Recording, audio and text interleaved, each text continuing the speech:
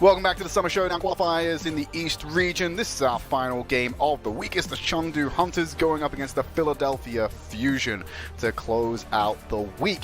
And Fusion, yeah, they've been alright. MN3, I think, surprised me when I was looking through footage the most. Wasn't actually playing the Ashe, I believe. We may see more of that going forward, because Sojourn's just like a really strong pick right now, even against the MN3 dominance on Ashe, apparently. And we're not really going to any Ashe-type maps anyway, so my guess would be we don't see him in 3 at all coming in, as Carpe has been mostly leading the charge on the Sojourn in this particular meta, but you know, Philly did actually win their game yesterday. Chengdu Hunters, you can see the record down there, 5 and 9, I believe, if I'm reading that correctly. 8. It's not been pretty. 8. 5 and 8? Yeah, well, it might be 5 and 9 today if they do lose, as Fusion are looking for their 8 and 6. So it's Chengdu themselves, I think they're obviously the team at the quote-unquote bottom that is the most far away from, you know, being stuck in a 7th place finish. When I say most far away, I kind of consider Fusion and the rest maybe a bit of a tear break, especially on this meta, given how shocking Hunters looked against Seoul. But even then, there is the world where Hunters do bounce back. You know, I think we had Charge looking pretty shocking against Seoul as well, Shanghai, and their bounce back happened after only a couple of days. So it's not impossible. Historically as well, between these two teams, Chengdu have a very large percentage of wins versus Philly. There are a total of 6 matches ever played between these two teams. Chengdu have won 5 of them, and both of the times they've met this year, Chengdu have won. Philly have not beaten Chengdu Hunters since 2021, Week 2, which is April 25th. Oh, Jesus, so that's a long time ago. See if they break that. It's over a year now. Let's meet the lineup, see what the starting lineup is going to be for Chengdu. I don't believe it should be any different to what we already used to. They don't have any roster depth, so the only question is it Gaga starting? Is it Daisy starting? Neither looked completely comfortable in the Junker Queen yesterday, but dare I say Gaga, despite that, still looked better than Daisy, so no surprises that he will start first. Yeah, and I think when I was looking up footage of this one yesterday, Avril, we saw Gaga and Hunters, in fact, trying to force some kind of Winston composition earlier on in their series, which not a lot of teams have seemed to have drifted away from the Junker Queen. I think they learned quite quickly maybe that wasn't it, Chief? They kind of cheesed it versus Seoul into a 1-round win, but then afterwards... if Seoul, it didn't take long for Seoul just to reset and be like, alright, what's going on here? They're running a Winston, we can do something about this. Running a Pharah, we can do something about this.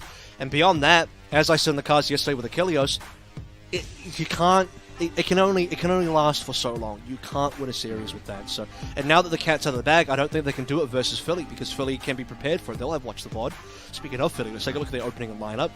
Expectation is that Carpe should be here over MN3, Fury over Bellasaria as well to be playing Junker Queen, so nothing changed from yesterday's opening lineup. Zest is the player to talk about, though. This is a very important member of the squad, has been the entire year. Kickoff Clash, masterful on the Genji, mid-season Manus, his traces started to come into great effect. And now into the Summer Showdown, we're back into a Genji meta, and Zest is, again, once again, proving that he is one of the better Genjis, if not one of the best Genjis that we have in the league. Yeah, it's really their time to shine. Rookie player for this season as well, having a lot of fun. Remember them being introduced in week 1 all the way back when we started off the East region. Definitely got on a lot of people's radars at the Overwatch League level after that one. And I'm sure Carpe's having a lot of fun right now being able to jump onto the Sojourn and jump into this one. I think when I'm looking at the Hunters lineup, I think, yeah, they probably are, I agree with you, Avril. I think they're not going to bring much of the silliness. We're not going to see very much admission into the Chengdu zone this time around. I think they will try and probably go for the meta Junker Queen comp, but I feel like they might be a little bit outmatched here by Fusion in this series. It depends on what the comeback for Hunters is. How much do they learn in their previous matchup? And it's the sort of case where, you know, I will use a Guangzhou example again. You can look tragic versus teams like Seoul and Shanghai, but that's because you're playing against teams like Seoul and Shanghai. I'm pretty sure everyone's going to look tragic against them. We saw Spark getting dominated just yesterday versus Shanghai, given that Spark don't have Alpha Yi yet, so yeah, we'll keep the asterisks on there until Alpha Yi returns. But Hunters losing to Seoul, I don't think is out of the question. The manner in which they lost to Seoul was a little bit concerning, quite concerning, especially Dorado. That actually set a new league record since Oh god. unbroken since season 1, 2018. So it was a cap record that was standing for Dorado finish time for 5 years almost, and for the first time in 5 years, that record got broken by Seoul versus Dorado. So, yeah, it was pretty gross how one-sided that was. But it also seemed to me that Hunters at that stage were pretty checked out. They knew it was going to be a 0-3. So, I don't know. Part of me just saw the white flag being waved and the towel being thrown in, and it was all kind of over before the bell even rung. Now that they have a fresh opportunity to come through against a team that is not Seoul Dynasty, not the Shanghai Dragons, given that LA Valiant came close to Fusion yesterday, Fusion are not out of striking distance for the Chengdu Hunters. I do favor the Fusion in this matchup, but Chengdu Hunters have a bounce-back opportunity in the same way that Guangzhou just had that same bounce-back opportunity versus the Valiant. I think one of the things I joked about when I came in here when we were doing a quick little catch-up earlier in the day was, from what I've seen so far, Eastern region results seem to be coming in how you'd expect, not like North America where there's loads of upsets coming in. And then you could argue whether or not it's an upset, but we have Charge win against the Valiant. Expectations I would were say Valiant would win that. Charge are lower in the standings. They looked worse than Valiant. I would say it's an upset, yeah. Mm-hmm. Yep, but then we're also setting ourselves up for this one. Could we just flip the script and turn the East into the silly region again by having a bunch of upsets today here by Hunters taking down the Fusion? I mean, we don't have, a case where Houston can beat one of the best teams and then lose to one of the worst teams in the case of the same weekend. So we don't have any of that. So right now, I think firmly NA is taking on the role of unpredictable chaos, whereas we have a lot more predictable results coming on through in a strange way. I think that's because of a more established hierarchy between Seoul Dynasty, Shanghai Dragons, and the rest. But among the rest, games like this should still be reasonably close. Like, I think it would be disappointed if a Chengdu versus Philly game did not deliver a reasonably competitive result. I think I am, again, concerned based on Chengdu's performance yesterday, but you don't want to count them out until you really get in there and they don't look good. So, yeah, and Philly still had some moments where they really struggled versus the Valiant yesterday. And so, among the teams in the sort of not Shanghai, not Seoul tier, things are still bouncing around quite a lot. Well, let's kick this series off then. Final one of the week for the East region, Avril. Starting it off on Busan. Control map to kick things off. I'm having a little sneaky preview ahead of where we're going to be starting, and we're actually going to be starting in Mecha Base this time around. And we actually played this last night as well. Philly versus LA Valiant, and it was the final map of the series. A very, very much a nail-biter as well, where some fair criticism given towards Fury, rather, for not really hitting any of those rampages. He really struggled yesterday to nail the Junker Queen ultimate, so hoping today that has been somewhat addressed, and hoping that he will be able to hit a lot more consistent rampages on the side of the Chengdu Hunters compared to what he did versus the Valiant. But Zest went off. Zest had an incredible map that really is one of those moments where you're like, even if the Fusion are losing, Zest refuses to lose. So, how does that look today? Let's start things out. As mentioned, Busan, Mecha Base, round number 1. They're running out to the high ground to go and contest, as you'd expect. Playing around this central column. Shurikens come out for the time being. Gaga's already taking the 50% HP. Shout will do there, but Gaga removed off the field by Aim God. Charging there with the flail point blank range. Second kill coming in as Nisha has also been removed. And this is not a good start for the Hunters. They're going to concede that first point unless there's some mighty retake that comes back in here.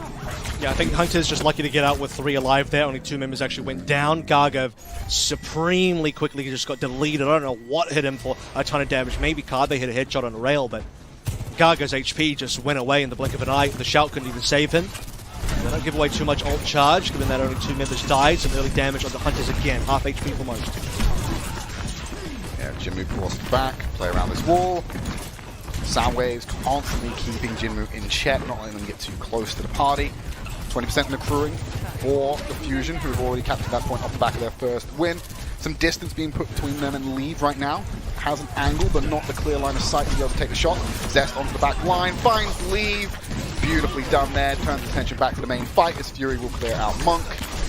And now they just have to force the Hunter straight back to the spawn once more. Oh, Jinmu nearly getting caught out there, but dashes to safety. And they will at least get a trade kill this time, but it's another situation where only 2 members die, they don't lose the other 3, so Another silver lining, also, you know, bonus points to you, Trid, there for remembering the real name of what a booth is. Not many people know that. It's a trivia question.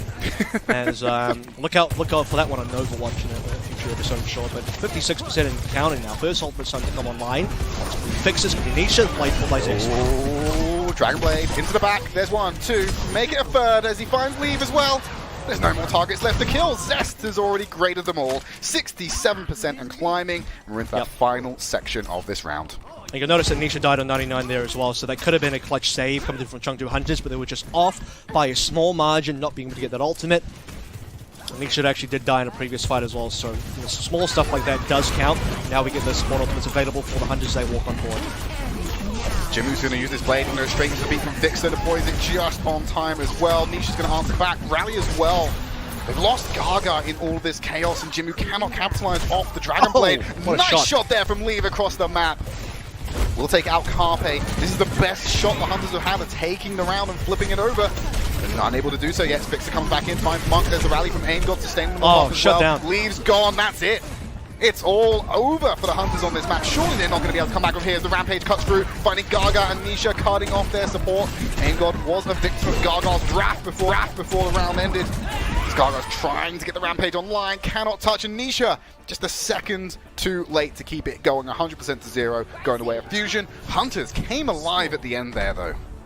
Yeah, but it's a little bit too late, given that they were so far behind. They lost members as well. The touch really doesn't matter there. They just didn't have the people alive to contest. Gaga had a rough game there. I mean, in comparison, 3 members of Fusion didn't even die at all during that opening round of Mecha Bay. Zest, Fury, and Fixer, all deathless. Only 3 frags coming through from Hunters. 1 on Carpe, 2 on Aim God, and Carpe did die via that very slick rail headshot from Leave. But not a lot else from the Chengdu Hunters to speak about. Like you said, they started to come up a little bit more towards the end, but the ultimates were just so much slower. Everything was so much slower. Jimu's going to try the Pharah here, given that because Carpe's in, they're not expecting the MN3 Ash. We're also... Okay, well, maybe Carpe will swap now. Momentum carried forward for Leave, who came back into their own towards the end of that round, taking out Carpe. Leave were taken around by Engod. Jimu up in the skybox with the Pharah. Variation we saw being played on Village earlier in the day.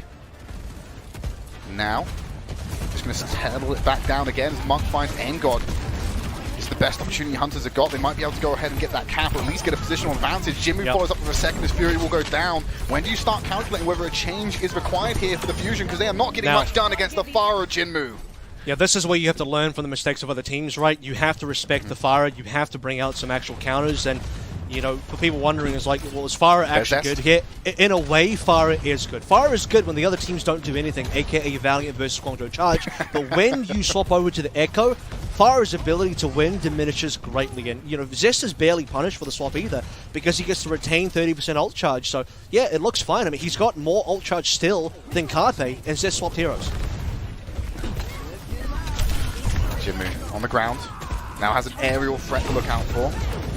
Echo should be the good shutdown option. Playing around terrain nicely to dodge out these rockets. Now there's a hunt coming in. Zest then with the cut down, focusing beam to finish off Jimu. Should be seeing more of that. They stay on it. Zest finding a second before Gaga gets the headshot to clear them out. Gaga again with the jagged knife. Lee follows it up. So all the good work that Zest put in there to try and flip the point has now been countered by some fantastic play by Gaga and Leave. Yeah, I mean, Leave was not playing like this yesterday. He's really coming alive on the Sojin now. 54% in counting. Hunters making a strong hunt for the counter, for the comeback, I should say, after losing the first round of Mecha Base. And Lee putting the work via the rails. Jimu nearly on their barrage. Hard to use a barrage in this meta. What you're really looking for is an isolation kill onto a single member. You're not looking for a big barrage. In fact, you very much want the smallest barrage possible, because it's likely that you die mid-barrage, or like that, you just die even before it. Zest will just get you in the sky. Yeah, it didn't even lock coordinates before Zest locked them down. Oh, nice snipe there. Overclock coming in from Leave. Snipes one. Wants to reposition for the second one. Take the shot, disrupt the field in the middle of the fight. There's the shout coming in. Rally as well. Beat from Fixer. Everything thrown to keep them up. Oh, Aim God! Hunters have done it again. There's the barrage. Just finds Aim God. And they will return back down to the point. 95% Fusion have been locked out of this round. Unable to get in here with a consistent touch. Zest comes back to the point, trying to find one. Takes duplication out. Jimu removes Zest from the sky. This is it. This is the Hunters tying out Busan. We're going to go over to Sanctuary to close it out. It's 100-0 both ways as well. I mean, this was not at all a problem with Zest because he did his job. He killed Jinbu. Yes. He countered the Pharah. The Pharah was shut down for the most part. What really happened here is difference maker for me was that Leave came alive on the Sojourn and started hitting some disgusting rails. He is now leading the way next to Zest on 9 final blows. So both of these players have 9 final blows apiece. Currently, Zest is deadlifting for Fusion as well. 9 out of a total 18. Leave has 9 out of 20. So he's 1 away from deadlifting, or rather 2 away, because he would need to get further kills as the total would increase if his kills increase. I also want to note a stat line for Leave's railgun accuracy is currently sitting at 70%. That's significant because you have to remember the Sojourn rail did get nerfed in between our last patch and now. The rail accuracy is significantly worse unless you have high energy charge. So the fact that he's got 70% rail accuracy on a nerfed rail shot, that's quite impressive. He's now going to start on the Widowmaker. Leave refuses to play the meta, jumps onto the Widowmaker. Not seeing him on the Sojourn once again. Can still find value, we saw this earlier. Oh my god! Speaking of value, it's a bargain bin where Aim God's heading straight for, and the Hunters come out swinging again, and Sanctuary first cap is definitely theirs. Yeah, I mean, this is now Leave taking command. We haven't seen this from Leave for, I think, the whole season, where he just dominates the battlefield and controls everything. And you have Aim God kind of peeking through. Luckily, he does actually have the shield up, so he's not just peeking with his head open, kind of checking for Leave's positioning. They'll know about that now. A big question will be how long can Leave keep this up for, because you don't normally see a Widowmaker in this current meta on this position. I think you used to see Widowmaker here a long time ago in 6v6, but harder to get value as a Widowmaker against a composition that's so fast it can be in your face. So Zest needs to keep a lid on Leave here. Oh, well, shows himself the lead, gets a body shot. Knocked again, has to use the deflect defensively, just trying to stay alive. Leave finds Fixer! Someone challenge Leave! You turn away for 1 second. Zest gives him the free reign and he takes your support out of the fight. Just standing there with the assault rifle fire. Finally, Zest will cut them down. It's a dire situation as Nisha will also go and find Carpe. Level out the damage options. Carnage cuts through, but it's Jinmu to find Fury at the end there. The Hunters are still holding on to this one. They're winning the fight as Jinmu gets the reset, goes for Fixer, and now it's 60%. Carpe's going Widowmaker now. Okay, here we go. Carpe Classic coming on through. He wants to challenge Leave mano a mano. Giving up on the Sojourn here. I would have said the Sojourn should be pretty effective, given that if you can play the pacing properly, the Widowmaker shouldn't be a problem, but Philadelphia Fusion are struggling to challenge Leave. It seems like Leave is getting value on these fights, giving 5v4s over. And we're going to slow this game right damn down, but what happened to Fury? How does he just die solo to Gaga? I have no idea, Avril. Leave shut down the blade! Leave is a monster! That's final fight territory! Now they've got the infosight. There's nowhere you can go. There's nowhere you can hide. One pick, and that should seal off. Zest has gone over to the Tracer. Zest is on the Tracer to try and contest this now. Carpe's gone. Gaga's found them. Engel's all over. That's it. Hunters! They've just grabbed themselves back. Wait on a minute. They just let Fusion cap. But they have the play. No, they have the play advantage. They'll still win. Yes. Don't worry. It's not going to be 100-0, but they are still going to win. Especially with that. Especially with that. Leave forces the swaps. They force Fusion to adapt to them, but they cannot break it through. Boy. Shuts down a Zest blade the second it's pulled, and completely shut out Fusion from 2 consecutive rounds on Busan. What happened between yesterday and today? You could argue it's the strength of their opponents, but you kept calling it, Avril. Leave is playing something different today.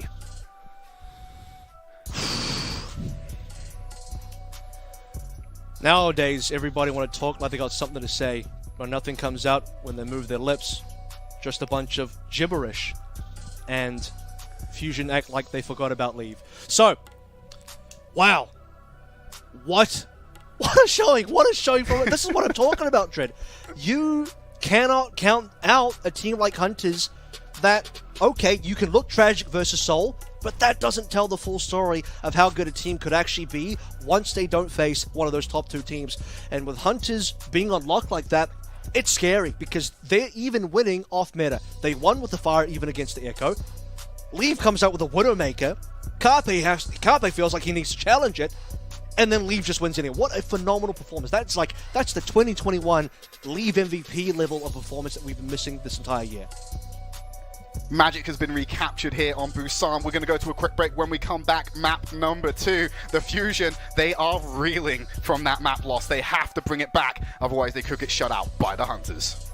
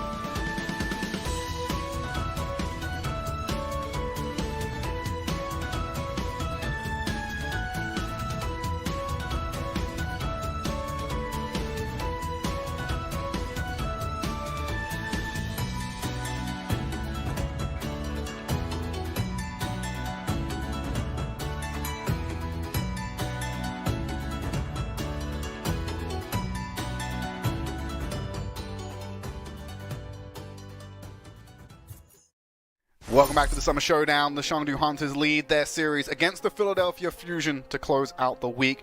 Busan, it was looking good for the Fusion. Then Leave came online. 2 consecutive shutdown maps coming in from the Hunters to secure the first map of the series. We're now looking ahead to map number 2. And the Fusion, got to have a really strong pep talk there in the middle of that map, because otherwise they are going to be shut out here by the Hunters. I mean, look, I enjoy Midtown, the Fusion next Kumbaya circles, but they needed that was a rough loss. You can't be too upset though, because yes, I don't know what it is. Fusion do lose these map 1s, and we saw it yesterday as well versus Valiant, where almost a familiar story where, you know, it's actually, did they lose that, or am I tripping right now to actually check that? No, they did lose. They actually lost it 2-0. They lost it even worse versus Valiant yesterday, but they bounced back, and it was Midtown. They beat Valiant on Midtown, and they beat Valiant on Circuit Royale. They lost in Queen Street, but then won on Busan. So Philly, the pathway is still there. Yes, they lose map number 1. Valiant, both Chengdu will take that. The question will be for both teams now that, especially for Fusion, it's like, okay, well, does the same bounce back happen on the same map? For the Chengdu Hunters, it's like, you were good on our opening map. How does that continue now? Can we convert further? Is Leave still going to be insane after Busan? Is Jinmu going to do more shenanigans? Certainly the Fire was fine, but the Genji has to be good as well. So the Genji needs to be top tier to actually match up against Zest. And Gaga actually started to play a lot better as well. I was very concerned about Gaga's performance yesterday, but here, aside from the first round, he looked okay. What's Fixer doing up here, huh? What's he doing up here? Lurking.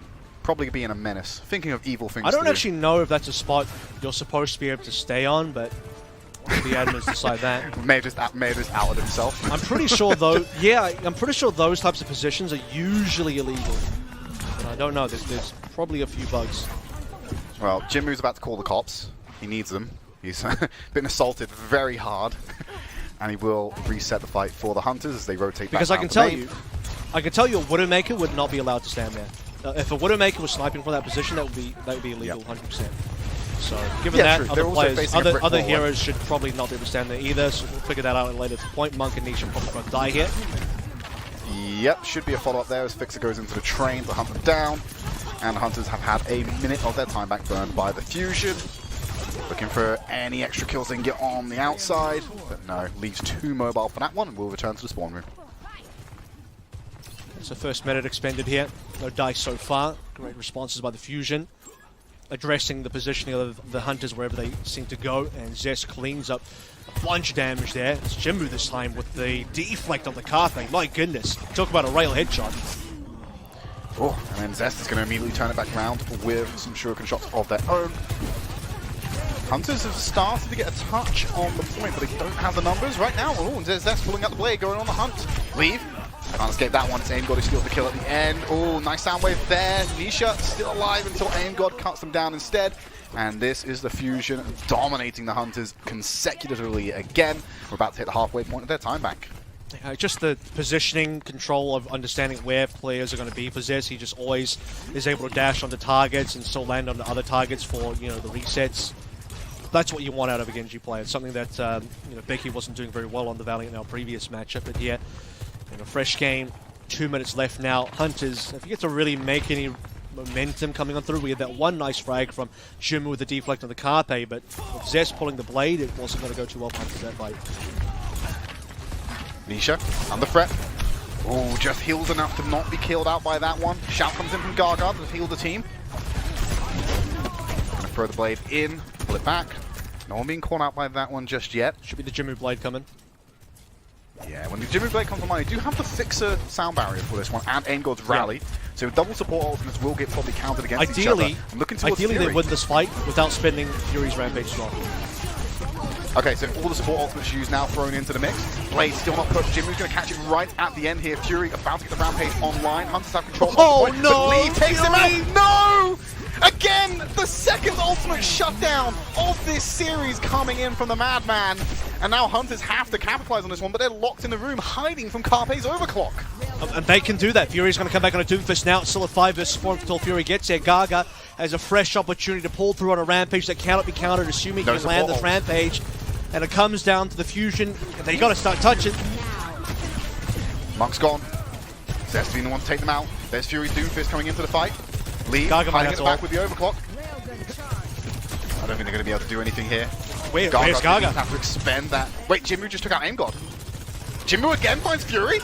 Jinmu's keeping the team alive. Zest takes out Leave. 20 seconds remaining. This is going to be one hell of an assault coming in from the Hunters. They got Gaga's Rampage. If Gaga goes down, this is going to be disastrous for them. They might not have back Jinmu is back in this fight again. They cleaned it up. They didn't even have to use that pivotal ultimate, and they're back on their points. I mean, goodness, Jinmu really clutched that fight, because if not for Jinmu, that would have been probably maybe Game even over. a fight loss for Chengdu Hunters. Gaga was very patient with that Rampage. It will end up paying off, but not in a comfortable way. I'm sure the viewers were clenching out at that moment where it's like, Hunters, hello Hunters, you're supposed to be winning this fight. You have the critical ultimate. Fusion are coming back with the retake. We are going to move through onto the second round. It should be a game win button, but you have to ask Fury if he agrees. Well, you need to unlock that. It doesn't come to you naturally. Yeah, Fury didn't. He doesn't have the DLC for that. He doesn't have the Junker Queen Ultimate DLC unlocked. Ultimate DLC for Zest being pulled out. Oh, and Jinmu cuts him down. Gaga moving forward. He's in the face right now of the enemy team. Goes for the Carnage, still holding on to the ultimate as Jinmu and Monk are doing work around his peripherals. Jinmu is having a stellar map on this Genji, just coming in clutch in all these fights, and now has a Dragon Blade for his troubles. Speaking of Dragon Blade, the shutdown to Zest is important as well. That really put Fusion down, given that it was probably going to be a pretty big tool. No support ultimates available. And the Chengdu Hunters, the question I asked at the start of this was, well, okay, we figured out Leave a little bit more, but what about Jim? Where's the Genji at? And he's saying, Genji do be here. So we move through the underpass. Surely this is the Rampage time now. This is, well, it actually could just be the Blade. They want to use one of the Rampage and the Blade, and ideally want to fight up that. If support ultimates are committed by the Fusion, which they probably will be, then the second ultimate will be used. Honestly, the anger management from Gaga coming in right now is absolutely obscene. Being able to hold on to that Rampage for so long. But he's a Winston master, so he's used to the anger management. Ah, true. Actually true. Gaga now going to move around onto the point itself to contest. Use the shout on the entry. Double support ultimates online. Hunters have everything, but it's not enough to save Nisha! As Carpe finds the railgun shot. They're about to lose Monk. What are they doing? No, Monk survived! How did Monk get away with that one? And they're on the hunt. They want them. Hunters being forced back as Lee gets the counter pick on the Fixer. No barrier coming in here. Rampage only finds Fury for the time being. One and done as Leave is picking up Carpe. And Gargo's removed Fury. There was 20 seconds left on the clock. They were one member down, and the Hunters clap back. Why did Aim God ult? You know you've lost this point. You just got to say the rally foresee. That is not the way that Fusion have to be playing. I don't know what's going on here. Hunters looked like they were out of that fight. They were 4 versus 5. Fusion had punished the passiveness of the Chengdu Hunters, and Hunters had 5 ultimates, but didn't push on in. But then when Hunters started to fall back, Fusion got punished for over-chasing, and Hunters bounced back. Leave continues the domination. Even Zest is in his face right now. That's enough to shut him down, but he took Carpe with him, so it's a 1-for-1 damage deal trade. Fixer drops the beat. Nisha's going to answer back as well. Still got a couple of ults available to use. Wait for this to expire. Oh, that's Fury. Use the Rampage. It finds 4, and Jinmu is going to go down for it. Nisha follows up. Monk surely has to be on the way out as well as Gaga. They can't live through this one. And the Fusion have taken it back to a minute in this final section. Yeah. I said that Fury didn't unlock the Junker Queen Ultimate DLC, and he's like, hold on a second, let me cash in my Blizzbucks and get that on board right now, right damn now. We're going to need this Ultimate for the next fight, and it comes in handy. Less than 1 minute left to go now. It's a classic Fusion spawn hold. Or it's a cluster right now. Carpe under the threat. Jinmu going to trade him out as well. As Zest takes out Nisha. 2-for-1 trade in favor of the Hunters. 30 seconds remaining. They're not on the payload. Fixer takes out Leave. There's still a man advantage to the Hunters. They need to capitalize on this one. If they can take out Fury, it's looking good for them. Just leaves Fixer to linger around. This is going to be really bad for the Fusion. Staggered out as they'll be pushing this payload into the final sections of the map. Yeah, and no Blade as well, so that's really unfortunate for the Fusion.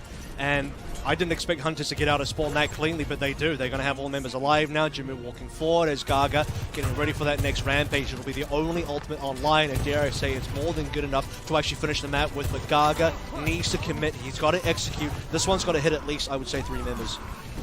Good sustain there, keeps him above 50%. Drops down to 30, this is so vulnerable. He's going to use it under his life! He was focused so hard, there was no clean opportunity for Gaga to use that safely. It's now on Leave to pick up the pieces, but Fixer has removed the Puzzle Master from the board as the Fusion will begin to shut down Hunters and cut them off at the home stretch of Point C.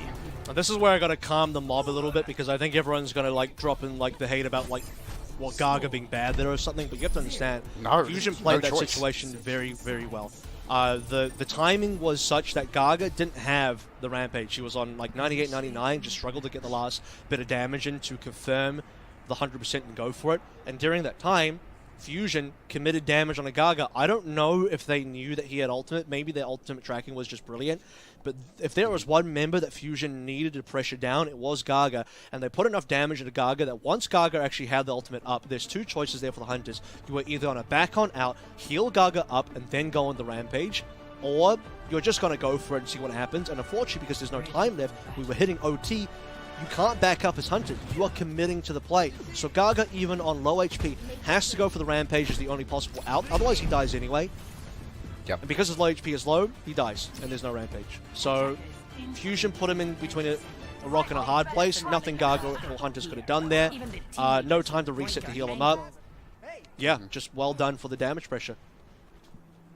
Yeah, like you said, we saw the ultimate come online. He was at 30% HP and dropping. There was no way that they were going to live through that. The best they could hope for is maybe hit 1 or 2 targets on the way out, do a bit of martyrdom, and cut off the healing. But now we go for the defensive side of Hunters. Jinmu back on the fire up. We know how this usually goes for the Fusion. They see the Jinmu, and they're like, you know what?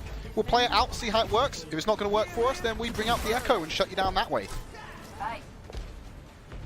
Is this with the change? There's the Echo. It should be pretty clean as well. I've actually seen a reasonable amount of Fire defense here, because the Fire can abuse the sort of opening train car to fly around the geometry. Also, that apartment building that says park, you can use that a lot as well. So the Fire has a lot of good angles to work with. Still loses the Echo though, unfortunately.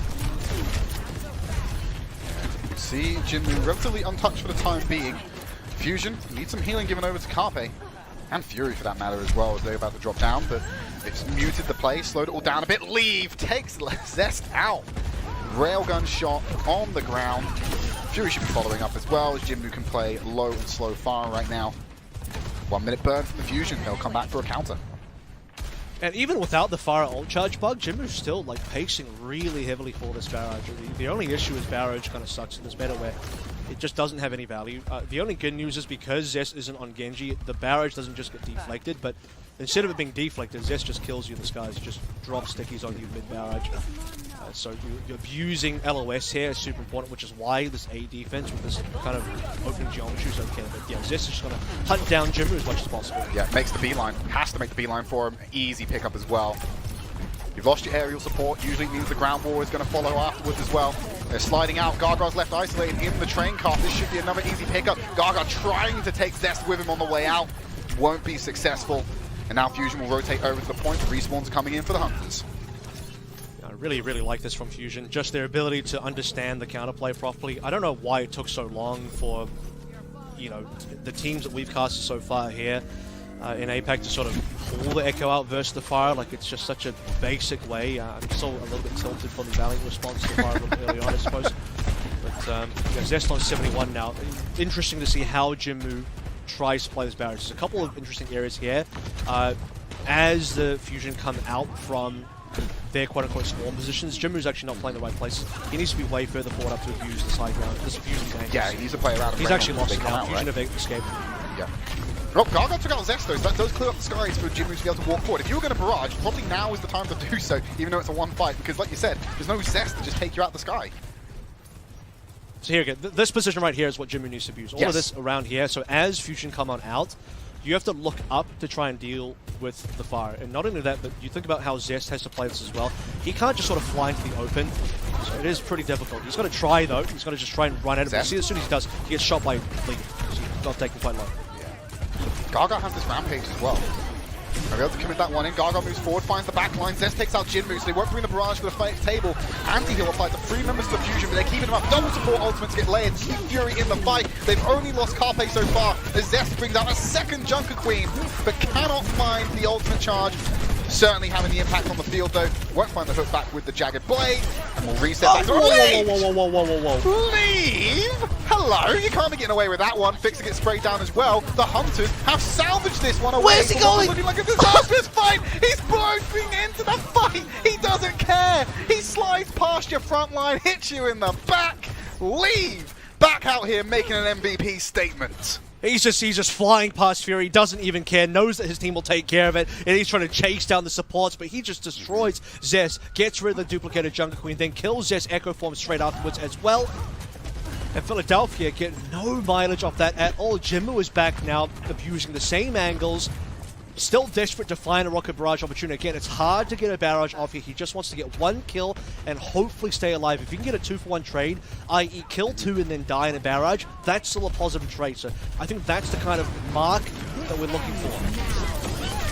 Finds one. Carpe doesn't find the second as Zest shoots him out, but he was close. He was close to getting that second one. Fury using the rampage, finds 4. It's all members who are alive, but the Hunters have been affected by the anti-heal. Zest moves forward with the focusing beam to take out Lee. Then he finds Nisha as well, turns the attention to the main pack of the fight. And it's the supports who get the boards. And it's 2 minutes remaining. And still plenty of time for the Fusion to pull this one off. And I think the only reason why Jimmy was still on the fire, for what it's worth, is because he retained ult charge from A, and also the opening area of B is somewhat defendable for fire. But had they lost this fight and Jimmy still had the barrage, I think he would have swapped up anyway and just deleted his own barrage. It's just not going to be good enough. Jimmy kills Zest. Watch Zest can now go towards the Genji. Now that there's no fire, no reason to play the Echo. Get that shot onto Gaga. Fusion back away from the payload. Going to be holding that high ground for now. Waiting for the respawns to come in. Should be able to push forward again. Jinmu just harassing on the Genji as you'd expect, building towards that ult charge.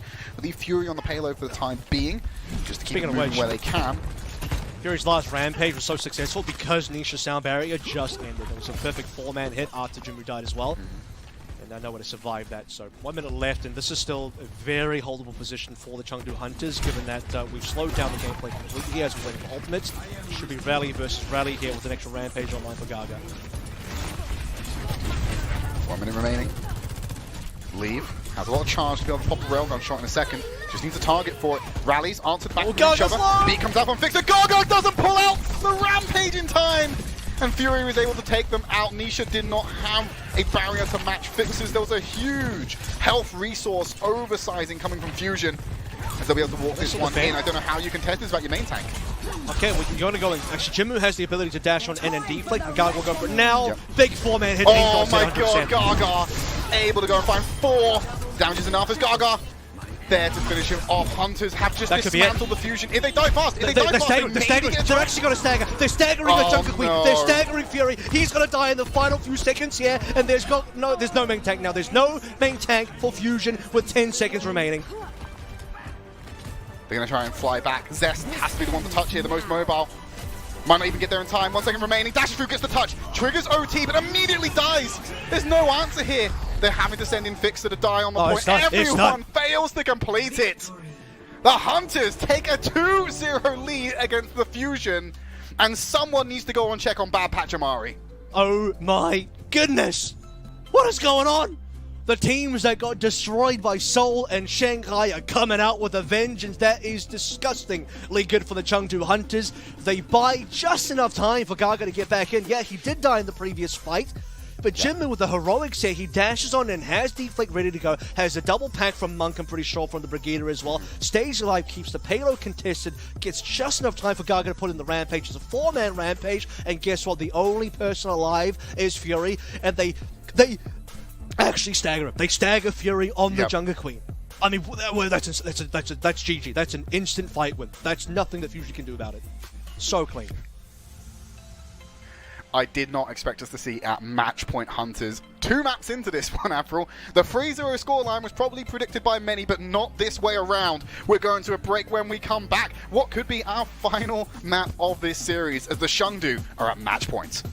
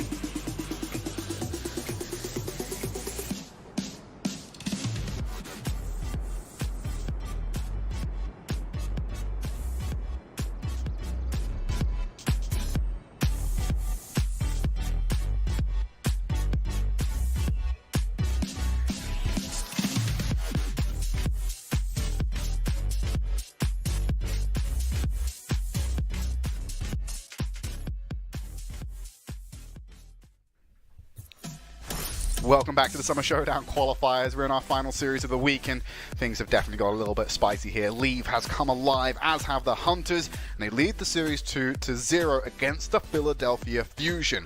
We're looking forward to map number 3. We got 2 bits of news for you. First of all, map number 3 is going to be Junkertown. Second of all, MN3 has come in for Carpe. Yeah, and here's how I'm going to justify this. MN3 is your designated Widow Ashe player compared to Carpe, who's your designated Sojourn player. It is Junkertown, and there is a small chance that MN3 might go on to some of those heroes for Junkertown. Although, I did say that for New Queensbury yesterday, and then MN3 just played Sojourn anyway, so who really knows? That has got to be the methodology. I also think that you're in a position where you're down 0-2, Chengdu are on match point, and your Fusion, you're getting a little bit worried here, and you kind of need to, maybe they feel like they need to change up something, maybe they feel like they need to, I don't know, make a desperation swap, but something's got to give here, because that last map was very well controlled by the Hunters, and Fusion, man, it's not looking pretty. They were slated to beat the Hunters. I think they're the favorite team here. I think Hunters are the underdogs in this matchup, but history just continues repeating itself. As a reminder, Hunters, their overall match win record versus the Philadelphia Fusion all-time franchise, 5-1. And this entire year, Hunters have beaten Fusion twice out of 2 times. This is their 3rd match this year, and Hunters are currently on match point. It just seems like no matter what Hunters does, even if they just get dominated by Sol, allow Sol to set a new world record in Dorado attack, Hunters will still find a way to beat Fusion. I don't know. Well, we're heading down under for what could be the final map of this series. As Avril outlined, the Hunters doing pretty good against Fusion, looking to rack up that 3rd win today.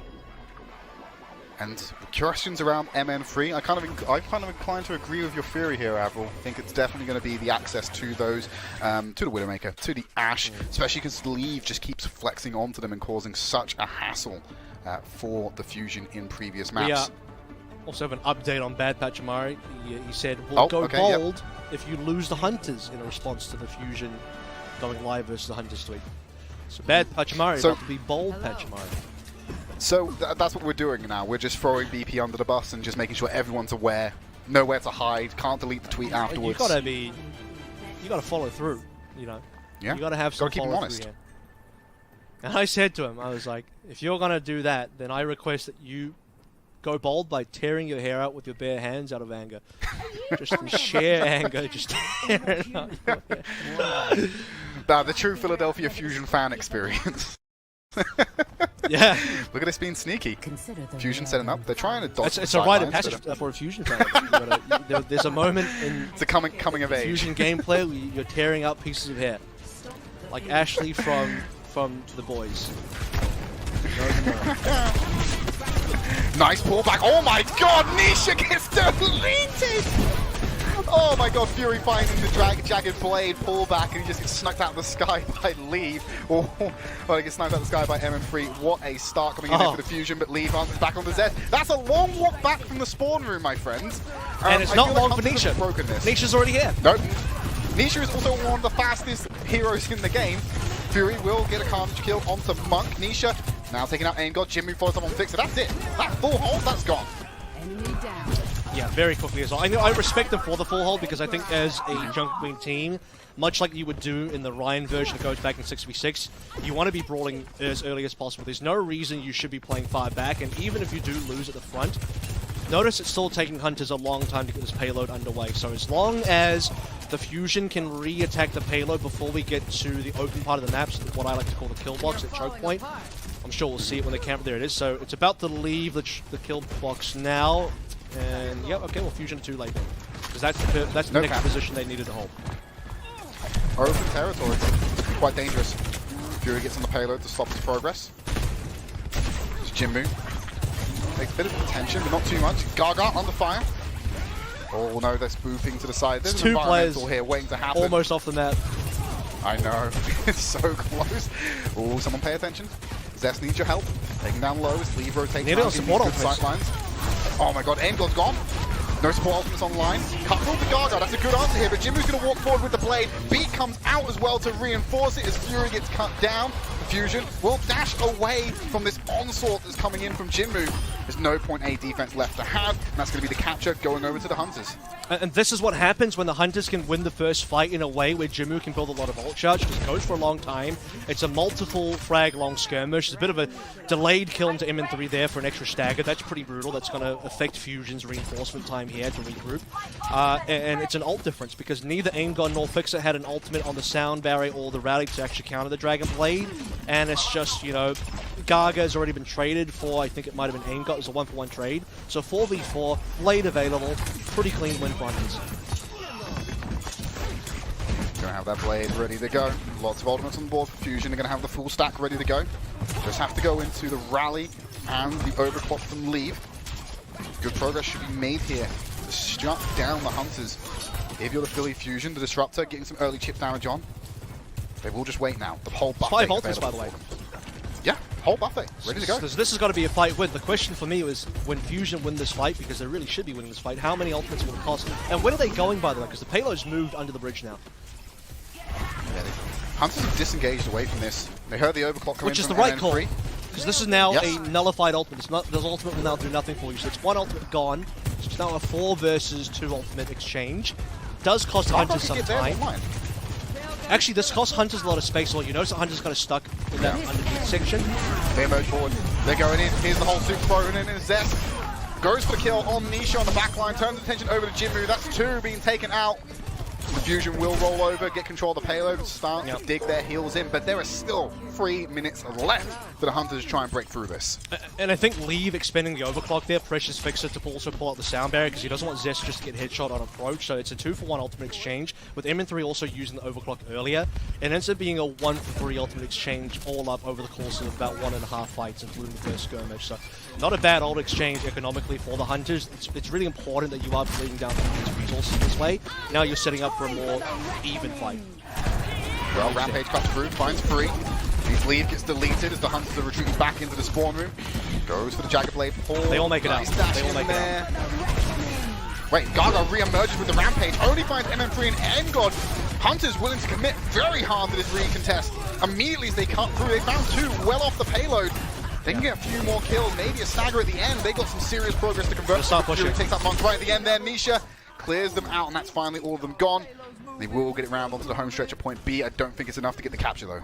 It's 2 ultimates expended by Fusion to push the Hunters into spawn. You notice that Hunters managed to get away with 4 alive, which is huge. So 2 ultimates, but Hunters only lose 1 member. That's a pretty reasonable trade for the Hunters to have. Because there's a spawn camp incoming, Hunters know that they have to expend resources to get out of spawn. So the only sort of silver lining here for the Fusion is it is delayed for the Hunters to get onto the cap. How does this fight go? Now Fixer's low, it's just dead. They lost Fixer. What are you doing, Fusion? Seems a little bit lost right now. Jinmu goes up to the skies. Can't find himself a target. Turns his attention to the Zest. Cuts through. Dash to the back line. And this is going to be MN3 surely going down as well here. Tries to turn it around. So close. That's not bad. Oh, MN3 gets away with it! But it doesn't ultimately result for much as the Hunters will go and get the completion. MN3 self-staggering currently. He actually needed to die there. I think he actually should not have gotten the health back either. I don't know what he was doing. Like, once you kill Jinmu, that's great, because you're slowing down the Hunters briefly. I say briefly because Jinmu would just get the forward spawn anyway. You need to just die.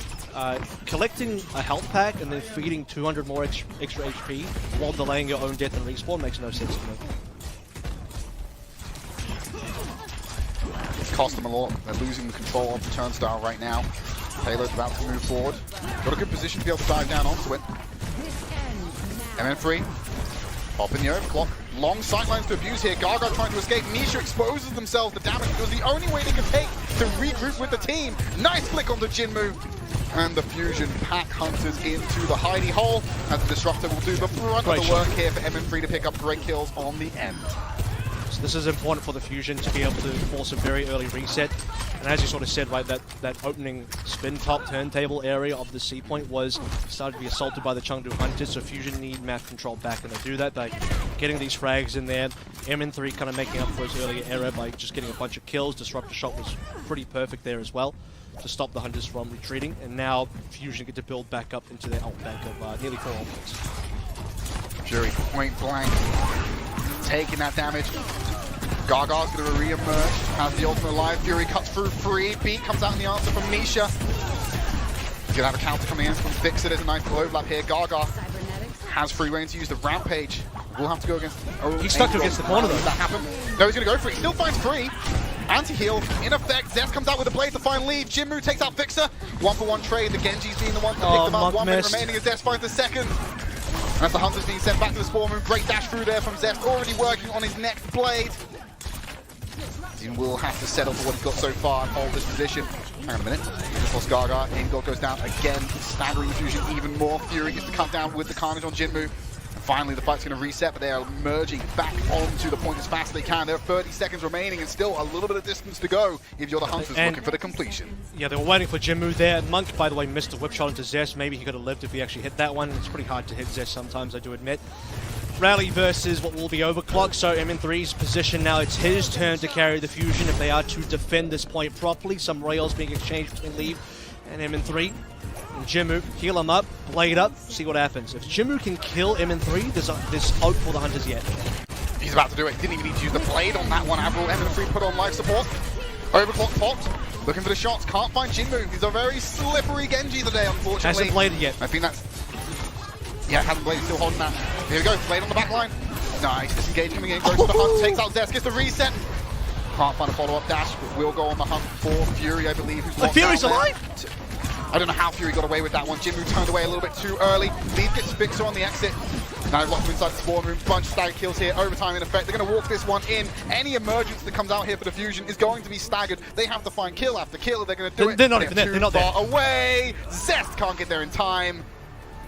And there's the Hunters completing in OT. They guarantee themselves another attempt, even if Fusion make it to the end. And I said as well, you know, if Jinmu can kill MN3, there's a hope there for Hunters, but what he does is he pressures MN3 out anyway. He does a lot of damage in the neutral. You even called it out. He actually nearly killed MN3. Doesn't quite do it. MN3 pulls through the overclock, but Hunters disengage. I mean, it's what we saw in our previous series when, you know, Jimmy pops the overclock and Coliseum, Valiant just scatter. And if you are Jimmy or MN3 in this case with the overclock, you can't see anybody. You just don't have any shots on targets because there's no targets. And then Hunters, knowing that they have time to play with still, they're playing specifically for a big OT push, saving the blade. You'll notice that Jinmu doesn't pull blade while the overclock's going. No reason to take the risk. Just let the overclock be expended, then go in when it's out, and now you have a free blade to pull on through. And he, I think, got Zest down as first target very cleanly. Yep. Catches Zest trying to wall climb away, and he's gone. So, yeah, Hunters take away the key playmaker there from Zest, and then Fury, despite getting away, loses both their support. So, Aim-God fix it down means that Fusion have no staying power in that fight. They're waiting for respawns, but no one can come out and touch. Even if they do touch, I think they're just fragged anyway.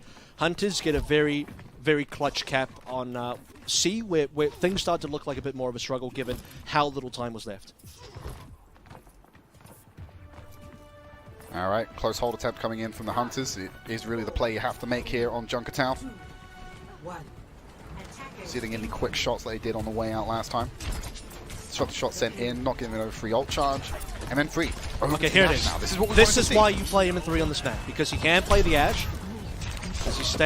Yeah, wait a minute, he might die. No. He nearly died in spawn in Jinmu. Jinmu! Actually, Jinmu is going to get punished for that.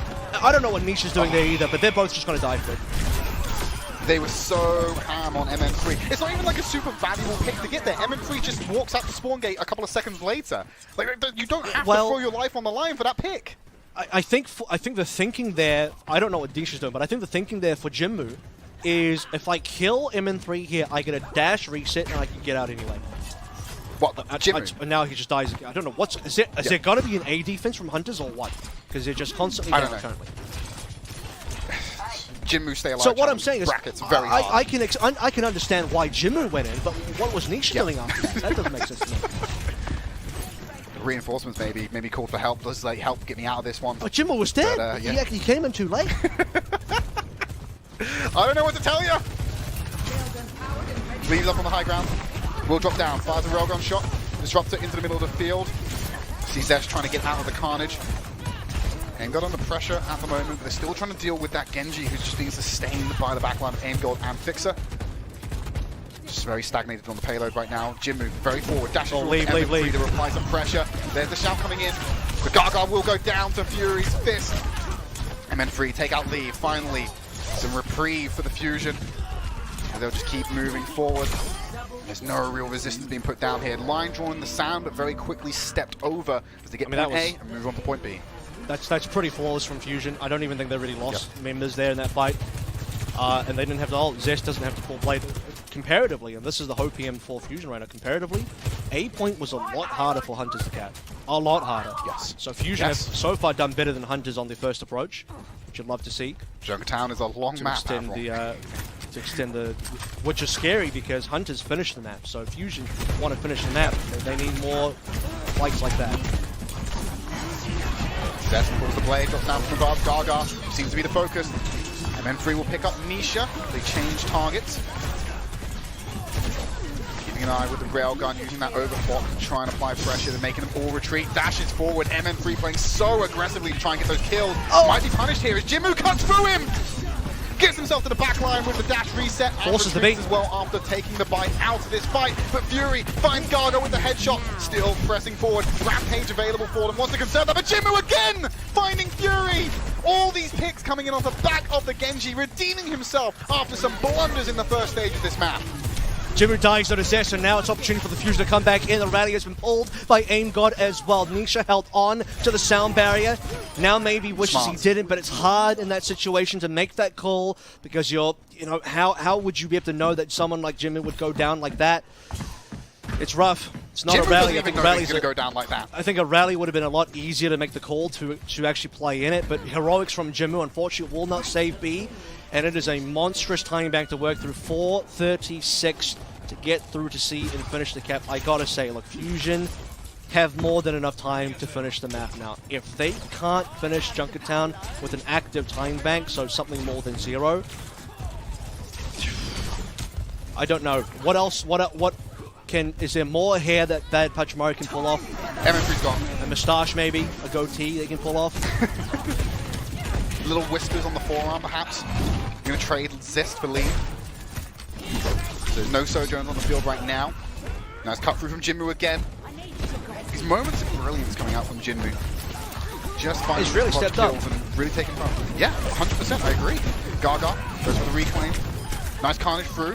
Helps Fury get taken out. Jinmu there on sweeper duty once more. Gaga's going to take out Aim God. Has some assistance there. So Hunters, they begin this long campaign. Oh, wait a minute. What the god? A sliding headshot onto Jinmu as MN3 escapes. Carnage lands on him afterwards to trade him back, but MN3 just on the escape. He's like, yeah, Jinmu, later, buddy. He dies, but he gets bonus points for stall right there. It's oh, 100%. If this is a diving competition, I'm holding up the card that says 10 for that kill. But still dies. So maybe a 9 actually, because he did die. But landed cleanly into the water. Very little splash. Thoroughly enjoyed that. Golf clap from me. 3 minutes still remaining now. Hunters have so far a pretty reasonable hold on this opening area. There's a Rampage available here for Gaga. They're going to hold on to it. Zest finds 2.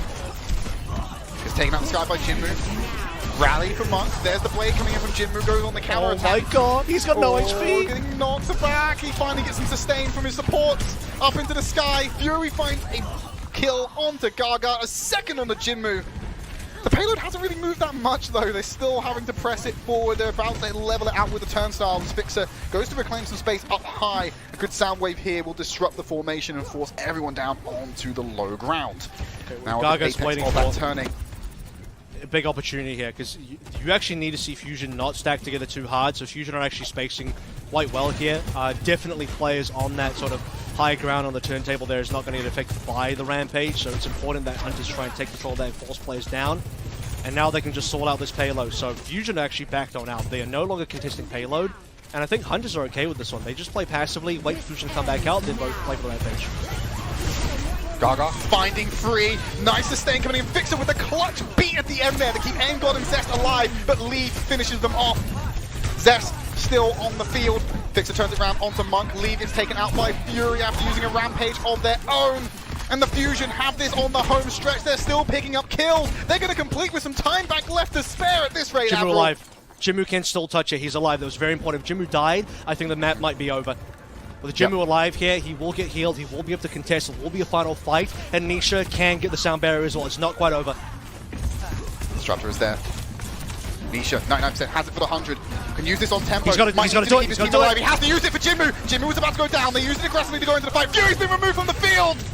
And now they can force the Fusion away. They lose 2 on the exit, but they have 1 minute 20 left to spare. They have a final contest against this payload to try and get it over the line. They need a decisive victory to do that. And the pathway to do that is first of all, okay, get a couple of cleanups here to slow down. You need to bleed the timer down into the OT as effectively as possible. That's another very valuable 10 seconds. Zest will have Blade in the next fight. Jim will have Blade in the next fight, but there's only one support ultimate available in the rally for Monk. So Monk has to live, get the rally off, and not die mid-rally at all costs. That has to happen for Hunters to be able to hold here. At minimum, even if Hunters lose, they have to drag the time bank down to a 0 so that they are not at a deficit when we go into the time bank period. How good your ult tracking? Do you know that Monk has that rally? Do you know to focus them or at least put pressure on the fight? I don't know. Zest got the blade. Jinmu, like you said, they're going to clash against it. 30 seconds remaining. Not in position just yet. And you can't rally until... Okay, now you rally, Well, Zest goes into the back line. He's gone for the fight already. Fury's found lead! Jinmu takes out MM3. Both Sojourns off the field. It's a level fight for the time being. Monk's used that rally and has stayed alive for the duration.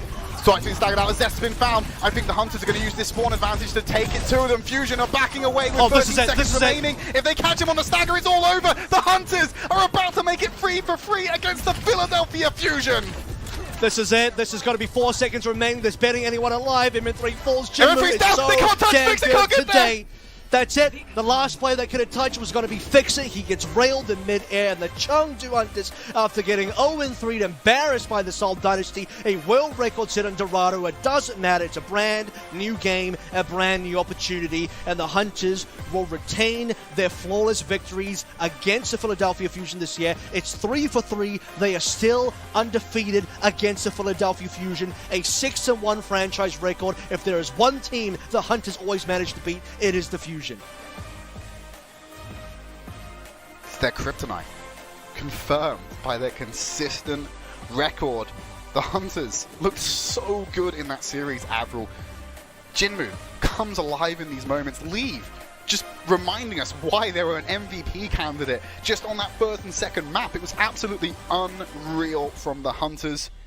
And the Fusion, especially their fans, left in disarray after that one.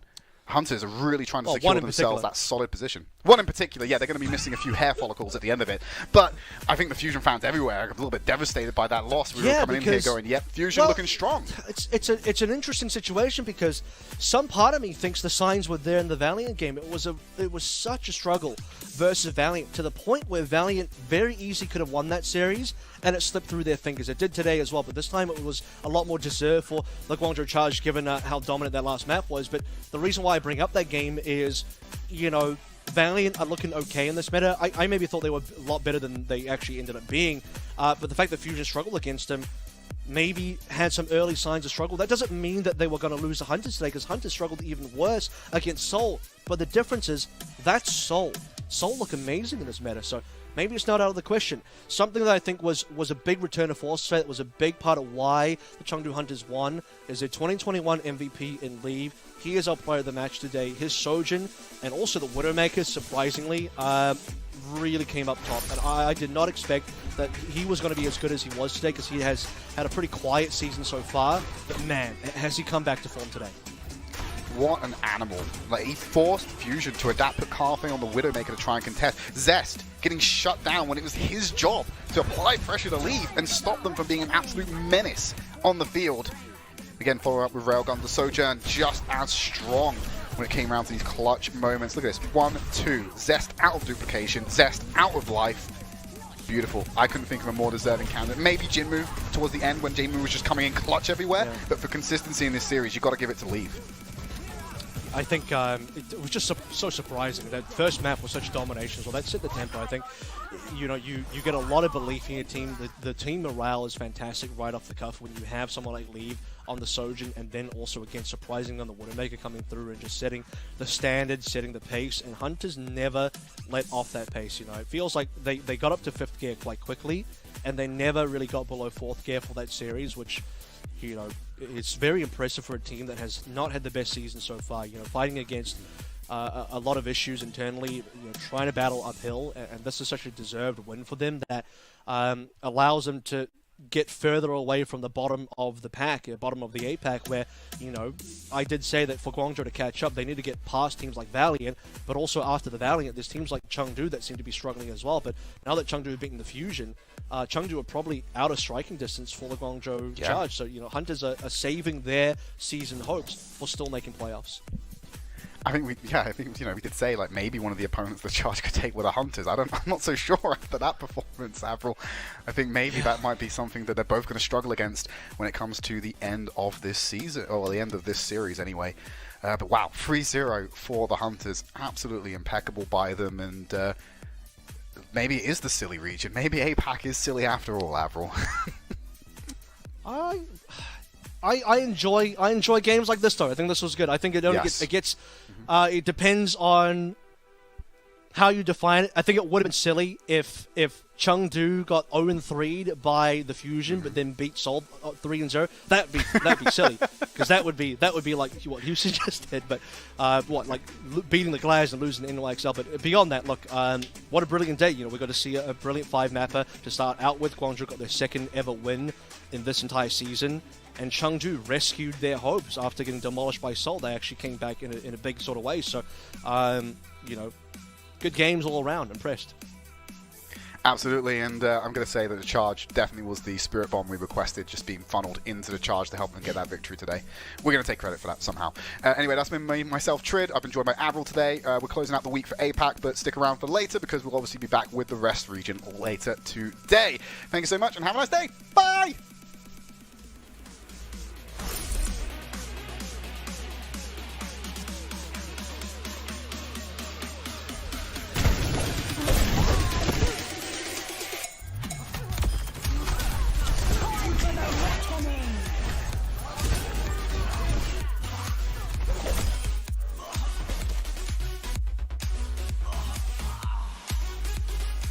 Hold it.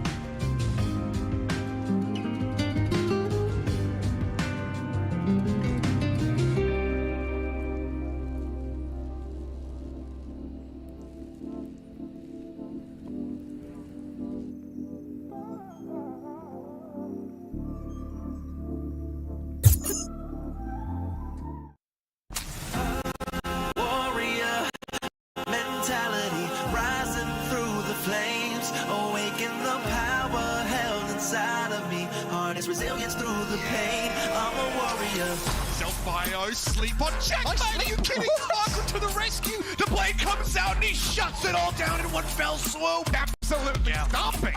Oh, what is happening? We got to the bridge. Backbone.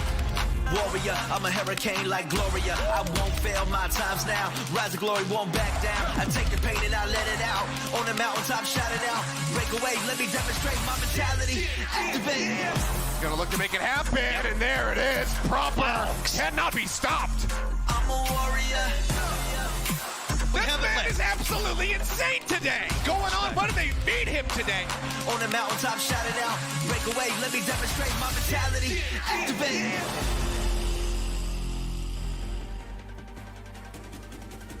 One final day of Overwatch League action this week, and it's good. We're pumped up. We're ready to go. Jaws is back. You're looking very smart today. Yeah. Glasses. So Yeah. he puts on glasses, then all of a sudden he's smart. Yeah, it works for everyone. That's how it works. Yeah, you try That is them all literally later. how it works. Look at the smartest people in the world right now. All wear glasses. Yeah. You know what the glasses look like? You know, Yeah. like if you go to like science class, when you have science class and like. Oh, when you do Oh, like the labs. goggles? Oh yeah, lab glasses. Yeah. Yeah, I actually wore them because of that reason, because the amount of rubbish that you guys spout. And is the scientific community coming after us? I mean, you have to ask Brent, I'm going to be honest. He's in tune with the scientific community. Talking about labs, we've been experimenting with our predictions all week, so we'll see if Jaws, with the power of my glasses, actually makes a better I predictions forgot today. mine. Yeah, you forgot yours. That's fine. You're able to borrow mine. It's fine. Do you guys want to chat some APAC? Some Overwatch action? Yeah? Yeah. There were a couple of matches that took place last night, and there were some proper bangers in there. Some very entertaining matches, I must say. Of course, to kick us off, we had the LA Valiant against the Guangzhou Charge in the bottom battle. But, you know, everything's on the line, Costa. I've been hyping these two teams up, and the match lived up to expectations. Battle of the bottom right now with the LA Valiant, the Guangzhou Charge. As Johnny loves to say, every single show we ever do. It's true! 6 teams will qualify for the final season playoffs, so there is only going to be one in the APAC team that is going to miss out, and it's probably going to be either the Los Angeles Valiant or the Guangzhou Charge. So that's why it's very fortunate that the Charge go 2-12 now in their season, getting this win over the Valiant. They look pretty solid all around. I have to say, Jimmy bangs. He does it a lot. We got to keep it PG rated on this, as we all know. But he does indeed do that, and he's stepping up. You know, he's been incredible. He's actually having top tier performances. Obviously, in the past, a little bit of a meme, but he's actually holding his weight and stepping up. And he went toe to toe with the Los Angeles Valiant and did this time and time again. His ability to get first picks, open up these fights, and then close them out was absolutely incredible. But honestly, the entire Charge team really sort of coming into their own. We're starting to see a bit of a resurgence from Krong, who went missing in 2021. So there is definitely good signs for the Charge. While for the Los Angeles Valiant, they are just living life on the edge. Lose another map 5 banger. They lost to Choice of One Farah in the final round. It's going down terribly. It's crazy. But yes, unfortunately, they have their moments. They seem to have a good idea of how they want to play this meta. They just don't seem to execute very well. Sashing on that Brig isn't really paying off, so you have to question if there's going to be more changes going into next weekend. Yeah, and I mean, No Hill, he tweeted out, Coach No Hill of the LA Valiant, he tweeted out that he was disappointed that the way they lost Nepal as well. I mean, it was two rounds that went to 100-0. Yeah, it was not counted close. as Choice of One Farah. So the LA Valiant definitely looking to improve. As you said, it's such a crucial match when you're two struggling teams to beat the other bottom team, right? So the Guangzhou Charge, they come out on top. Chengdu Hunters Jr., you know, you got the Veltal in form of Cernius there, you got Faraway, Jimmy. Veltal comes into the Charge and he's like, guys, I have a strategy. It worked great for us in the past. It worked out tonight for Guangzhou, that's definitely true. The other match that took place, of course, was the Chengdu Hunters, actually, facing the Philadelphia Fusion. And if you're a Fusion fan, Danny, not too happy about this one. I said it yesterday. I was like, You did? Chengdu's gonna win. Chengdu's gonna bring Philadelphia Fusion to the Chengdu zone, and that's what happened yesterday. And I mean, Chengdu, I was very impressed by Chengdu because not only because I think they, after a sort of disappointing loss to Seoul Dynasty, they really stepped it up. They came in with the Warriors mentality. Yes, especially Leave on that. Leave was just, oh my god. Of course, he was the MVP of last season, and he really sort of showed his power against the Philadelphia Fusion, not only on the Widow but also the Sojourn as well. And his counterpart Jinmu as well, Genji, and also he made that Pharaoh work, and I think that was also one of the key parts of winning against the Philadelphia Fusion. Like Philadelphia Fusion had to like sort of really direct their attention to Jinmu's Pharaoh or Jinmu's Genji a lot of times, and that's where Lee sort of, you know, had that room to really just pop off. So Philadelphia Fusion, they had their moments. It wasn't like, you know, they were struggling the whole time. They had some moments, but like all in all, I think Chengdu Hunters just have a better grasp of the meta right now, and they definitely look to be stronger than Philadelphia Fusion right now. Jack, do we have an explanation for why the Fusion behaves this way? Is there, you know... Why are you like this? Why are you like this? I mean, they were, you know, according to the standings and the matches, they were the superior APAC team in the mid-season madness, and now 3-0'd by the Chengdu Hunters, went to 5 against the Valiant. Yeah, it feels kind of weird, to be honest. I feel like at this point they're just spiting Bad Pachimari, but I'm not entirely sure. He did end up tweeting out, if you lose this game, I'm going to shave my head, so I'm looking forward to seeing and we remember Bad Pachimari. Oh, yeah, we do. Yeah, so Bad Pachimari's going bald. Make sure you check out on the timeline. He's going to be a bald Pachimari? He's going to be a bald Pachimari. Not bad. Not bad. He's going to change his Twitter handle to bald Pachimari. It's going to be a good time. Yeah, dude, I just don't know. Like, you know how we flipped the coin yesterday? Yeah. You want to do it again? About what? About everything. just how things go down. No, it is really strange because dude, MN3, bruh. MN3 is Zest. They got Carpe. Fury. How are you losing? Yeah. Like, dude, some of the best performances we've seen from a Hitscan player in MN3, last tournament? And, man, I just expected more from Philadelphia Fusion this match. Although, it's hard to do that when Leave do be going crazy. Like, I don't think you can really count out the MVP from last year in a series. Look, if he has one down game, fine, but you know he's going to come back the next and just kind of dominate. You just have to have that Warriors mentality. That's true. Yeah, that's really good. I don't even think it's Leaf. It really comes to me, how good is Jinmu? Is Jinmu going to play well today? I don't know. That's literally a coin toss. All right, well, that is some Fusion copium. The Pharaoh is the key. The Pharaoh is the key? I think the West should start using more Pharaoh. No, I'm not going to see a single second of Pharaoh. I like that. Although Paris are playing, Maltel, who plays some foreign contenders, so yeah, we'll see. Anyway, let's go back to the standings of the Eastern regions, recapping week 1 of the Summer Showdown qualification matches for the Eastern region. Shanghai and Seoul Dynasty comfortably on top, 2-0. And the Hangzhou Spark in the bottom, -6 map differential. They did play the hardest teams. I don't want to be too hard. That's some copium coming from outside the Spark right now. You know, you don't have to beat Shanghai and Seoul every time. You have to beat the likes of Chengdu, Philadelphia, Guangzhou, if you want to qualify for the Summer Showdown playoffs. Is that... I know it's copium, but, you know, come on. You are right. They lost to the best teams. I am right. No, they lost to the best teams, but what are they going to do? Make the playoffs and then be like, well... Charge and Valiant aren't here anymore. What are we going to do? That's a thought for, you know, late Hangzhou Spark, or like future Hangzou Spark. That's a problem for future Hangzou Spark. You don't have to just delaying your problems, just putting them off time and time again until they eventually all stack up. Well, let's discuss one of the problems. I do want to root back to Lead.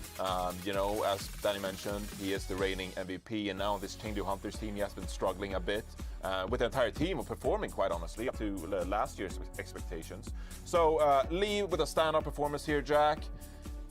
Can he keep this up for the rest of the year? Are we expecting these kind of performances from Lee now? Or is it a bit of like, oh, you're on the Chengdu Hunters, you're struggling a bit, so it's fine? Yeah, no, look, at the end of the day, like I said before, dude, you can't count out Lee just yet. Stop trying to put him down.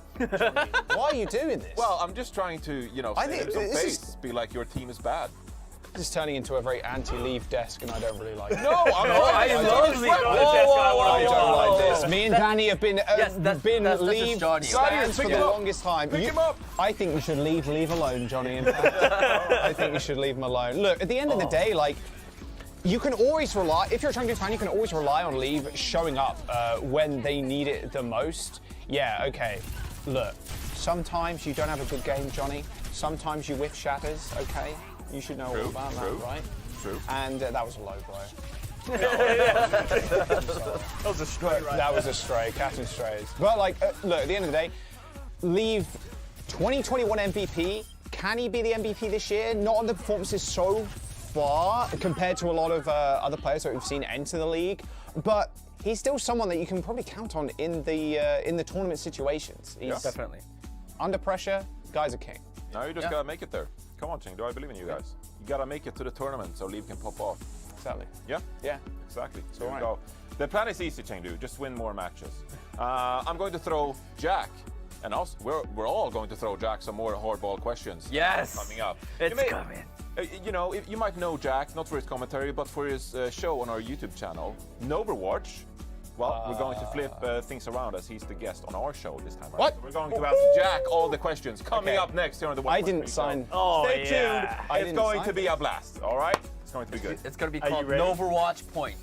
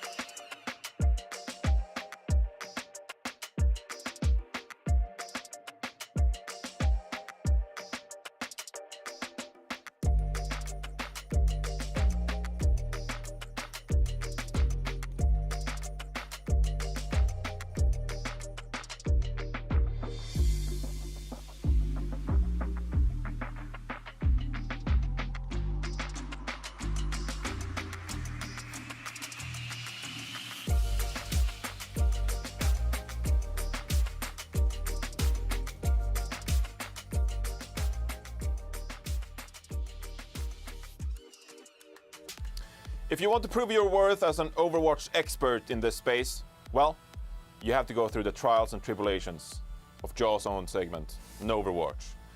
But in this case, we're going to flip things around, and we'll be trialing Jaws to see if he's a worthy host. This doesn't seem fair. Desk strikes back. Overwatch Point. This doesn't strikes seem. back. This is not reasonable. It's not about fairness. It's about something else. Results. I don't know. It's about- a work in progress. It's about us wanting you to go through these difficult questions that make you uncomfortable. I want you to suffer. Yeah. That's exactly it. Yeah. This doesn't seem reasonable. I don't really. Well, you're here. No more talking, start the questions. No more talking. We're going to ask you Okay. 4 questions each. Right. and it's your job to answer them correctly. Now, Johnny, do you remember the episode number two, where I gave you those Where questions? you cheated Where and you gave got- Johnny all the softball No, questions? don't listen to it. Cheated. I gave you some deserve the good easy questions. Why? Because I am me. Okay, yeah, well, that's not the reason why, but Maybe you're deserving of some easy questions too, Jaws. yes. Well, I ain't got any. Okay, well, I mean, this, okay, well, All you right. know what? I'm ready. You are ready. I'm going to kick things off. Okay. Now, if you followed Overwatch, you know that a reoccurring sort of topic on Overwatch surrounds the Ottoman Empire. Yeah. I hope you've done your there it research, is! my friend. There it is! And so I'm going to kick my questions off with this very crucial one. It's a foundational question, Jaws. Okay, foundational. Who was the founding leader of the Ottoman Empire?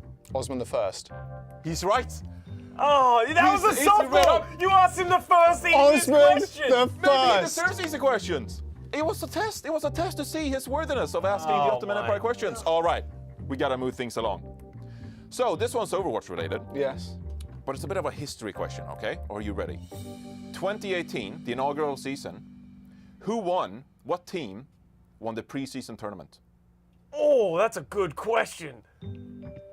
The pre-season tournament Preseason tournament in 2018. 2018. They tested all the technology, the Blizzard Arena. Beep, beep, beep, beep, beep, beep. Who won? 3, 2, Boston Uprising. wrong. Seoul Dynasty. Soul won? Seoul Dynasty won. Yes, Really? and then they were terrible. Oh, man, rough. I'm sorry, Miro. A bit of an easier one, because Okay. we've all seen it in the official Overwatch League trailer going in to the inaugural season. Oh my What was the name of the fictional character the trailer was based on? Oh! The fictional character. You're talking about the player that had the jersey? in Yeah, the yeah. Come on, this trailer, is easy. Come on, this You one's remember easy. Yeah, everyone got I that know. email about you could Come be on. a part of the league? 5, 4, 3, 2, I don't know. 1. Profit. Crusher 99. Crusher Oh, 99. Crusher 99. 99. And my final question I have for you. Who beat Lunatic High 4-1 in the finals to win the APAC Premier 2016 tournament? 2016 APAC Premier Tournament. Beat Lunatic High. And beat Lunatic High. 4-1 in the finals. 4-1 in the finals. Oh my god. First season. 2016. 2016 A- APAC Premier. APAC Premier. 5, 4, 3, 2. A Freak of Freaks One. Blue? No, it was Rogue. It was me. I beat. Of course, you had to pump in an ego question. Well, at least you got the Ottoman Empire. one, yeah. right? Hey, So there you go. I would 1 say out of that. 4. Hey. Okay. Danny, Okay, your I'll take turn. that, What I'll questions do take you have for that. That's Jaws? more than you My normally get, questions so. are a lot easier and they're, Okay. more logical because they're about Overwatch or Overwatch League related, right? So in our league, we have a lot of players from all around the world. And, some of them are from South Korea, right? Yeah. Seoul, South Okay. Korea. So my first question is, what is Seoul's GPS coordinates?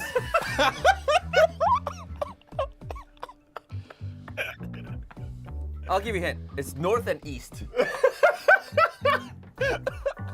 Seoul's GPS Yeah. coordinates. We're on the clock here, Jack. I'm just saying. 63,120.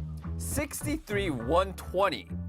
Not even close. It's 37.5665 north, 126.9780. Come on, Jack. Basic Dude, questions. at least mine Focus are on. like reasonable. It's it has a definite answer. It's reasonable. You were in like Southeast Asia somewhere. Yeah. Yeah. You're way too north. Yeah. Okay, anyways. okay. All right, moving on. Second question. This is a freebie because I know you've been giving me some freebie questions, so I felt nice, so I wanted Okay. to do this one. All right. Very simple. How much ammo does Sojourn have in a railgun? 45. There you go. It is right. 45. Wow. It Yeah. used to be 30, right? And they got Nope. changed to 45? It used to be 40. It used to Yeah. be 40 and it changed to 45? Changed to Yep. 45. All right. Next question. This is a very fun 2 one. out of 6. Yeah. It's good. That's good. That's a All lot right, better than that's some of you all right. nerds. Keep it up. Here we go. All right. Diva. The pilot of Diva. Her Yes. name is Hannah Song, right? Yes, okay. Yeah, of oh my god, I course, thought yeah. that was the answer. got it right, yes, Danny. okay. No, right? And she is a pro gamer, right? Yes. Pro player. Yes. What was the name of the game that she hit rank 1 in? StarCraft 2. Nope. Brood War. What? No. It's called Mecha Guardian 5. Close. Okay, well, okay. A fictional game? Okay. You gotta know your lore, man. Yeah. Right, last and Yeah. final question from me, Jaws, is what is Danny Lim's blood type? Come on, we're friends. There's a few options here. Danny Lim's blood Yeah, type. honestly, the odds are pretty high. You know, Yeah. you can take a stab at it. It's At least have a either 20%. A, B, O, or AB, right? But Yeah, we're not counting like positives. the positives and negatives? That's my second. If he gets that one. Oh, okay. Do I get half a point if I guess the correct without the positive or negative? Sure. Okay, He's yeah. struggling. Come on. Danny, you seem like an O. Oh, Yes. not even close. I mean, I am AB positive. Come on, Jack, get it together. Focus up. All right, 2 out of 8. 2 Universal out of 8. receiver. Costa, you gotta give him some layups, man. Jesus Come on. Christ. You know how we were talking in the past about how Yeah. easy Johnny's questions were? I was directly affected by those results because I had the world's hardest question. So, Jack, I didn't go easy on you. Okay. In what year did Suleiman the Magnificent, the longest reigning sultan of the Ottoman Empire, die? Wait, what? I didn't even get the question. Wait, what was the question? Something about some guy Yes, I'm dying. What When did year? Suleiman the Magnificent die? When did Suleiman the Magnificent die? What year? Yeah, what year? 1458. Not even close. 1566. That's 100 years. That's give or take. That's good. Because you know when the Ottoman Empire is, because you've been asking us for a year at this point. Yeah. Okay, so next question. You know Junker Queen, right? You know her numbers and her kit a little bit? Yeah. How many ultimate points does Junker Queen's ultimate cost? Oh my God. For anyone at home, that is a hidden number that exists out there in the universe if you're a good player. You're supposed How to. many? You're supposed to know this. How much time did you put into this? How much research did you do? I've been holding this against Jack for a while. I Yeah, have a lot of research. clearly. Is it 120? 1850. 2520. 2,520 points. To That's get a lot Junker of Queens. points. That's a lot of points. That's a lot of points. It's a long one. Bruh. You're still wrong. What is it? 2 Just- out of 10? Oh my 2 out of 10. 2 out of 10. You're not doing well. Come on now. I mean, Okay, who is my favorite Overwatch League player's name? Come on, this is an easy one. This is Yeah, I think there's one Yeah. answer. their name. Their name. So not their game attack. So not their game attack. Their tag. So their tag. Yeah, like their who tag. is your Yeah. my favorite player's? It depends how. Oh, dude. There's one answer. That's Yeah, right. there is, but it depends how big your ego is. I mean, Oh, I the did. thing Okay, is, I'll help you. I didn't answer myself. okay, that scrubs that answer off the board. Okay, yeah, That's nice, a good nice, guess, nice. I know. Well, I think I know, but you're gonna spring the old trap on me. You're gonna spring, yeah, you're gonna do No, the I have old an answer here. I do switcheroo. have an answer here. That if He's I- 2 and 10 and he's second guessing himself. Yeah, he's like coming he's down the rabbit hole self-conscious right about now at it. this Come on, just throw it out there. You know who it is. Kariv. It is not Kariv. What? It's pineapple. Obviously, that's Pineapple? Pineapple? Pineapple I is thought it was Jimmy. no. Jimmy's also another good shout, but no, pineapple's a really funny name. And think about it, like It is pineapple's funny. popping off. You know, that's just a great name to have in the league. We haven't seen him yet. How is it not Kariv? Someone get Kariv on the phone right now and tell him Scott hates him. Betrayal! Kariv, do not tweet at me. One more question. Let's move this along. Okay. Okay. It's coming full circle here, Jack. Yeah. What is my crosshair numbers in Overwatch? Oh my God. Okay, maybe I can just get the color. It's. Oh my God. Are you a normie or not? I think you are. Green, like lime green, like Yep, mine. That's fair. I don't think you use a dot. You use a cross. So 36, 10, 0, 48, and 2.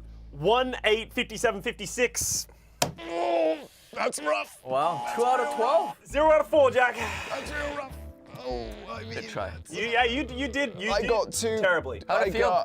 You're about as good It felt, Felt good? the Vancouver Titans and the Guangzhou. Vancouver Titans. You know what? I'll take that. Because they're both on the up and up, Johnny. They're both on the up and up. I'll see you. Maybe never again. I'll probably won't appear in the I'm dust. kind of scared for our next Overwatch section. You did burn a bridge, yeah. Make sure you check out Overwatch on the Overwatch League YouTube channel, subscribe to the Overwatch League, and check out those episodes. And don't forget to make your own pickups, of course, if you want to, try your hand at these questions. But that's going to do it for Overwatch. Thank you so much, Jack, for going through all of that. Next up, we're going to preview one of our games today. It's going to be the Paris Eternal against the Atlanta Reigns. Stay tuned, and we'll walk you all through it.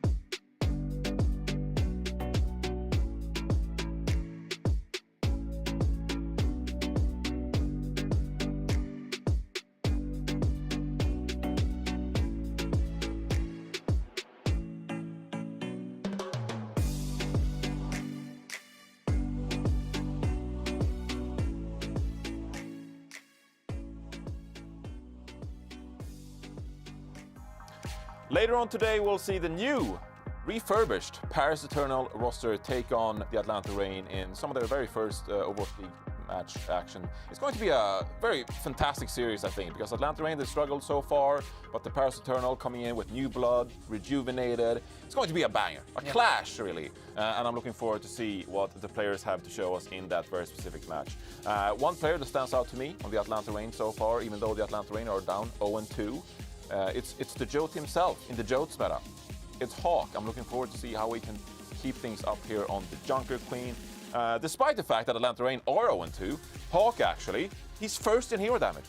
He's tied for 4th in Jagged Blade accuracy. That's a little Gracie there.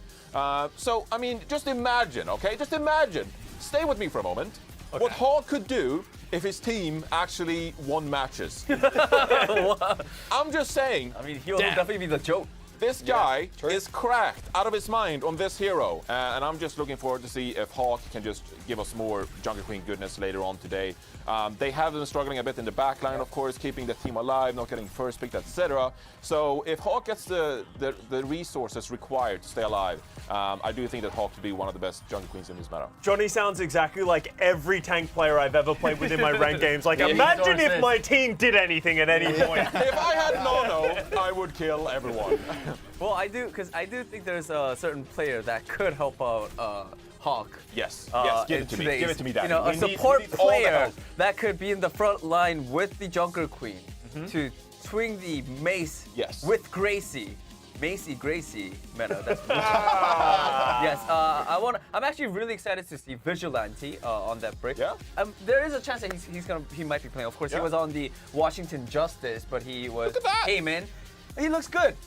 First in elimination, 4th in hero damage. You know, I do believe that he's very aggressive. It's a lot of depth. Yeah, he's a very aggressive, Brig player. And I remember talking to him, and he said, he didn't really used to play Brig a lot, but like he's having a lot of fun with it. So I'm really just excited to see how he is going to sort of bring that teamwork, how his playstyle will fit into the Atlanta Reign playstyle as well. Do you know what's really funny? Those stats kind of align with someone that's not really played Brig a whole ton. You got a lot of damage because you're just running in, but you're also but you're also dying a fair bit too. But I think it's a good addition to the backline of Atlanta. I mean, it's a very important hero, right? Because I feel like Brig is often the one to get run over first. Yeah. You can't pack yourself. You can't pack yourself. Yeah, that's right. And you're a very diveable target. Like, you can't like wall ride like Lucio and stuff. So Vigilante, a player to keep your eyes on.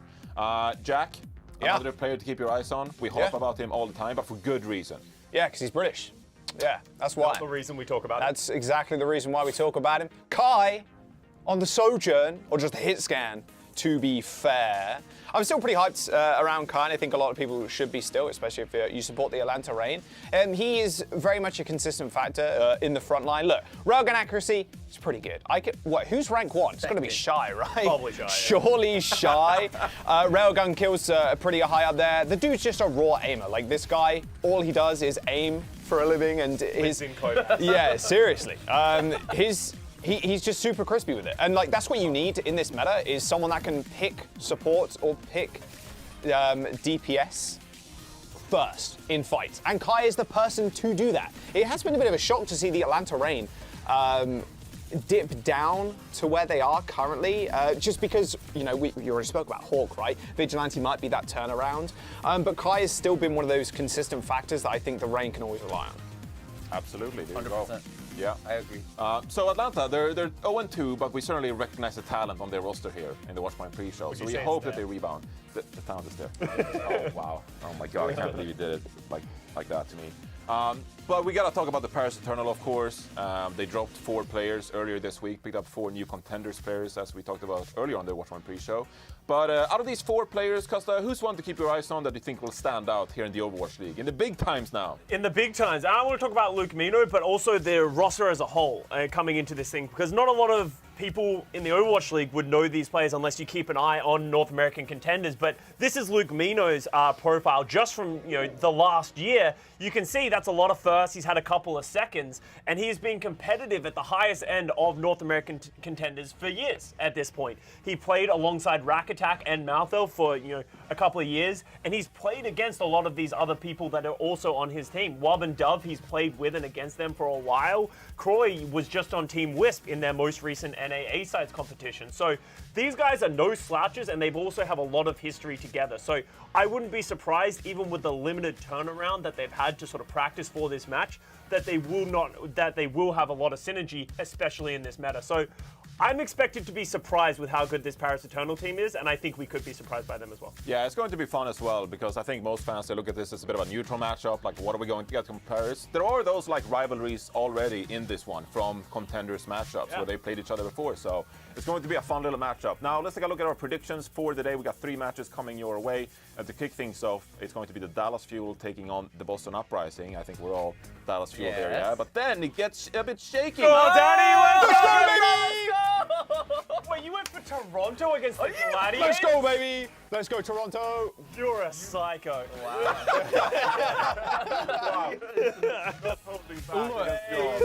Did you watch the games yesterday? Yeah. Yeah. Were you aware? Were you asleep outside? Look at the way the games went. No one predicted anything correct, almost. Well, But the Gladiators looked really good.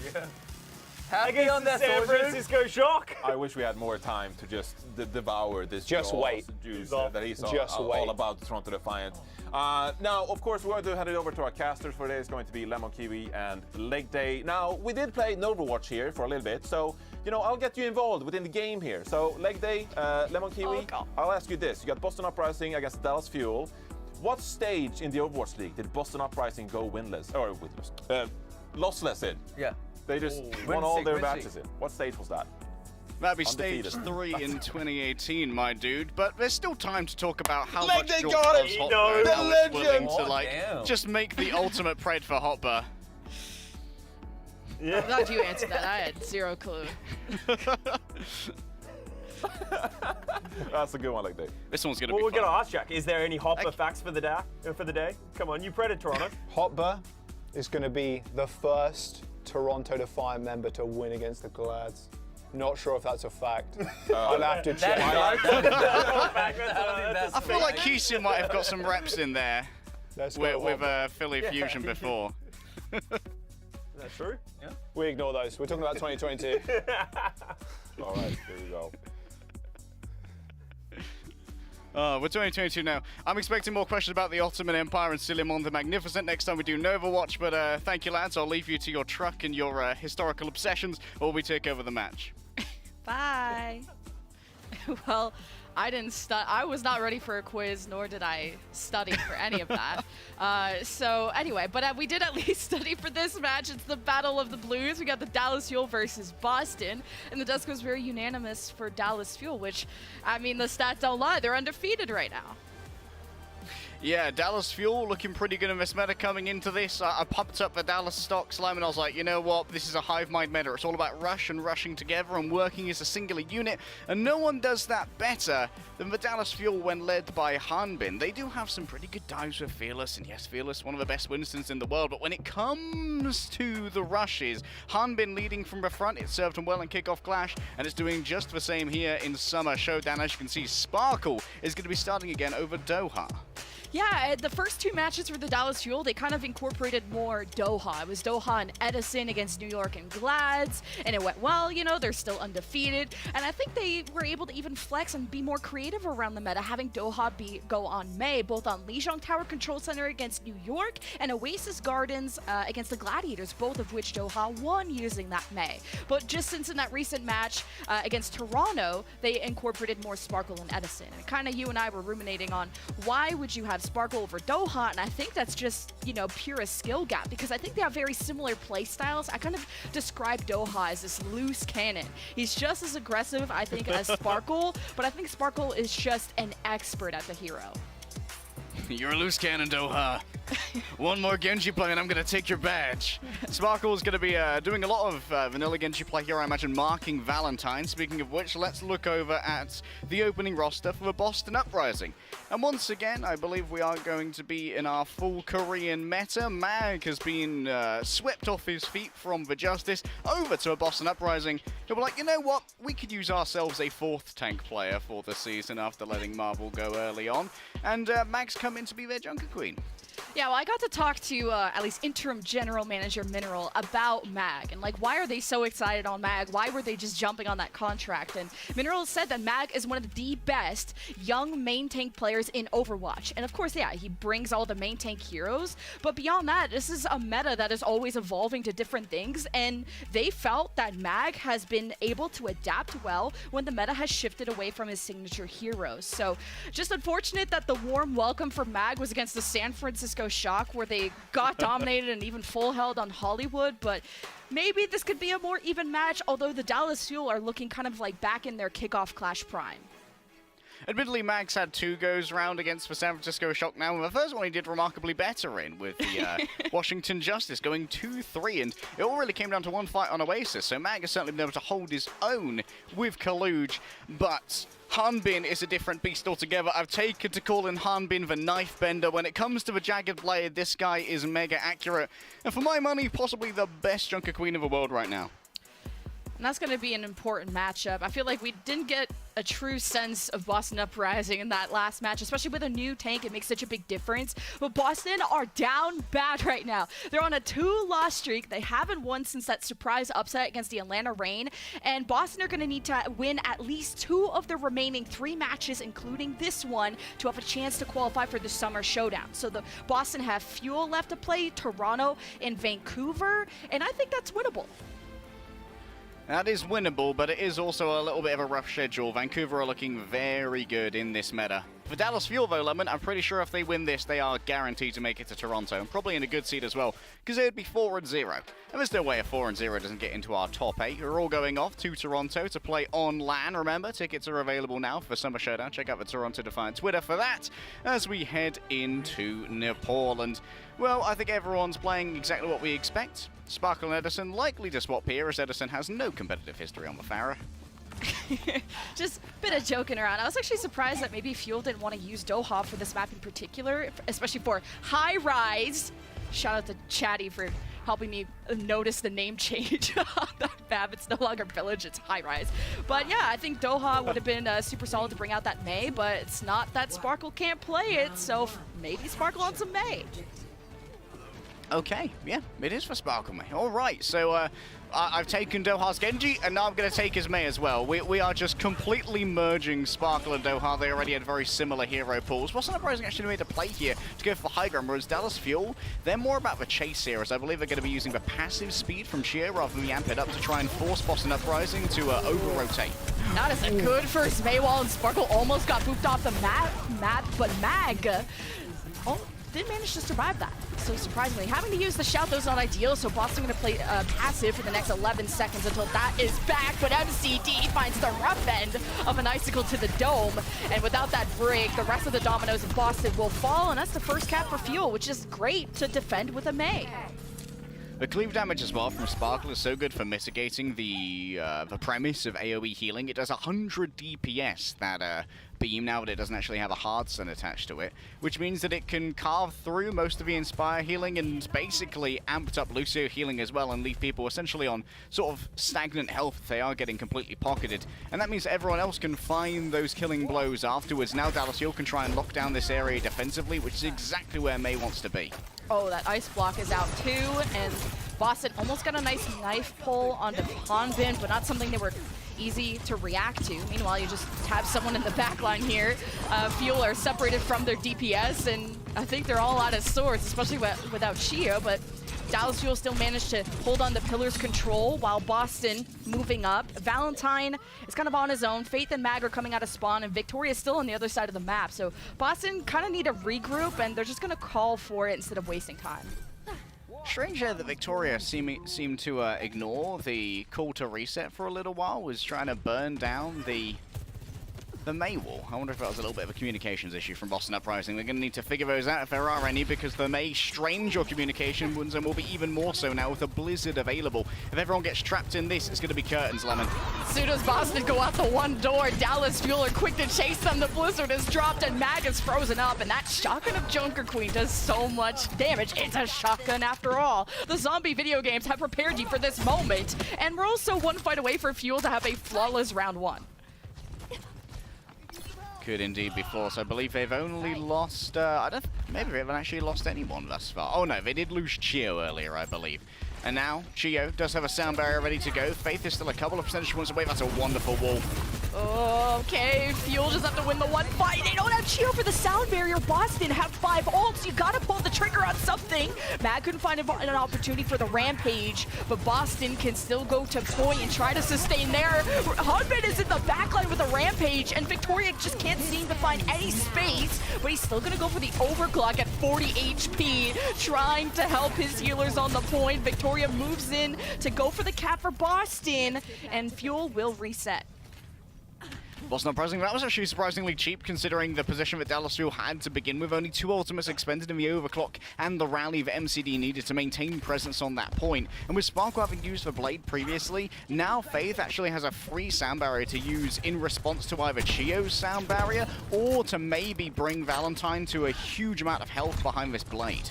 Just Boston are letting Dallas Fuel rotate anywhere they want. Fuel have done a complete 360 around the map, and Boston are playing point, and this is the free space that Edison needs for the overclock.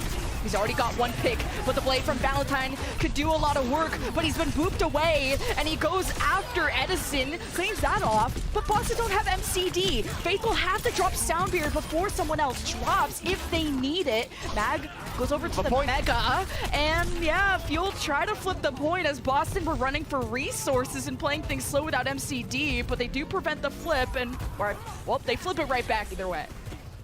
Oh, Hanbin super low. Victoria might be able to get the stagger kill here, but the mega health pack is enough to sustain Hanbin in this particular case. Valentine in that Blade did a really good job of using his dash to actually steal a health pack from a vulnerable member of Dallas Fuel and top himself up at the same time. So great understanding of the order of actions you need to accomplish there as the Genji. Dallas Fuel aren't taking too much poke damage for actually making these rotations, so they have plenty of resources by the time the brawl ensues. Finally, Boston cut off these rotations. It's like they were playing point, and then that was just going to give room for Edison to get picks again. Sound barrier first from Boston. Fielder matches the rally. A lot of sustain from both sides, and MCD's the first to fall again. That's 2 consecutive fights that Fuel focus down the supports, and Mag just really has to own this front line and not just let Dallas Fuel squeeze by. But speaking of squeezing by, the DPS of Boston made an impact of their own, but not before the star of the show is in the sky, and it's Sparkle that ends the fight for Fuel. Overtime will start, and there's no one nearby for Boston to touch, but that was a pretty close Sanctum round 1. One good health pack still deserves another, but yes, this was much closer than I anticipated when it seemed like Boston Uprising might actually lose that round with 5 ultimates available. Boston Uprising, they had their troubles with the May, but the second that Dallas Fuel lost that 100%, that 99% fight Lemon, it was going to be so difficult to actually rotate in with the May because Boston Uprising would have been able to do some preliminary damage. And if I had any critiques of Boston thus far, it seems like their poke phase is a little bit weaker, but that's also credit to Dallas Fuel's pathing and their ability to avoid engagements before they really need to take them. Because when you're attacking this control point, you have to try and minimize damage on the way through so that you can just save your resources for when you're in brawling distance. I would have liked if Boston cut off those rotations a bit better, but Fuel, I mean, winning that first fight, defending with May is huge, and that's going to be their goal for this one here on Nepal High Rise. As Fuel already have summoned up that first wall. It doesn't isolate anyone. Boston engaged now with the shout. MCD shield bashes back. He's learned his lesson from Sanctum, but Mag needs all the health packs. Boston taking a second to heal back up. As Fuel now get pulled forward. Sparkle doesn't have ice block either, and that's a critical mistake. There's no DPS left from the Fuel, and Fuel were hoping to defend first with May, and I wonder if Sparkle's gonna swap back to Genji after this. Either way, Boston have the point first. I'm surprised that Dallas Fuel didn't actually play for low ground here and just try and fight on the point, forcing Boston Uprising to come to them and then isolating whoever may touch with the wall from Sparkle, which used to be how we saw old like Symmetra and May compositions play together. Potentially they were concerned that Boston Uprising might intercept them on the way. Now coming through, Hunter's already taken so much damage. MCD was almost the target of a really good push from Dallas Fuel, but they couldn't reach him in time. And Boston kind of were set up around to almost bait MCD and cut off those rotations. And you can already see by the amount of poke that Dallas Fuel have taken that they're taking a second to have that Inspire from Fielder get them back up and build up towards the rally. Now Fuel re-engage, but they're still trapped in this small room. And Sparkle walls himself off from his own team. That was not the plan. Feeding was not on the menu. But Fuel finally do lose the fight after just taking so long to get it going. Now Boston are up at 40%.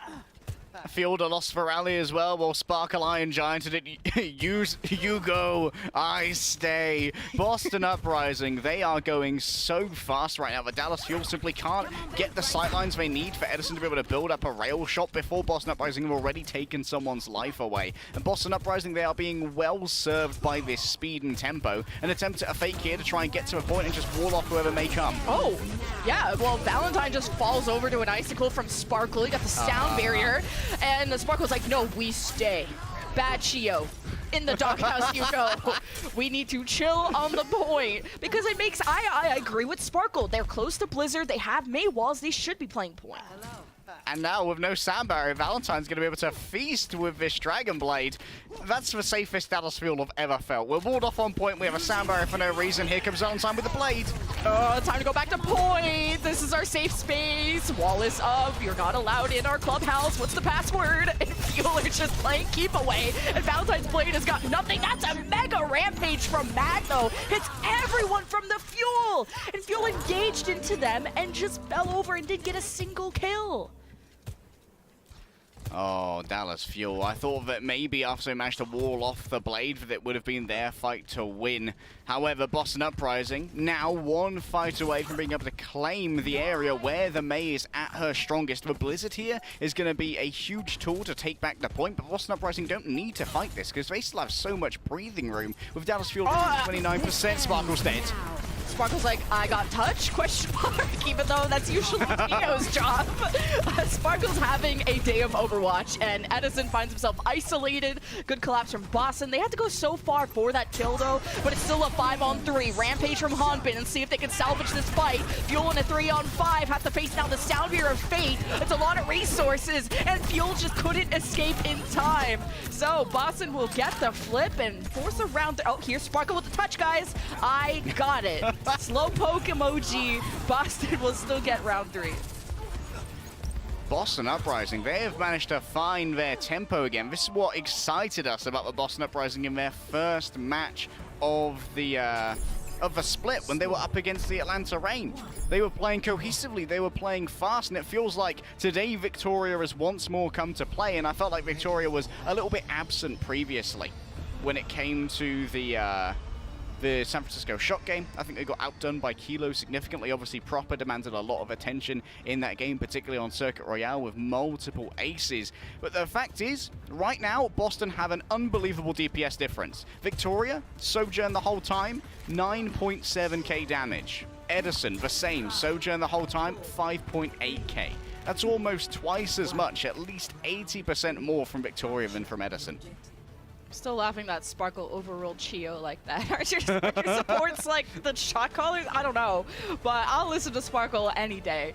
Either way, we're going into the final round of map 1. And Fuel already hugging the left side while Boston are on the point. So Fuel just gonna see if they get poked. Edison got knife pulled by Mag, uses the shift key to get out. Now Valentine could have had an opportunity to close in on that, but he's just playing so far away. Cap could be in the hands of Boston, but Fuel will present themselves at the archway. It has to be Hanbin that takes this poke. You can't afford to lose Fielder, although he hasn't really died as much as MCD, and you got Victoria low, so Dallas Fuel run in to finish off that kill, but Victoria got to safety, and Boston used this moment to punish Fuel on their approach while they're out of cover. Now it's even numbers on both sides and no healers from the Fuel. We're left with Sparkle versus the world, and that'll be the end of that. Boston will cap first. even with Sparkle doing so much damage here, 75%, I think that Sparkle might be getting lost in the source of I'm a good Genji. Where in the comments, we saw Victoria go down to about 30 HP, and that should be when Sparkle's striking, hitting the dash and then getting out and getting that killing blow. But I think Sparkle is just lost in the brawling source right now, and Dallas Fuel need to rein him in and get him to finish these kills. Yeah, Victoria just did a good job of not dying, which I can't say that for my teammates all the time, but we'll see if Busan can hold on to this point. We'll have a sound barrier. And it's about your Lucio overruling your DPS. When do you want to use this? But MCD is very low. I'm surprised Faith is just going to let him die like that. But the shout comes out from Mag. MCD's back at full health. That's important. Sparkle is not getting those resets because of that. As Faith drops the sound barrier during the fuel push. And Edison is cut down. And Sparkle wants to do some more cutting with the blade. Goes after the front line and the back line and everyone in between. That's 2 fights in a row for the Busan Uprising. Blade for blade, I think Faith might have been a touch too excited there when it came to using that sound barrier. Valentine does get a couple more percentage points here, Lemon, but now with Chio using that sound barrier to reinforce Sparkle and allow him to dive into all those members of Boston Uprising, there's once more not much to answer Valentine's blade. Yes, Fielder has a rally, but Fielder's rallies have honestly been fairly early shutdowns from Boston Uprising. They're really good at target focusing the Brigitte, because remember, it doesn't give armor anymore. It's only overhealth. So that's easily chunked through, especially if you catch her early. You got the whip shot on the Valentine, so you couldn't get in position for the blade. Fuel with an important flip. I see a lot of blue sometimes, and I think Boston are going to be turning blue after this fight. Fuel being able to use the rally, actually all 3 ults from the Fuel, and it's just blood on the floor. We're left with 3-on-3, and an overclock still active from Edison, who still locks onto 2 targets. Boston are just barely holding on, and honestly, since the point is in control of the Fuel, they should just give this up. I like how Dallas Fuel there did a split around that central pillar to try and deal with Mag, making sure that he didn't have an option where he could hit a Carnage on all 3 of them, knowing that Mag's best chance to survive is hitting those wounds, getting the drain, and that comes mostly from the Carnage or the Rampage. Mag now catching up when it comes to his own Rampage. He's only a couple of percentage points away, and Dallas Fuel, frankly, don't have an answer for this. The best answer they have is preemptive positioning on multiple verticalities and in a wider spread so Mag can't hit multiple members. Yeah, just playing outside of the point and just letting Hanbin take it on the chin. Mag, let's see if you can find a good target for the Rampage, and even Hanbin won't stay on the point. So just the threat of a Rampage is enough for Boston to maybe get the point as Fuel re-emerge to stop the flip. They get hit by the Rampage. Fielder, Hanbin, Sparkle, all anti-healed and running for the hills to try and heal back up. And despite a 3-man Rampage, it's only a 1-kill advantage for Boston, and MCD keeps getting first-blooded. He is way too far forward and accessible by Hanbin. Tells me that MCD definitely needs to adjust position while Fuel. Chio is back as president of the Fuel, calling the sound barrier engage, and Fuel are fighting, or Boston are fighting tooth and nail because they're down 59%. It's 99 and overtime for Fuel, and it's just not over yet. There is still 4 members of the Boston Uprising versus the 3 of Fuel, and the resources are running dry for those defenders, and Boston finally get the flip. They did a good job there saying we go again after seeing Chio use a precautionary sound barrier to try and keep Dallas Fuel's members alive. Now Fielder can at least drag everyone forward with this rally and force Boston Uprising off the point, maybe force a capture. Okay, the rally first from Fuel, waiting for the overhealth to stack up. Kind of Fielder gatekeeping all the entries from Valentine, who dashes in, gets over the wall, doesn't get picked yet, but Fuel now at overtime on their side. This is his final round. Sparkle has the blade, goes after MCD, who shield bashes away, uses the rally, but it's not enough to supplement the Boston Uprising in the final fight. As Fuel, man, it got real close, but at the end, it's all Fuel all day as they take map number 1. That last fight was masterfully crafted by the Dallas Fuel, knowing we've got the rally to work with. So we're just going to move on forward, knowing that Boston Uprising can't counter us. They have to disengage, and putting down the Disruptor field in the exit that Mag had to take. So then Mag had to make a choice. Do I stay in, fight this rally and die, or do I go through the Disruptor field? And I need to use my shout to do that, which is the main tool that would be used to get back onto the point. Dallas Fuel made sure that MAG had no winning options, only ways to lose or lose slowly, and it's that kind of macro understanding that is going to bring them maps in this series. And Fuel also back on the same page after High Rise looked a little wonky of different ideas coalescing together, but Fielder did an amazing job of just marking Valentine and making sure his Genji didn't get as much value as Sparkles. So great first map from the Dallas Fuel. We're going to throw it to a break and see where we end up on map number 2.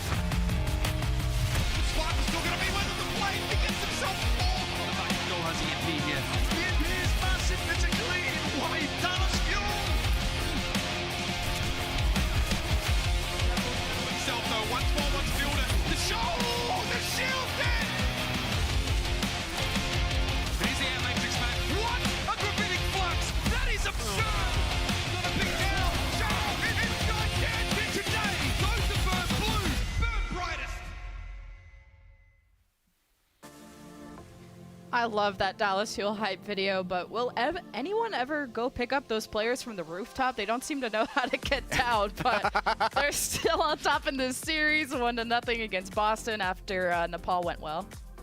There's a good chance that when they're on that rooftop, Chio may have used Sand Barrier just to make them feel safe. It's like, guys, we could just jump. Chio, no! I could eat the full damage using Sound Barrier. Easy. True. Boston Uprising. That was a lot closer than I anticipated, actually. Coming into this after Boston Uprising's lackluster performance, let's say, against the San Francisco Shock, I figured that against one of our avatars of war in this particular meta, the Dallas Fuel, that this might be a lot less parity than we're currently seeing. Admittedly, Dallas Fuel seem to be having a couple of communications issues when it comes to finishing off these kills, and I imagine that in the break, Rush has been like telling this team, hey, when you guys get someone low, we've got to send in our homing missile Sparkle on them. We can't allow players to be getting away with like sub 30 HP when they are dashable. Dallas Fuel need to clean that up if they're going to want to try and maintain these a map record against the Boston Uprising, who, when it comes to like raw DPS power right now, they are pulling even or pulling ahead. Yeah, Fuel are still doing really well just in the season in general. It feels like they're the experts at Rush. When there was the kickoff clash, kind of that Zarya-ish meta with the Reaper, they did well there. Now we're kind of another type of Rush, and Dallas Fuel are doing well here. Fuel have only dropped 4 maps this qualifier only, and they did lose Midtown to Toronto, so this could be a weaker point for Fuel. Indeed, it could be. There might be some differing schools of thought within the team as to how to try and use the high ground, especially on second, where that bridge can really be a determining factor in multiple fights. The first and the second fight on Midtown can be determined by positioning on that bridge. Dallas Fuel are going to be starting off here in the pizzeria, of course. Edison might decide to play the Ashe. It's not unknown for him, and admittedly, Edison played quite well on the Ashe recently. And I think, surprisingly almost, I think were they up against Toronto, where Edison out-ashed Hisu, and that was quite strange. That was strange. Yeah, Edison mostly plays Sojourn and only plays Ashe on Midtown and Gibraltar, and this is a quick fight where Boston, as soon as they're low, the reaction time on Sparkle is insane to get those resets. So already 2 kills for him. The Blade generation is gonna be cracked. He's killed 4. Is Sparkle getting the ace? Come on, Edison. Come on, why'd you do that? Come on, Brett. Alright, new rule for Overwatch League. Don't try and, like, early camp Dallas Fuel, because I have news for you. You aren't going to play faster than the Dallas Fuel. This is the fastest team in the league. Their coach is named Rush for a reason. They thrive on speed, and if they catch you unprepared, then you are going to get absolutely farmed. You are better to have a set battle against Dallas Fuel where you can see them coming. Why was Victoria there anyway? Like, I was busy looking at the stats, and I'm like, oh, Boston already died. I was expecting Hustling, Sojourn to be way further back than he was, but now Fuel get free bridge control, and we'll see how Boston want to take this back. Well, at the moment, it's only really Chio and Spargo are hanging out here, but that's a very aggressive dive in from Valentine. Does force Spargo to move back a bit. That could be punished later. Oh, Boston Uprising going to have to cede away all this territory again. Boston just did their little battle cry, and it just scared Fuel off the bridge immediately without even having a fight happen.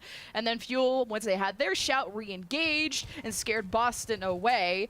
Then we'll have that Lucio of Faith back, so Boston actually have a chance to go on top of this bridge, because mainly you want bridge control because of your Sojourn player. You're just going to have a good high ground, good range, and then those window panes are great covers. So see how Fuel want to hold it. Hanbin is at the door. He got a knife pull onto Faith, but he learned his lesson from last time. Dallas Fuel got a really good setup for this fight. All they need to do is get some pressure on the car, and the blade comes out. What a fight. Why do you guys always start fighting when I'm done talking? You stare at each other so lovingly for so long. But Fuel, they drop off the high ground, beat down the DPS of Boston, and we're back with Fuel. Is there even gonna be a recontest from Boston? They're gonna have to touch soon. It's 1 meter away, and yeah, no, Boston dead in the water. So Fuel will have 5.5 for C. Boston are postured for an early fight here, though. Victoria's already going to fall. At this point, they might as well be staggers on a late spawn. MCD's just toast. Where'd he go? We found him. And Fuel are just hunting for their prey. Edison gets to take a well-earned break on the cart after stealing Sparkle's ace. We all forgive him though. But Fuel, I mean, kind of haven't been stopped so far. We should talk about how the dynamic of Dallas Fuel has changed now that they're playing Ashe instead of Sojourn. I think the Ashe is much better at doing poke damage towards the Genjis and forcing them to play in more reserved positions, whereas the Sojourn's a lot better at shutting down the Junker Queen. It seems like Hanbin's confident enough in going up against Mag of the Junker Queen, but he doesn't think he needs the Disruptor shot as much, and instead it's better to shut down Valentine. You can see how much damage he's already taking and having to back off.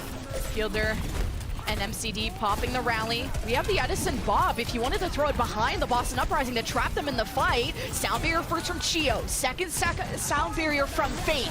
Rampage from Hanbin cuts through the Boston Uprising as they're still committed in this fight. And all of Boston were focusing down the Edison Bob that was right behind them, and they had to. They had no route of escape, and Hanbin pulls Mag right out as soon as he tried to escape. MCD is burning alive, and Valentine at least is there. He's gonna blade while burning? Yeah, he burned alive all right. I'm not sure I love that from Boston, but at least while everyone is looking at Valentine, Mag was able to slice through 3 people in the tiny room. And I can't believe Fuel didn't win that fight. Well, Sparkle just gets his blade out, carves an L into the wall, and then falls. And this now means that Dallas Fuel have one major threat less to worry about. Victoria's Overclock is going to be the big tempo decider here for Boston Uprising on their defensive posture. So the question is Victoria going to play for a high ground here, or play a little bit closer towards Mag to try and carve through Hanbin a little bit easier? Remember, during Overclock, those rails get piercing qualities, which means they can hit multiple people if they're in the line of fire, and that really taxes the AoE healers. Oh, Hanbin is scary with these knives, and just anyone getting pulled. I think even just pulling the Junker Queen is good, especially with how low Mag is, and Boston shout in, and Sparkle gets dominated, just like Valentine. At least Sparkle can laugh it off as Boston laugh away this fight, and it's about damn time Boston start winning fights, because that time bank for Fuel was ridiculous for C. Yeah, so it's starting to get whittled down, and once again, Boston Uprising going for a spawn camp. I don't think this is a great idea against Dallas. I've already talked about how fast they move and how you need to have a good amount of preparation before a fight with Dallas. However, it seems like Dallas are actually moving a little bit more slowly out of this and trying to catch Boston Uprising making a mistake. Fuel, I mean, could just get their rotations cut off, especially with Chio escorting Hanbin around, who takes a whip shot to the dome.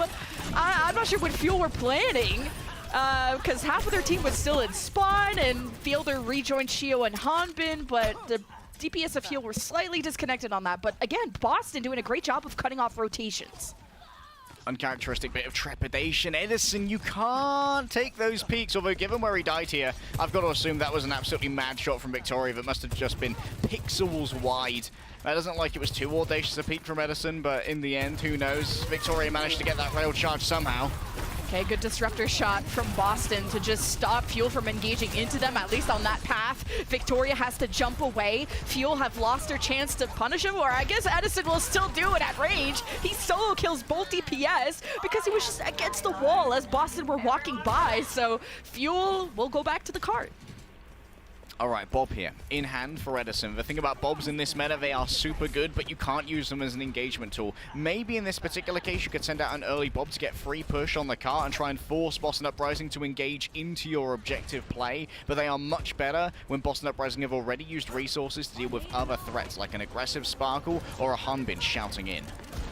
Edison has the Bob, sees MCD, hoping for the knockup, but even just gatekeeping the chokes is what Fuel's goal is. But all of Boston commit to dismantling the Bob, and they're still okay as Mag re-engages with the Rampage, forces the Fuel to use the Sound Barrier as Hanbin is looking for picks with a knife, but he's not getting any follow-up from Edison and Sparkle. That's because they're playing just so far, or actually they're behind him. Sparkle now finds an opportunity for the blade. Once Boston do engage, they're all anti-heal too, a perfect time for Sparkle.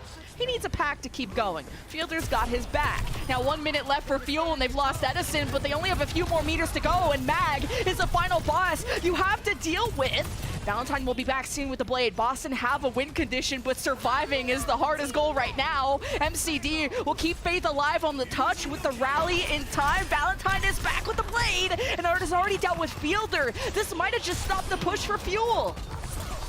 Yeah, Hanbin's gonna fall, and that was such an uncharacteristically, cautious and slow fight there from Dallas Fuel. Neither Hanbin nor Sparkle were willing to pull their ultimate in good time to force Faith to use the sound barrier. There was a good chance for Hanbin. He's gone Zaya. Okay, this is new. This is going to give a lot of chance for Sparkle to maybe play a pseudo frontline with the double bubble. Oh! Edison's already dead. The disruptor shot into the assassination. Did they catch Edison scoping?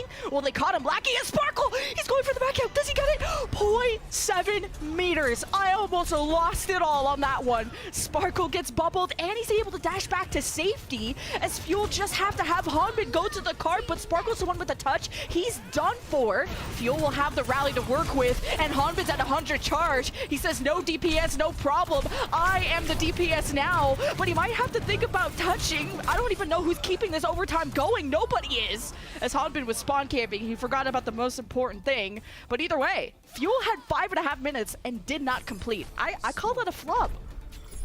That was a massive flub. The penultimate fight in particular, Dallas Fuel had the Boston Uprising in a vulnerable position. They had a Rampage and they had a Blade.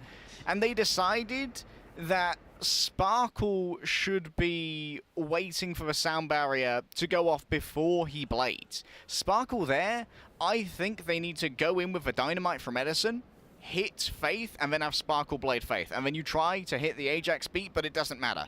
In the end, if Faith hits the beat, that's fine. Sparkle can disengage after that, and then you have Hanbin move through with the Rampage on a Boston Uprising who can't defend themselves. But Dallas Fuel, they spent so long poking and prodding that Boston Uprising could negotiate themselves these positions. They could narrow down the angles that Edison was playing on, and it seemed like they were bringing out each of their ultimates with, like, such staggered frequency that every time they came out, there was plenty to deal with it. Like, the Bob came out and there was no additional pressure from Dallas Fuel, so he was easily burned down by Victoria and the headshots and the rail shots. Then we eventually got the Rampage from Hanbin. That was booped too by Faith, and then Sparkle brings out the Blade, and there's so much pressure on that because Boston Uprising are still in safe positions and can just focus down their Genji. He has to hide away for half of it. I feel like Valentine and Sparkle are getting a lot more attention given to them. I mean, 2 blades for 0 kills that we saw from both of them, but just an intelligent call from Boston for the disruptor shot and kill onto Edison. That alone, I think, is what bought that defensive win for Boston. So no mistakes this time. Fuel not going to play too far forward. You never know when you can get knife pulled or just anything random can happen. I mean, Victoria got the rough end of that last time. So Fuel just kind of floating around the middle of the map, maybe trying to see if they can cut off Boston's rotations to this left building. Now Fuel find themselves behind the attacking team as Boston want to make their way towards the point, but Valentine is fighting an isolated Edison, and that's a fantastic duel for him to win. 5-on-4 for the Boston Uprising, who already got a first take and could easily get the second now that they got a second kill. There's no damage for Fuel and no healing. Fuel played that so passive. And that was actually just amazing macro understanding of how to be the architect of that fight from Boston Uprising. They even have Valentine dash into Fire Station. It's almost like a bait. You want Dallas Fuel to move in there because that's where Edison can't really affect the fight because everyone's in hard cover. And when Dallas Fuel start to move to try and cut off Boston Uprising, they can have their faster members who haven't used the shout yet cut in between like a wedge, isolate Edison, and then go up against the Dallas Fuel that are lacking in damage. And Sparkle here, already taking a touch of damage. Chio the same, going to force that Lucio to move on back as Boston Uprising have plenty of time to start moving this car. It's up to Victoria and Edison to get some good poke in and set up their Genjis for success, but you want that poke to happen first before you get too close. Valentine just jumping in front of the barrel of Fuel. Now the defense gets to search forward, see what else that they can get, but peeking around the corner is kind of sus when you can just get knife pulled randomly, but Mag's dead, so Fuel are back on bridge. Yeah, a quick reset of positioning here. Victoria looks to see if a well-placed shot could get rid of Chio. Obviously, Lucio is a hugely valuable target. Right now, Dallas Fuel, they are holding this here, and Hanbin might get a huge carnage in this zone. It's when does Fuel want to give this up? But kind of overstayed their welcome. They managed to get out without losing anyone as Chio drops sound barrier. Doesn't hit Edison, but the other 4 members of Fuel are going to see what they can make out of this fight. And already taking care of the DPS of Boston is massive. Before the barrier could come out, before the rally from MCD could happen at all. So Boston really got to take some initiative in these fights. I think one of the hallmarks of some of the better teams we're seeing in this meta is that their Lucios, Chio, and Violet on San Francisco Shock in particular, they are pretty free when it comes to the usage of a sound barrier. They decide that our team is good enough, but we don't need to use this to answer something like a sound barrier or a rampage. We can deal with them as they come, and just use the sound barrier aggressively to take a fight that they believe needs to be won, or that they can turn around with that extra health.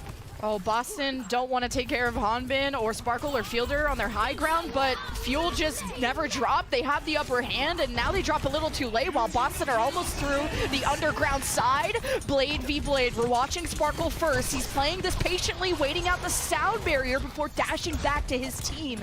And it's okay to do nothing because you're just going to die if you blade into the barrier anyway. You have the Hanbin Rampage and really just a zoning tool, but Boston stay a little too long, and Fuel had the speed jump on them, so that's a clean fight for Fuel. That's the kind of decisiveness that I really missed from Dallas Fuel on third point of Midtown. Having Sparkle, just go in with the blade. Hit a slice on Faith, force out the sand barrier, then leave and start deflecting when Valentine does for counterblade. That allows for Hanbin to get a 3-man rampage that cannot be answered by the Boston Uprising as the cart starts to get away from them. Dallas Fuel now, they can blockade the entrance towards this cart, and it forces Dallas Fuel to, or rather it forces Boston some weird pathing. Valentine's trying his best, and that's all I gotta say. He's got 11 deaths, most on the team, almost doubling his teammates, and he's just looking for any opportunity to put pressure on Edison, but Edison sometimes, most of the time, wins those duels. Meanwhile, he got a rampage from Mag. He doesn't have MCD, so how can you really play this without the healing that you have? And Fuel just don't have tanks, so it doesn't matter. Boston, I mean, it was just fight after fight for the Fuel, so it's good to see some signs of life from Boston as they just finish up this fight 2v1. Valentine and Mag chasing down Chio, who was able to escape, but I don't think Boston could keep up this push with the people they have left. Yeah, presence on the cart hasn't been enough. This is going to force a disengage here. Valentine gets caught again, up to 12 deaths now, Lemon. A huge amount for the Genji. There's so much pressure being applied to Valentine right now. Dallas Fuel seem to have changed up their tactics since Nepal and started respecting Valentine a lot more. And it's actually heavily limited how much damage Valentine can do. Sparkle currently 3k ahead, so he's sitting on 11.4k compared to Valentine's 8.3. There is so much damage towards Boston's Genji. MCD has actually more healing than Fielder, so it's not like he's not giving Valentine the attention he needs. Sometimes it's just the RNG of Edison having the better shot when it comes to those close range quarters. So Boston have the overclock, and you're not going to pop it yet. MCD is shield bashing above the window in front of Fuel like that. Not sure what he's cooking up in that brain, but Boston now without MCD ain't gonna be living much longer. Here's the body flailing over the red post, and Fuel will take a fight for 3. Now what was a hearty 5-minute time bank for the Boston Uprising on point B has not been rewarded with progress. Only 50 seconds remain. Boston Uprising, they invested the overclock, admittedly only the overclock in the previous fight, but Dallas Fuel weren't forced to use anything. MCD's early death meant that Dallas Fuel were cruising down easy streak, knowing that there was no burst healing available in the form of those repair packs. Sparkle now can force out the sound barrier once more to set up Hanbin for a rampage to victory using his Dragon Blade. MCD got knife pulled. Boston used the shout to just back him up, but Fuel used their shout second, and that's what's important. It's the blade from Valentine. Face barrier is still not getting popped despite his team getting popped, and Fuel invests 2 support ultimates and the overclock to win this. And Fuel, you have Boston has 8 seconds left. What are we waiting for to use ults? We're waiting for Overwatch 3, Lemon. All the world's longest beat is not long enough to reach the cart. The pathing simply wasn't there, the boops were too strong, and Dallas Fuel waylay Boston Uprising's attack even after their own attack ran out of steam on the final point of Midtown here. And I want to highlight how Edison actually swapped back to the Sojourn after playing that first fight of the defense of B Lemon on the Ashe. And I think it's because Valentine had done enough in terms of dying that Dallas Fuel had managed to mentally condition him into being a far more passive Genji who wasn't making as much in the way of aggressive plays and only occasionally went in on Sparkle, who always had the ability to disengage. And because of that, Dallas Fuel could then have the best of both worlds. They had a contained Valentine and they could use the Disruptor field to mess with Mag, so Hanbin got the advantage in the tank on tank.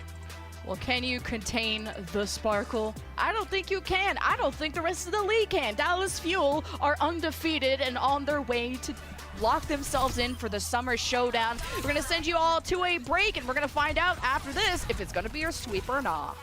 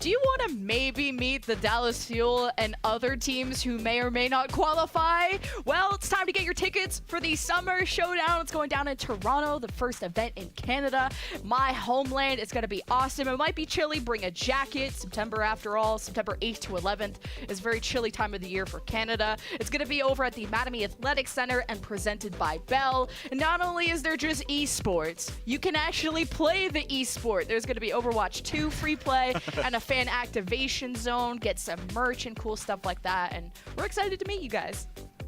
Yeah, who knows who's going to be present at the Toronto Defiance Summer Showdown. Right now, I think the only people who are guaranteed to attend are the San Francisco Shock and you guys who are buying tickets. So it could be anyone. It might not be Boston Uprising, but hey, they're doing okay so far. And honestly, Boston Uprising, they still have the capacity to turn this around, I think, so long as they don't have some weird pathings and have MCD just shield bash into 5 people and die. Don't choke? Oh, sorry, I didn't write that one down. I'll pass it along. Yeah, that one's not in the doc. We're going to head over to Escort next. I believe the map will be Junkertown. And we don't have ourselves any substitutions in our lineups. It's likely going to be another pair of Junker Queens rushing into each other in her home estate. We're in her territory now, so why not allow for them to do what they do best? Dallas Fuel.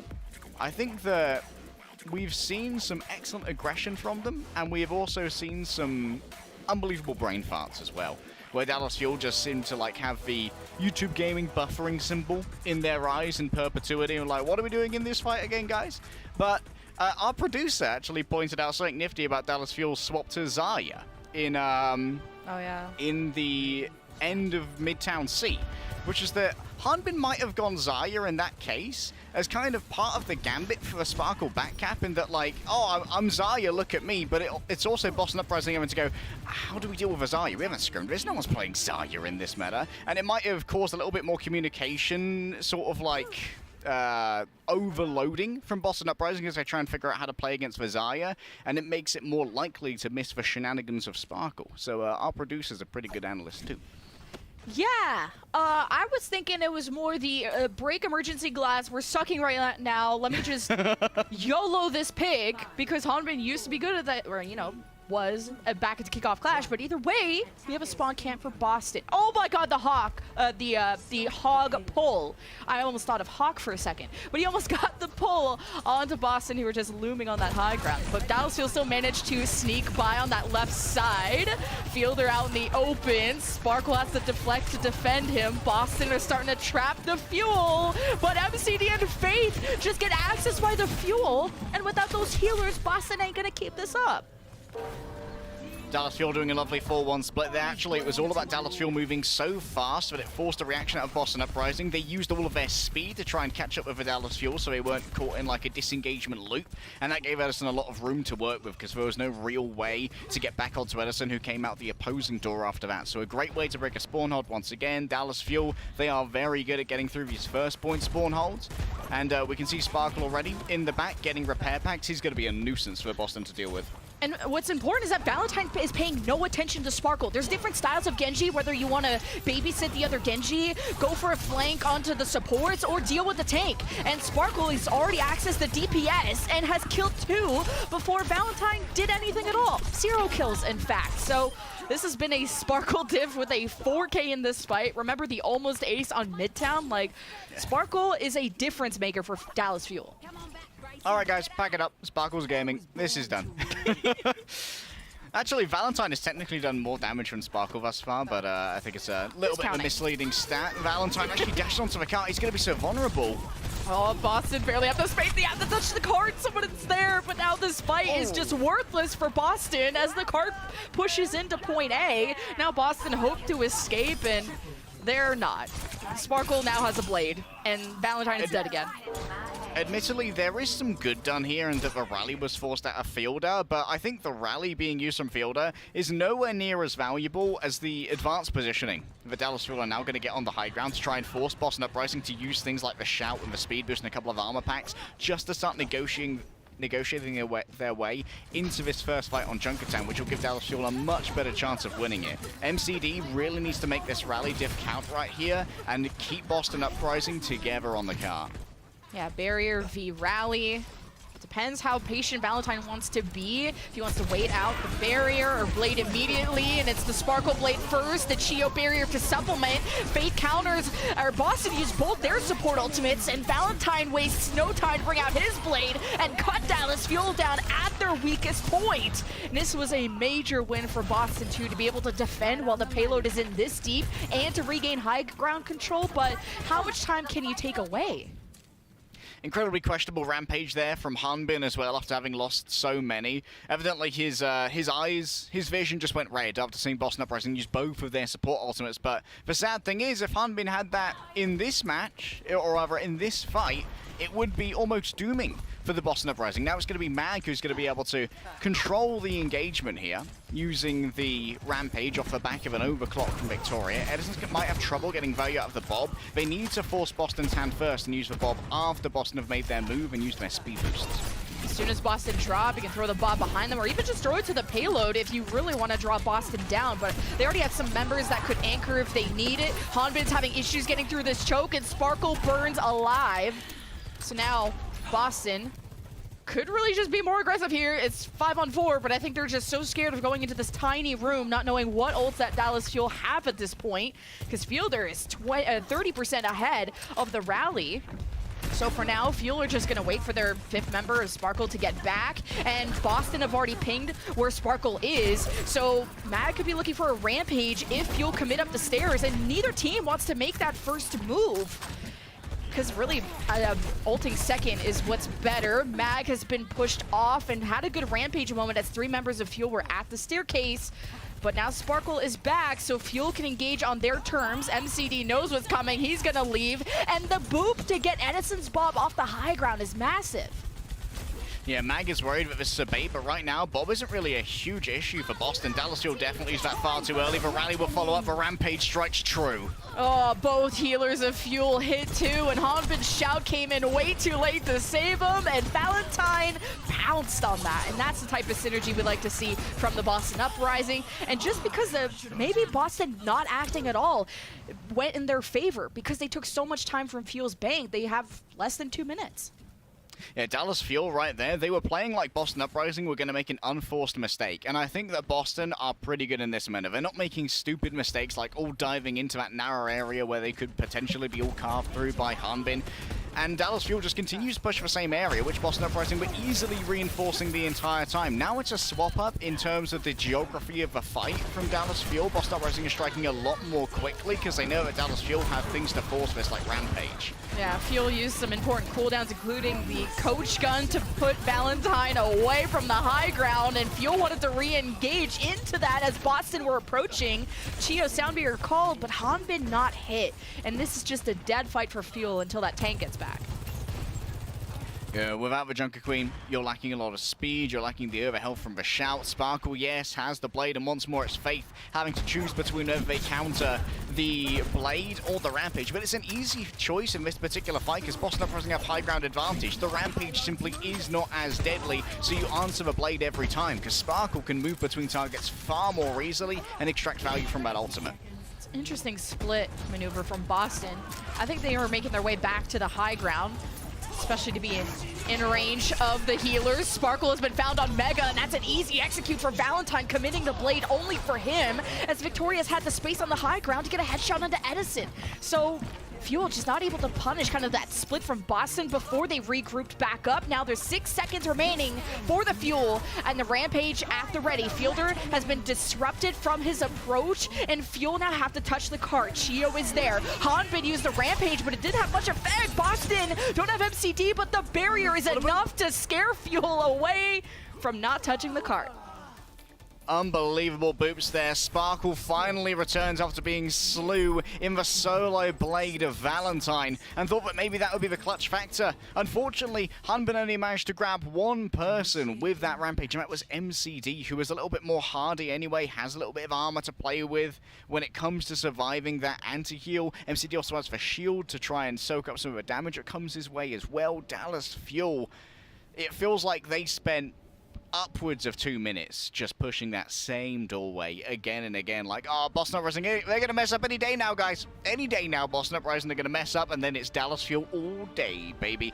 But we've seen this story play out before, Lemon. Dallas Fuel's attacks, sometimes they do indeed run out of fuel. But Boston Uprising, they tend to not do much better when it comes to playing offensively with this composition. And honestly, it's because this composition works so much better in a defensive posturing than it does on the attack. You can save your cooldown so much more effectively by utilizing physical cover and high ground, and the attacking team has to use things like the shout, like the amp it up on the speed boost from the Lucio to just get to you in the first place. I think Fuel could have been way better at punishing Boston's overextension when they presented themselves on the front staircase. Boston had the high ground and even were split 3 and 2 at some points. And Fuel, yeah, just are starting to play a lot more passive than we're used to seeing them. So a lot of time just gone when they had like 5 minutes for B. So not able to cut off rotations this time. Boston, speed over to the left, maybe even having to use the shout. No, the shout's available now. They use this Faith speed to get to this left side. Sparkle dashes out, and Fuel take the high ground.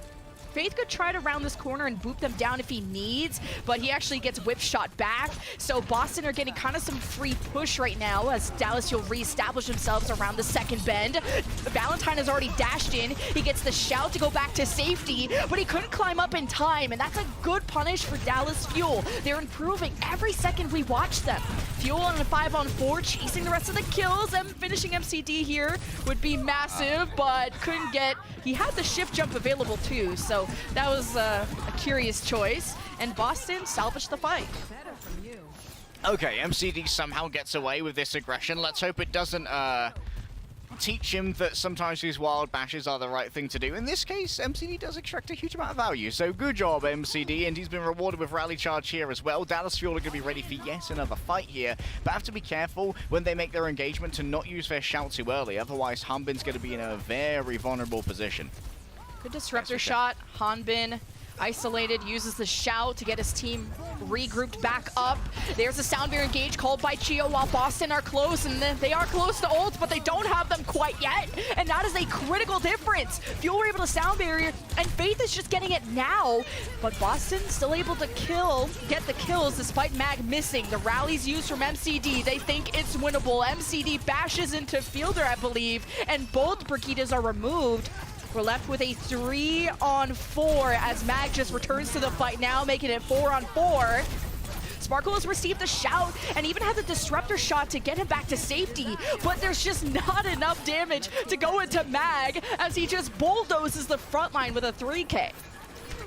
Mag re-emerges with a fresh body from spawn, and the bleed damage is enough to simply exsanguinate Sparkle, contemplating removing the blade from its sheath, but in this case, it will have to stay for but a moment. Now a pair of them are going to be available, and Chio actually used his bit aggressively in that previous fight to try and give Dallas Fuel the extra vigor, the extra life force to roll onto that cart and overwhelm the Boston Uprising. The real hero, though, is Victoria. The massive damage coming from the Sojourn from the overclock is what taxed Dallas Fuel to a point where Mag could simply sweep through and get all of the killing blows afterwards. Now it's one-fight territory, and Dallas Fuel need to act.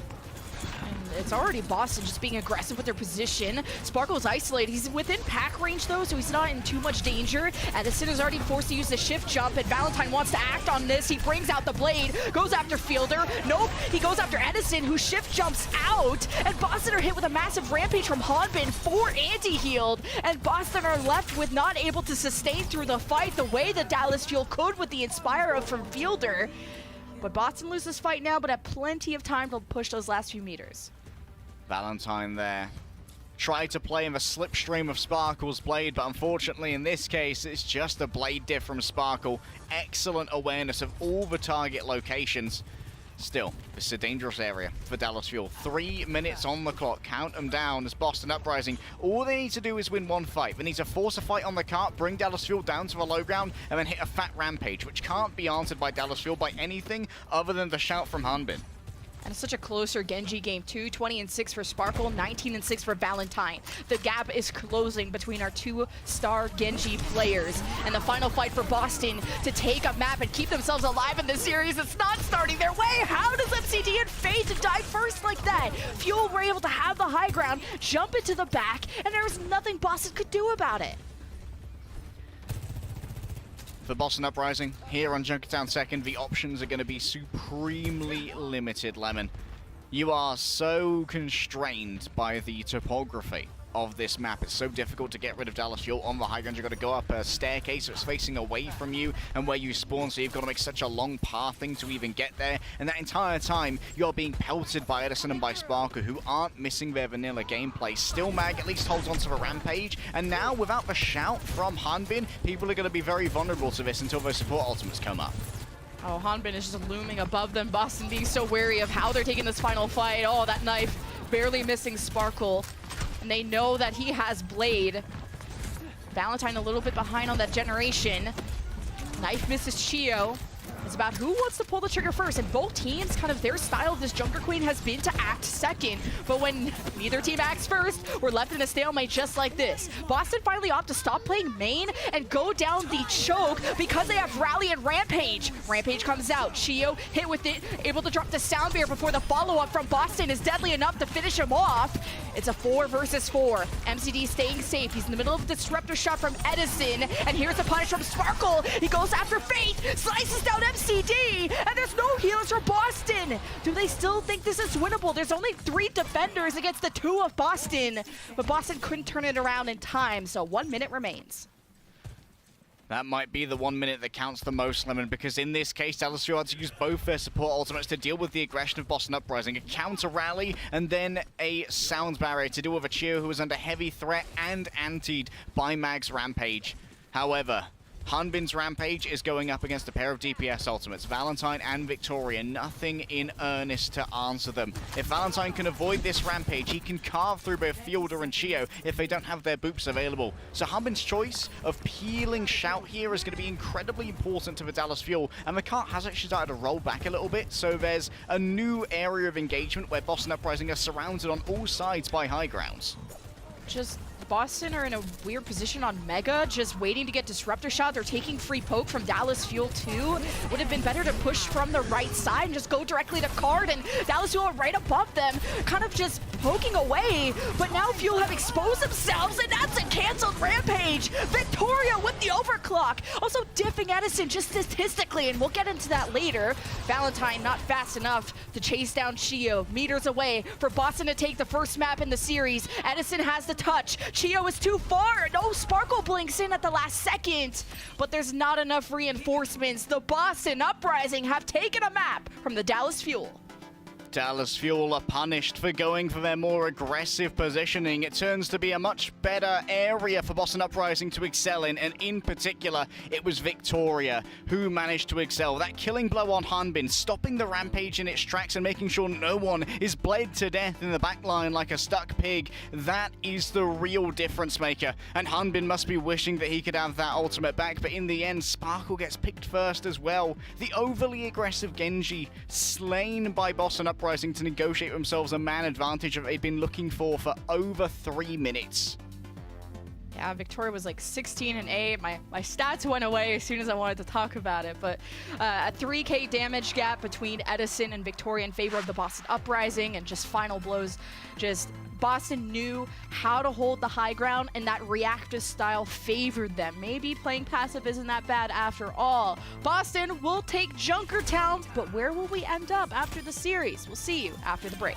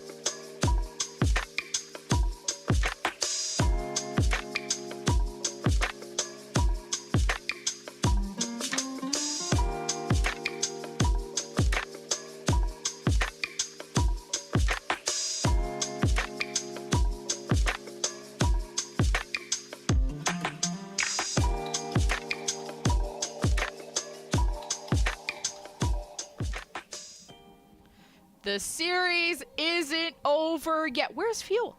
You got one more map to play. Get your butts in those seats. At least Boston can come away smiling after Junkertown. I would say that was pretty decisive at the end.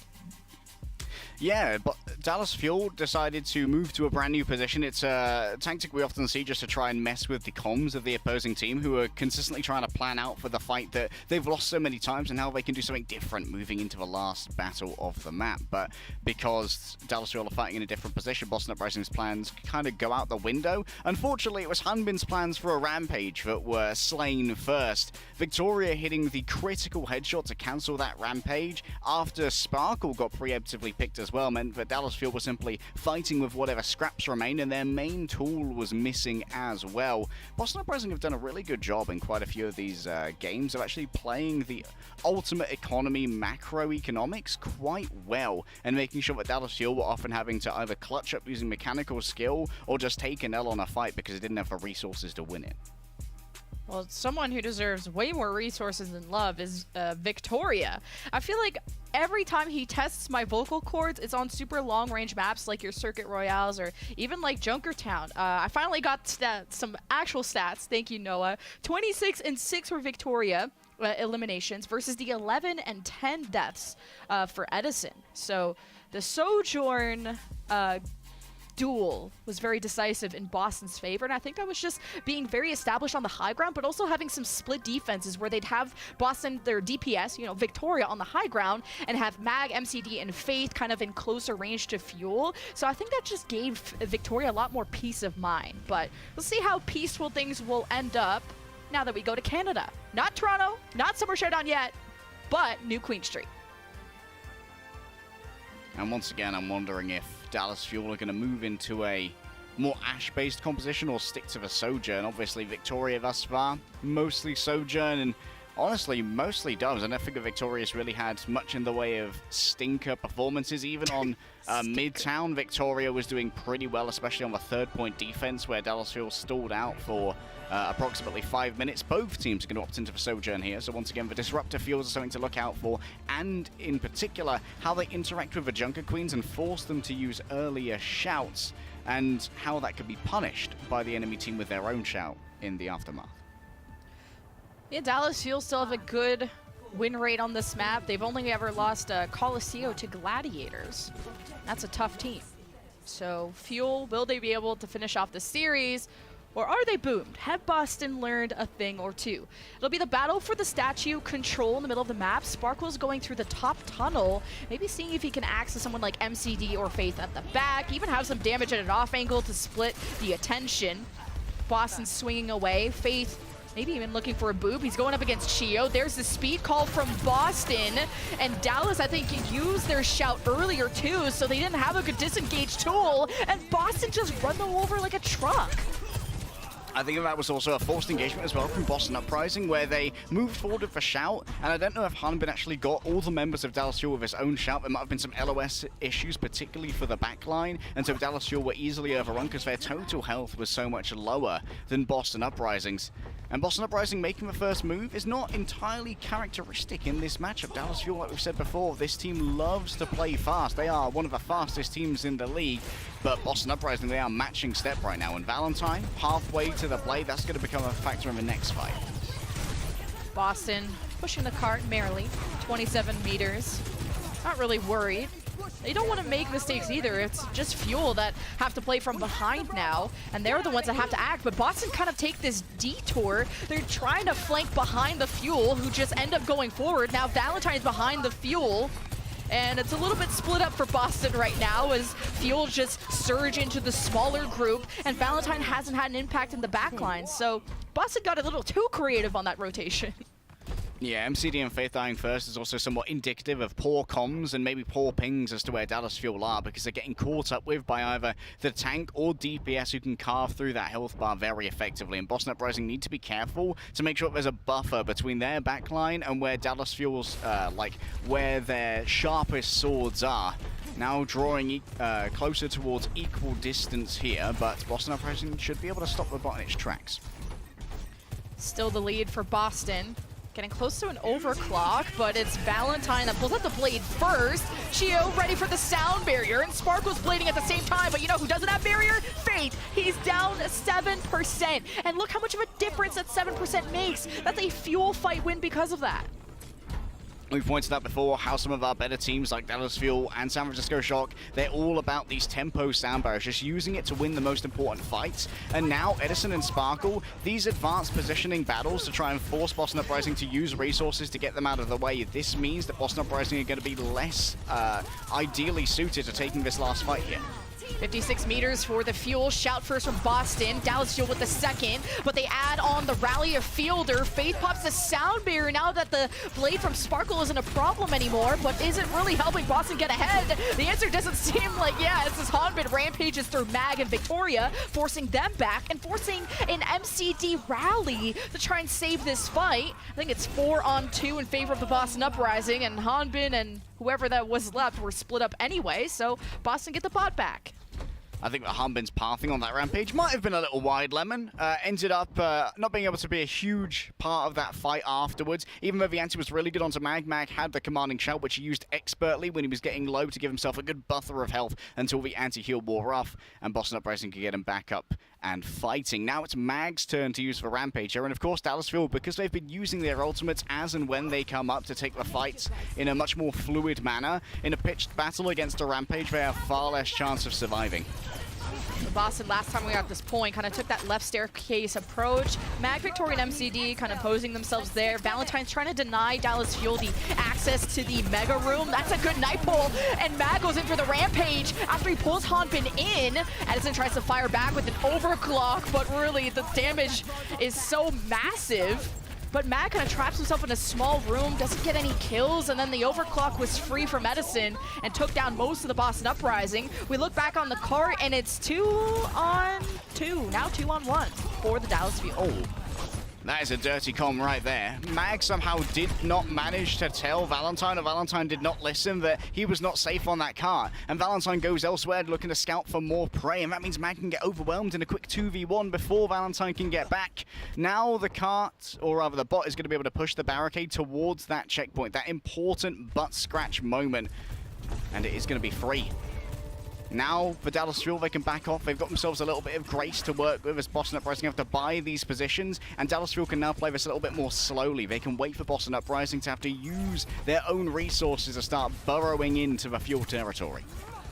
Valentine's blade could be big. There's no... I'm kidding. I was kidding. Did I say it was going to be big? It's quite micro. Valentine just gets absolutely destroyed. There was like a disruptor shot from Edison, and yeah, Fuel were kind of waiting for this to happen. Now Chio can pop sound barrier, and Dallas Fuel can have an insane engage. It's 70 meters now for the Dallas Fuel, and if this gets any bigger, Boston will be in trouble to keep alive in the series. Valentine is on the high ground. He's been whip shot.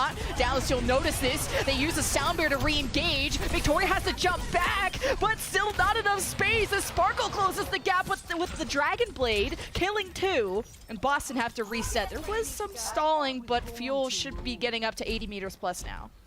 The target focus and singular conviction of purpose in Dallas Fuel is unbelievable. The way they just run over Boston Uprising when Sparkle pulls out the blade as a complete unit, the hive mind, the Dallas Fuel Borg is what makes them so dangerous in this meta. Fielder, ready to pop the rally here, gives over some additional health to control the high ground.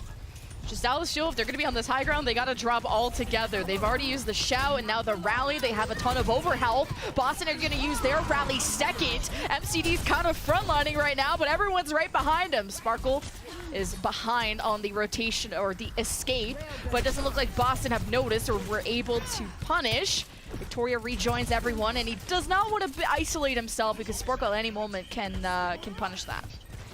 Poorly considered rally from MCD, easily disengaged from the rampage's boobs, but it has to be beaten anyway. Yeah, Faith and Mag anti-heal, but the beat should save Boston. They take shelter in the Mega Pack room, and as Hanbin entered, he gets his ankles cut out from underneath him. Without the tank, it's just Fuel would have to outpoke this, but they're just gonna die on the bot now. They've already pushed 100 meters, so Fuel shouldn't be too worried. Yeah, at this point, Dallas Fuel can do a little bit of bot trolling as well. Just try and move the objective away from like a pushing position to just a position that forces Boston Uprising to have to win 2 fights in a row in order to actually get any push. Hanbin's already on the corner. This is going to stop Boston Uprising from getting any material progress on the barricade until Hanbin feels he has to disengage, and he pops the shout to do so. Some material girl push right there. Rampage, we are just farming coins off of these Dallas Fuel members. That's a great Rampage. And down the red carpet, Boston have a lot of fights to go, though. They're only just getting to 50 meters now. It's 100 meters for Dallas Fuel, but at least the butt scratch will help Boston a little bit. Yeah, they're going to get forward spawn here for anyone who dares fall in the forthcoming battles. And also, I'm not sure why Hanbin used his shout in the previous fight. That could have been very well used to try and sustain through the Rampage.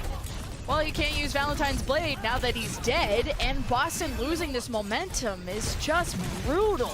There's only 2 minutes left, and they got 40 meters to go, and MCD getting staggered here is awful. Why is he so far away from the rest of Boston? I think it's maybe them just taking the longer route around and MCD taking shortcuts, but either way, Boston are still getting pushed, and Sparkle's still getting kills.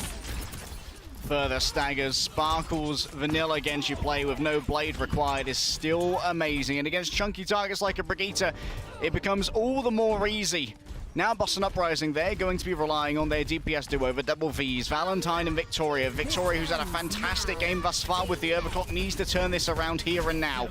Oh, everyone from Fuel's just running away from the overclock of Victoria. They just can't seem to gap close, but as soon as Victoria approaches, Sparkle dashes in with the blade. He's got the Chio sound barrier and the leftover overhealth from the rally. Of course, Sparkle can do it all with the health that he has. Boston gonna try and fight back. Valentine against the world. He doesn't have the same support. He's got a late shout, though, at a perfect time. And now everyone from Boston is just body blocking for Valentine, who still manages to live with the 21 HP he ended up with. And Fuel are just out of swords. They committed to too many different targets. Edison still got 2, and that should get Fuel a few more meters. It's 2-on-2 on the bot, but closer respawns for Boston means Fuel got a lead. How did Edison manage this? Chio somehow lives as well while also trolling the bot a touch. Everyone can get out using the speed boost. This is going to be a reset for Dallas Fuel. They won't be able to take an actual fight without the amp it up, but Chio has just used to extricate Sparkle from the danger. But now with only 30 seconds remaining and a 40-meter advantage, almost 50, Dallas Fuel, they simply have to play the bot here. Distance is no longer an object to them. Boston Uprising need to win 2 or 3 fights in a row. Boston have to go all the way, and Mag has already been forced to use the shout because he was half health, and maybe MCD didn't have enough packs. Boston have to play this slow, and they just can't afford to, but now both Sojourns have been removed. It's a 4-on-4. Rampage ready for Hanbin. Faith has to try and dodge it, or even go for a sound barrier before the follow-up comes up from Fuel.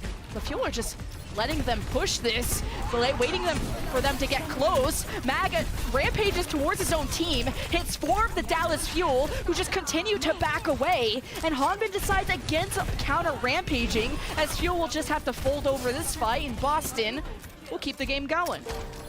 You could definitely argue that like moving the theater of combat there for Dallas Fuel was a good idea to try and force fresh ultimates and investments out of Boston Uprising as they start to think of these as new fights, and that's why Mag uses the Rampage. Still, this has given Valentine some charge towards a blade. Dallas Fuel are coming up on 5 ultimates though. This is going to be a cataclysmic, apocalyptic fight for the Dallas Fuel.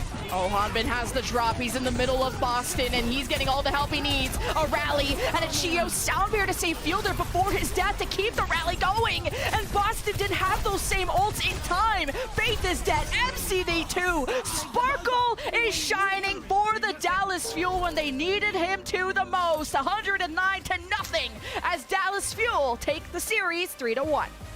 15 final blows out of 25 limbs for Sparkle. A huge performance from the premier Genji for the Dallas Fuel. And while there were some hiccups on Junkertown, Dallas Fuel's hive mind and singular glorious purpose that they unite behind remains a force to be reckoned with in this meta. This is after Fuel only dropped 4 maps to this point, so Boston, even with the changes to their tank, were looking like they have a lot more potential than people thought. And I mean, to be fair, they got slapped by Shock, who are also undefeated right now. So Boston have been through the gauntlet of facing the top teams. But Boston we'll have to hope that they can win the next few matches they have remaining. I'm not sure what their schedule is, but you'll need... Oh, so they have Toronto and Vancouver, which I thought was winnable. You think it's not, but we'll have to see what Boston thinks. I think it's going to be tough. Vancouver's definitely going to be a very tough one. Toronto, I think, is definitely going to be harder than Vancouver. Like, when it comes to these DPS matchups, right now, Hisu is incredibly impressive, and we're going to be able to see them later on today as well, going up against the LA Gladiators, so that'll give us a good litmus test of the power of Toronto Defiance. Man, this is the Dallas Fuel meta. The Rush is all supreme. Back when the kickoff clash, they did amazing, and they're doing just that. Dallas Fuel will be locked in for the Summer Showdown, and there's one player that always helps them get ahead and is what keeps them relevant in these Genji metas. Your player of the match is Sparkle. Oh yes, when we did begin our meta for Dallas Fuel without Sparkle, we wondered what everyone was up to. We had Doha in, but it seems like Rush has made the decision. I'm going to bring in the Sparkle Maestro to play the Genji that he's best known for. And it was a pretty good decision, IMO, for the Dallas Fuel to bring in their star player once more. And we did see some amazing continuums of play from Sparkle, where the dash resets were strung together beautifully. Admittedly, on Nepal, things started off a little bit wacky and wild for Sparkle, where he seemed to be playing Overwatch by himself rather than as a team. But when they reined him in on Midtown and made sure that he was obeying the commands and finding the finishing blows that the team was setting up, then Dallas Fuel started to look a lot more cohesive and effective. Yeah, and I think maybe that's somewhere where Dallas Fuel can incorporate Doha in. If Doha is the better Mei, then maybe you bring him in for your Nepal or your Lijiang Tower maps and have Sparkle play the rest and use more of your bench lineup, where we've yet to see Seeker, but I'm excited for his debut because he rocked in Contenders, but Dallas Fuel are rocking in this meta, and we'll see what kind of a splash they'll make in the Summer Showdown. Up next, the Battle of the Reds, Atlanta Reign versus Paris Eternal, but we're going to throw, as usual, we throw a two-way break. You'll hear from an interview, you'll hear from the watch point, and we'll see how their Preds held up. So we'll see you there.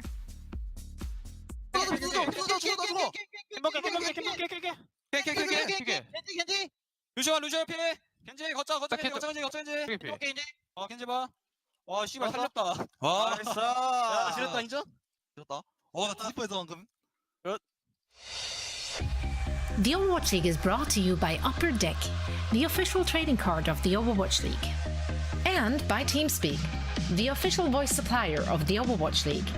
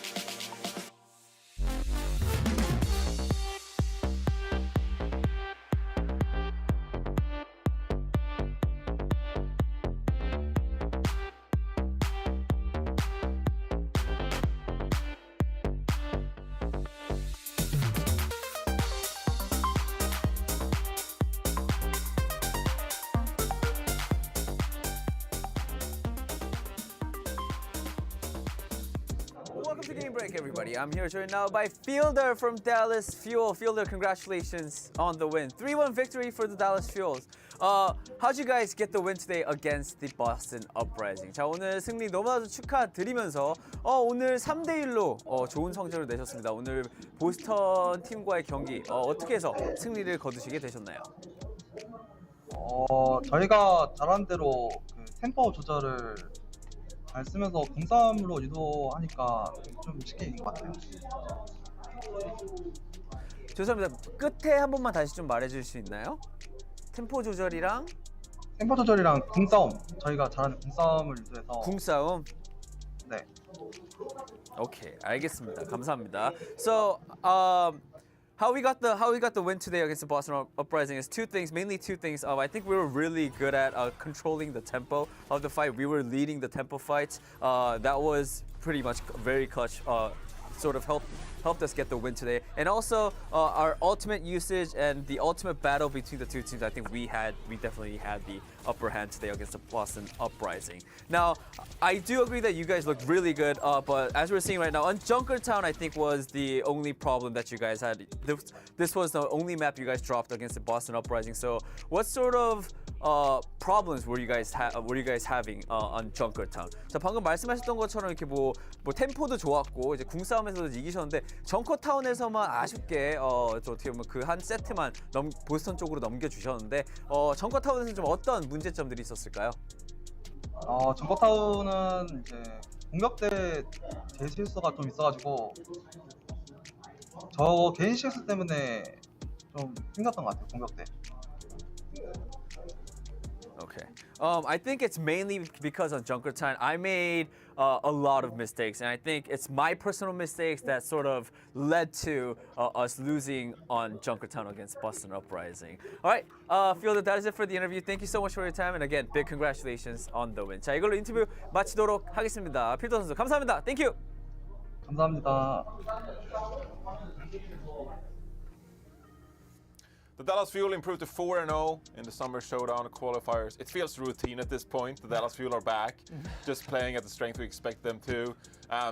It's quite ridiculous. You say that as if we didn't doubt them heading into this stage. Yeah, but we were so wrong. Yeah. I'm personally responsible. Formal apology, Dallas. You guys are doing great. Keep it up. Yeah, I just can't interact with the social media though anymore. I can't take the Fuel fans just like, we told you. I know, I was wrong. We told you. God damn it, John. You guys were right. I was wrong. I know. I'm sorry. But really, so many stand-up performances by Dallas Fuel today. Sparkle's Genji in particular was just like nasty. Yeah. Who knew?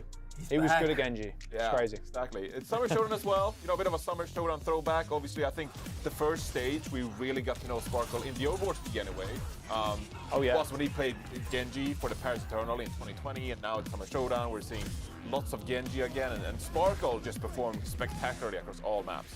Yeah, and I think, honestly, the Dallas Fuel, they're really just playing as a complete package. Everyone's doing their jobs. I think the only real time that we really saw them stumble was on that Junkertown, and, you know, we were looking at the stats towards the end of that. Fielder took personal accountability. Yes, there were mistakes across the board, but I think Edison really struggled in that map, and he has been probably one of the more inconsistent players for the Dallas Fuel. But, you know, it's a role that I don't think he's super comfortable on, but he's been doing a good job so far. So even though on the Junkertown, sorry, I just want to fill in, No, they were a fight away from actually winning Junkertown. Absolutely. Anyway. Oh, yeah. They didn't get that far on attack, but still one fight away. Edison popped off on the defense, etc. So the Dallas Fuel were still close to finishing that one off. And the most important thing is, like, yes, I'm being critical, and, like, you're like, well, they're doing great. You know, why are you being so critical? It's these kind of things that they need to get out of their gameplay if they are going to be able to compete with, you know, the San Francisco Shock, the Los Angeles Gladiators. Well, I guess we don't even know if they're going to qualify. But these top end teams. 0-3 Gladiators. You can't be making these kind of mistakes, and you need to be flawless if you're going to get through that. So for the Dallas Fuel, it's just touching up those minor things, looking forward. While on the other hand, the Boston Uprising continue to really, that mag integration just hasn't paid off for them yet. Yeah, they still look pretty decent though. Like Valentine stood out today a lot on the Genji. There was a beef played in this series, and you know, a couple of questionable ultimates maybe, but I still have faith in the Boston Uprising. I bring the humor as well as the knowledge to the desk. Yeah, I do have a lot of faith still in the Boston Uprising going forward. I'm still curious if they're going to integrate Punk back into the roster. I think his Junk Queen has been a standout, but you know, maybe Mag is something they're more comfortable with currently. But good looks from the Dallas Fuel. I'm looking forward to seeing them in the tournament. Like, how far can they actually go? Like, it's been a bit another small inconsistent factor, I suppose, for the Dallas Fuel. Their like runs within the tournament. Yeah, it's funny you mentioned the San Francisco Shock because they're actually playing each other in the qualifier matches for the tournament itself. Ooh, so even before the exciting. tournament kicks off, we're getting a bit of a preamble between those two teams to see who is the better one. And then Boston Uprising 1-3 so far, these qualifiers. They are playing Toronto Defiant and the Vancouver Titans. So both the Canadian teams there. The two teams on the up and up too, I will say. Yeah. Like that's kind of scary, but I think Boston, just a few more games maybe with Mag, and they'll look. But they don't have the luxury of time. They don't have that many games left, but you know, maybe they can just squeak in. We'll see. Yeah, I mean, we'll see. They're 1-3, and I think it kind of stings to some of the fan base to have both Crimso and Punk on the bench. Yeah. Crimso, of course, is a flex support player, maybe not his meta, but As soon as the Honor meta comes back, baby, Crimso's back in that roster. Dude, Crimso is a nutty Honor player, but yeah, maybe it's just not as much. yeah, about halfway through the Summer Showdown qualification match. Next up here, Sunday, we got Atlanta Reign. The 0-2 Atlanta Reign, mind you. I feel like I have to remind people that some of these great teams, they have been struggling so far. Against the Paris Eternal, they picked up 4 new players to their roster who have experience playing the Jotes meta already for contenders, some of them even winning contenders. So this is going to be a challenge for the Atlanta Reign, Danny. But you have Kai on that roster. You have Hawk, who is the Jote of all Jotes. And Yes. also Vigilante as well, who you're expecting great things from in this matchup.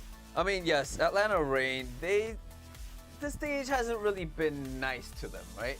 But there's no doubt in my mind that they are a really good team. They have great players. But I picked Paris today. You did, Because- actually. I yeah. did. Me, Costa and I picked Yeah, you Paris and Costa, because Costa, I was sold on Costa's point. You know, they got the rookies coming in, some new blood in there, and they're really familiar with this comp and this meta. So For me, it's not even as much about how good is Paris going to be, it's how good is Atlanta, because they even said after their losses last weekend, they don't feel comfortable and they don't really understand how to get success in this meta. They've had about 5 or 6 days to practice and learn. How much have they improved, and is that going to be enough to get over a completely retooled Paris Eternal? Yeah, there is an added element of Nero, of course, playing for the Atlanta Reign. They have Speedily coming of age this very next week, 2018. Speedily, a very hyped up contenders player who sort of fills that Genji role as well. Do you think that Nero is experiencing more pressure in this match? It's like a way to prove himself that he can play Genji in this meta? Oh yeah, absolutely. Like when you have that like superstar young player, especially, it's not just the community, but all the players. They know how talented this kid is. So for Nero, he is playing for his spot in a lot of ways because we know that Speedily is going to come in to play the Echo and potentially some of that Genji. Nero needs to keep coming in and show that I had the talent. But he said last week, he made the tweet being like, I don't feel comfortable in this meta. So I would love to see better things from Nero because he is a very talented player who has had a very strange career from the Guangzhou Charge to a very struggling season for the San Francisco Shock. Not just his fault. And now he's on the Atlanta Reign, a situation where he might end up on the bench again. So I hope we get to see more Nero, but he has definitely has his back against the wall. There is a reason he's been in the league for a long time. Yeah. Nero is a very talented player, so exciting to see if he can claw himself back into this meta, or if maybe Speedily is waiting in the wings for the Atlanta Reign. Anyway, it's time to throw it over to our casters for this one. It's going to be Uber and Mr. X. But this time, of course, before we get into the match talk, we gotta talk about Uber and his profile drawn by Angela, one of our community personalities out there drawing all kinds of fun fan art for us. 6 stars here for Uber. Shout to 6 stars. 6 Damn. stars. Is it supposed to go that high? Ultra mega rare. Yeah, I mean, you can just see the muscles and flexing. We know that Mitch likes to go to the gym. Bit thin legs, I do want to say here, the calves. Is this an accurate representation of the legs, Mitch, or would you say that? No, all right, listen, hang on. So, here. to be fair, Auntie did mention that she's not used to drawing muscular physique, so that was fine. Obviously, I don't get the legs out all that. I'm actually wearing track pants right now, so it's not really a great look. How much should you pay to make it? How much should you pay her to make yourself look muscular? What are you talking about? Everybody else I've seen has been accurate depictions of them. That one looks a little off. I don't know what you guys think. I think that looks pretty spot on, honestly. Except maybe. Okay, so the quads get sold a little short. The crown, great touch, very appropriate, must say. Look, I think it looks great. My calves are small. They are the size of my calves. The microphones is ultimate, right? Where it's like an AOE silence. He just doesn't stop talking, and it just silences everybody in the area, everybody in the vicinity. That's pretty accurate. Big shout out to Angie. Obviously, she's done. What about him? What about him? You hear him all the time. Every time there's highlights for the Overwatch League, Johnny, you hear the voice lines, mate. Just didn't watch one episode of the Overwatch League, man. It's all there. Yeah, I just wanted to see if you had a favorite. Who's the actual writer of those voice lines, Matt though? had a profile. What would Matt's voice line? Matt's lines to be, this is pretty good. I don't know, maybe though. Anyway, Mitch, what's up? And then I would have like an ability. I would have an ability when the sun is not out and it is below 65 degrees, I become like twice as strong. You're playable You at just that keep point. me in the cold. Yeah, you just keep me in the cold. I perform at a high level.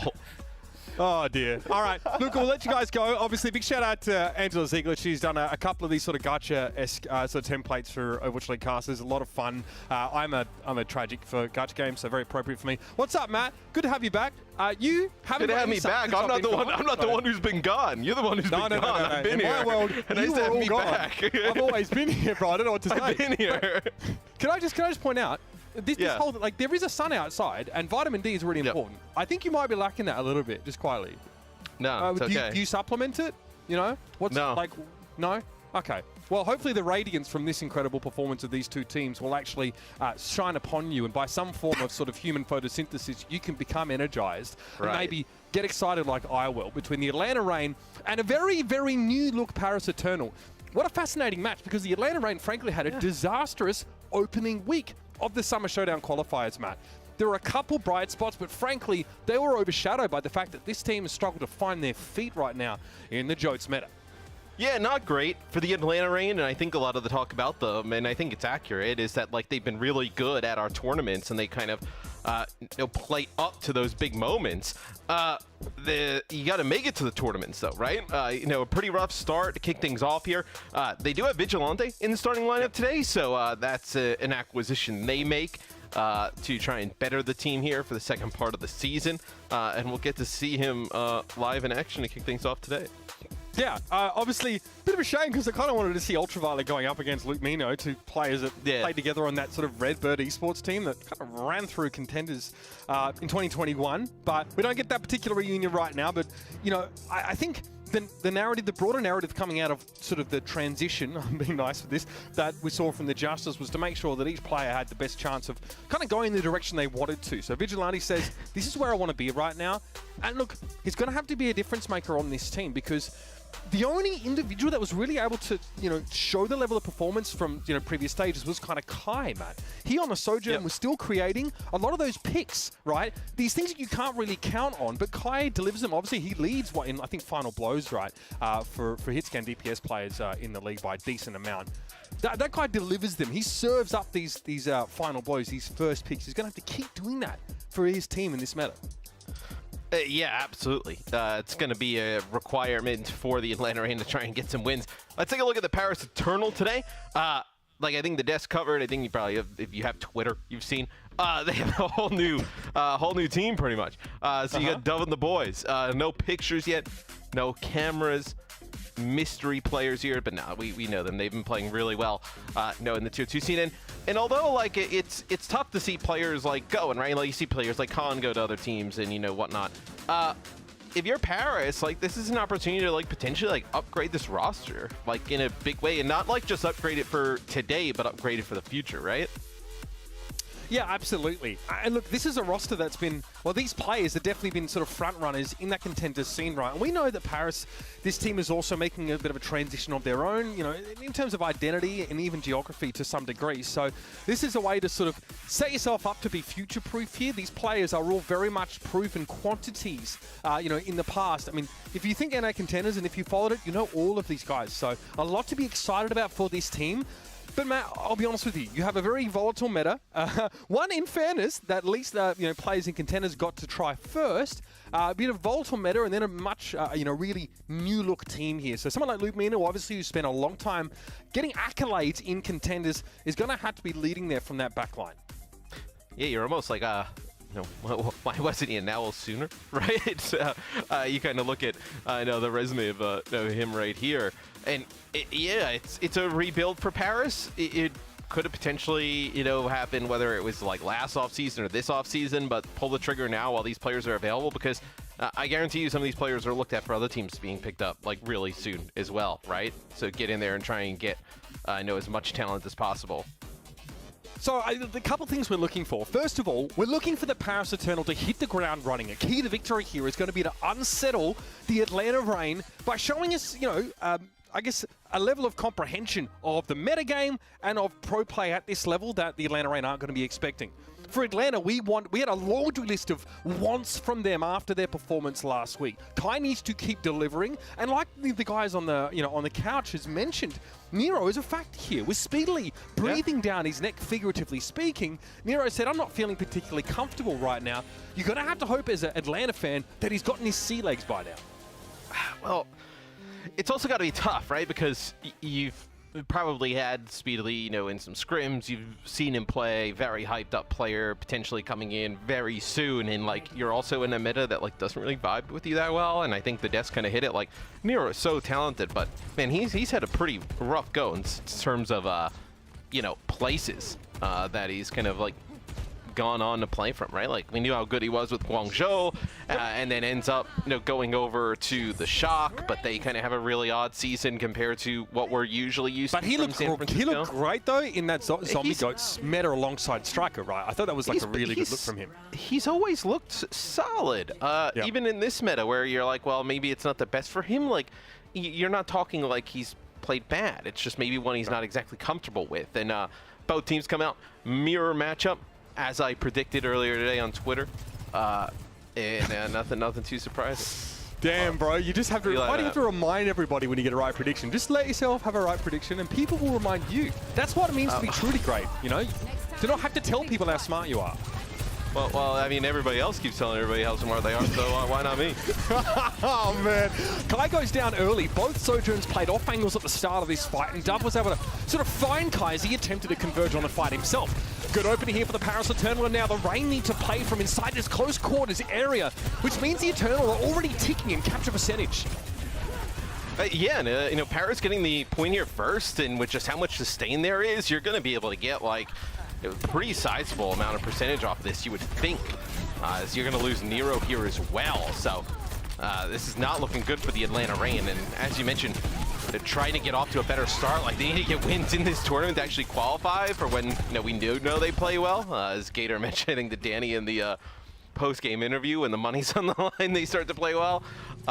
You need to make it, though, to when the money's on the line. And I think now, a lot like how I felt with Mag, and I don't think for the same reasons. I think it's really tough, especially in a meta like this, to just throw a new player in right away as they bring in Vigilante here today. How about 4 though, man? The Paris Eternal off to a great start here. Luke Mino picked off though by Kai at the beginning, and that's that first pick potential that Kai offers any team that picks him up. And that's a good start here for the Reign in that fight there. They're really able to convert that first pick into a solid roll. Well, let's talk about that, because that's actually interesting. Obviously, what's harder? Bringing in one player, right, is not a large change, but the players around that one player already have so many habits, right? And they've been playing together. Really, it's been OG and Ultraviolet the entire season in for them, right? So, although it's just one player, it's a large change in just kind of getting used to decision makings, and maybe the decision making Kai is not the same as Decay was, right? In certain situations, and you would play things differently. I think changing the team wholesale, so to speak, it's definitely not easier, right? But you don't have some of those habits you may have to really you can develop your own structures from the ground up, right? I don't think Dove's going to be sat there all right, guys, you need to march to the beat of my drum. I'm pretty sure. Everybody play around me. I don't think that's the case. Look, great fight there from Krawi, by the way, and he's now going to go on with that Rampage. Connects on the 2, Sound Barrier going to be necessitated from OG instantly, and there it is, Kai in first picks. Name a better combo here. He's going to be booped forward though. Lumino going to be able to find elimination, but still the Paris Eternal are going to be evicted from the point here in a few moments. Mouthful down the pit. Hawk going to hold on to this ultimate if at all possible. Atlanta want to start to, again, get back in control. Still, though, it's going to get Paris to one-fight territory, take a kind of stab at all the ultimates across the board. Paris has nothing, so you're like looking at, and nothing in like a big way. So you're looking at a few fights here that may go rough for the Paris Eternal, because the Rampage, especially in the spots of the map where you're going to see the fight, Hawk should be able to get good value out of this. Decent spot for it here. It's like, Commanding Shout comes out though.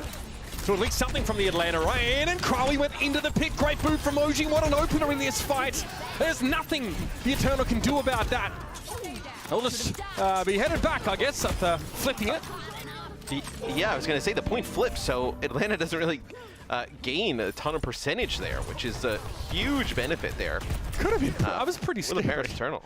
Yeah. Lovely boop here. Obviously, Crowley, no real way to avoid that if he's already mid-boot.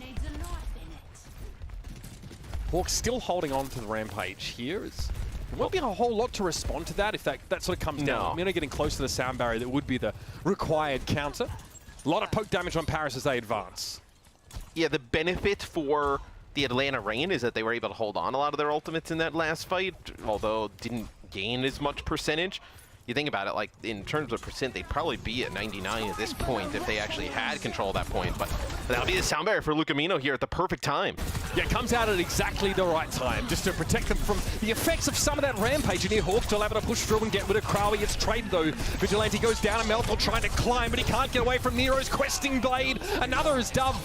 His cut entwined. And it's 97 and counting here. The Paris Eternal looks like they've lost their opportunity to make an impact here. The first round on Ilios. Just a large ultimate advantage for the Atlanta Rain in the second half of that point. And really, there was nothing the Paris Eternal can battle back from to be able to do so. Like, maybe if Crawley gets to that point there on the ball, like, makes it a little bit interesting. Because I think they had a rally and a blade coming up there. But still, you see how much of this meta, a lot like when you kind of think back to GOATs, it's like kind of like, you know, getting value out of these ultimates and knowing when to hold and, you know, how many you need in certain situations to give yourself an advantage. Because the thing is, a lot of other metas you look at, right?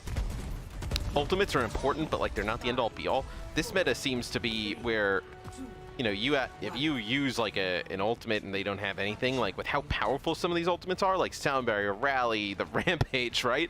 Blade, like, they're so impactful, like one of them is good enough to win a fight, right? So you're able to just stagger them and, you know, build up such a chest over such a long period of time that you can really start to snowball these fights in your favor after a long period.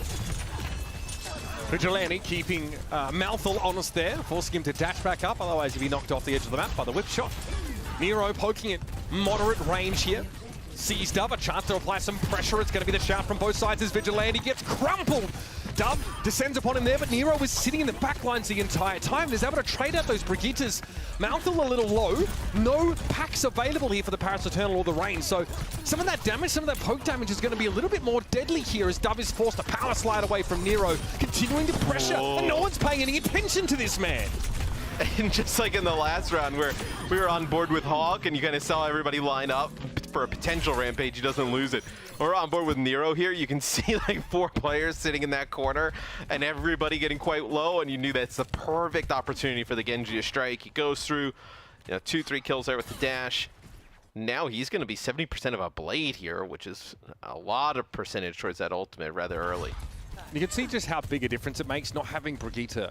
Obviously, the repair packs are crucial, but that Inspire on the point, just to get rid of a lot of that poke damage, a lot of that chip damage, really turns, you know, small hits from Nero into ones that hang around and put you at great risk of getting picked early. Oh, like that. Commanding shout here from Crowley. Sound Barrier on board for Mino, and OG will have one available as well. But the Rain seem happy enough conceding the point here. So they're going to pop ultimates now. I don't think they intended to give up the point, but now they're going to decide if they commit behind the Sound Barrier.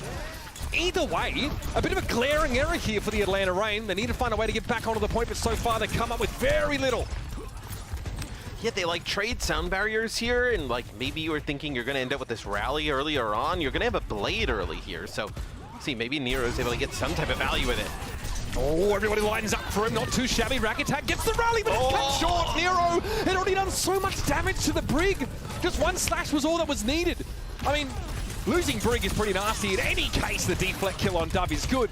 But, I mean, losing her mid-rally in a fight you've got to win, yeah, that's smart.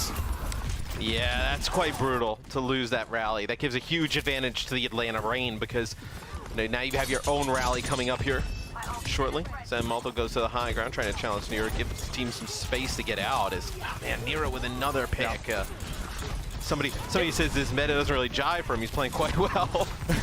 Well, Genji's really set up to look very impactful in this meta, and in general, just to be impactful, really. Consistent damage, you can really start to focus the target down who's not getting the attention of their Brig and getting those health packs.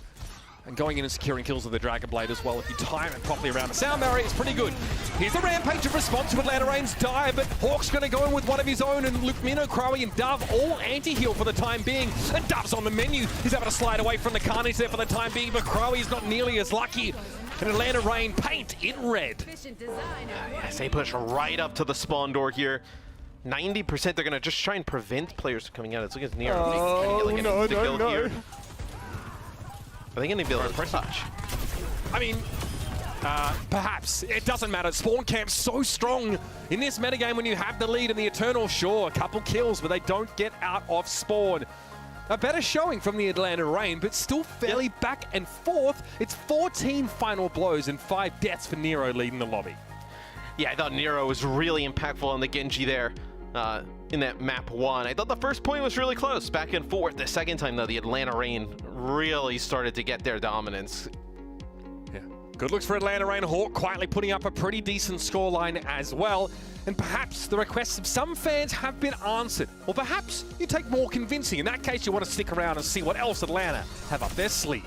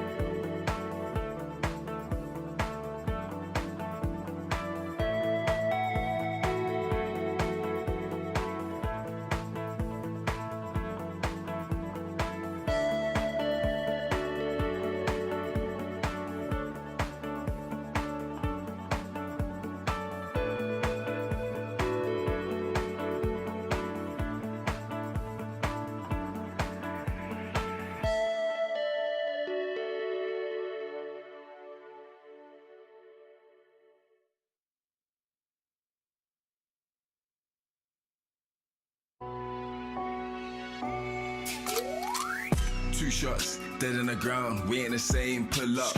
3 rounds, bro, you done. We let it rain, head pop. So look out when we in the zone. Don't play around. I got a strap, put to your back. Tell you now, we laying it down. Yeah, bands up, trapped out. I bring the dogs, gang out.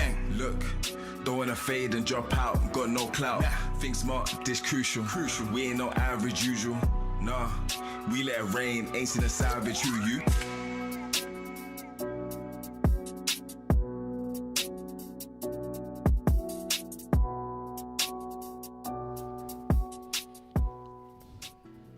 Quite the baptism of fire for the Paris Eternal in this avian affair here as the Atlanta Reign take them to task on Ilios pretty comfortably, even topping it off with a little bit of spawn camp shenanigans at the end of that round on Ruins. Matt, Paris Eternal though, we sort of had a bit of a discussion about what it's like, you know, changing one player on a team as opposed to sort of kind of, you know, redoing the entire thing, and they looked pretty good, this Paris team, right? I think that, you know, expectations are starting to increase of that roster's potential. Signs of life. There's signs of life.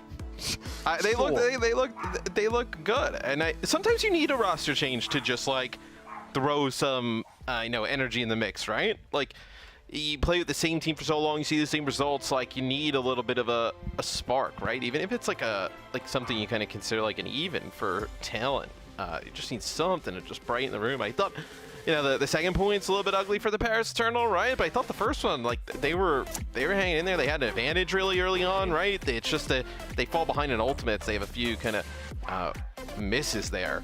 Well, second round just all spawn camp from the Atlanta Reign, right? Yeah, they don't really keep Hawk in check in that second round, right? We just happened to be on Hawk's first-person view, and there's no Brig looking at him, no whip shots coming his way, and you know, Nero's able to just get chip damage in and then follow it up, especially when, you know, the pressure on rack attack became too much and the Brigs were picked off early. So, the Atlanta Reign, no surprises to see their composition here. Paris Eternal obviously messing about a little bit there in lobby before they come out here. Hollywood going to be our second map. The one thing with the Brig here too, Mitch, is like, it's so easy, or maybe easier than even in the past, to get the Inspire rolling consistently. Because one of how it works out, but then two, because of the Junker Queen speed and then also the Lucia speed, being able to get the Brig in position. You're never in a situation where you can't get the Brig into like a brawl type of range if you would want to. It just makes the healing from the Brig even stronger, right? You can keep the uptime like really high here. Yeah, absolutely. Paris here obviously making a switch back to the old Jotes. Yeah, to see if, you know, Duff sort of will prefer to play any Ashe at any point throughout the course of this series. All right, dash through there. That was Malthor returning to his back line. Disrupt the shot thrown down here. Keep an eye on Vigilante. A little bit low, but Kai, there it is. Death taxes and a headshot first pick for Kai.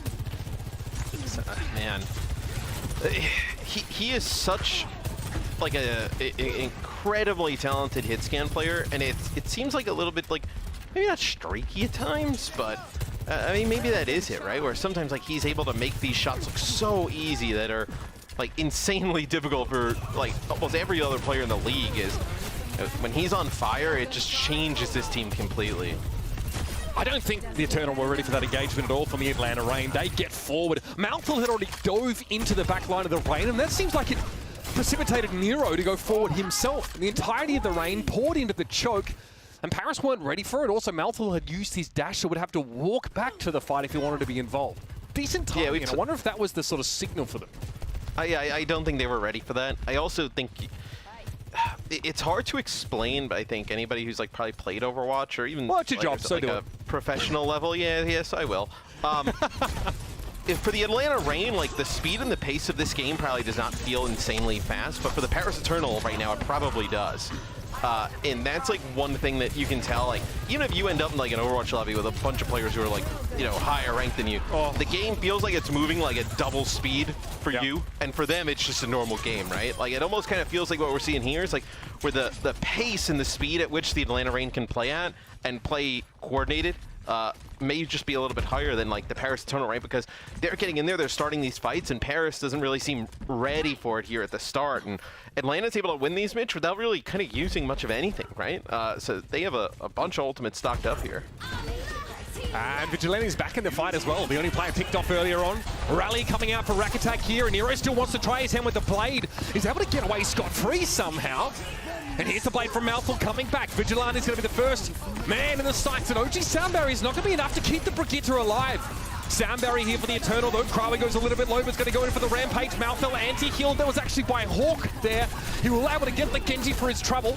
Krawi having to back away a little bit. Does that disrupt the shot? Makes it a little more dangerous to peek out of that room. But Paris get what they wanted. Kai eliminated by Duff means they can move up and begin this capture. But the Reign still have plays in reserve. Here we go. Rally from Vigilante. He held on to that one. Didn't have a choice from that previous fight there. The Eternal's still healthy enough, but they're not in a position to continue the capture. And this is buying time for Kai to return to the fight, Matt. Yeah, and he's going to come around on a little bit of a flank here. No. He's going to take out Dove.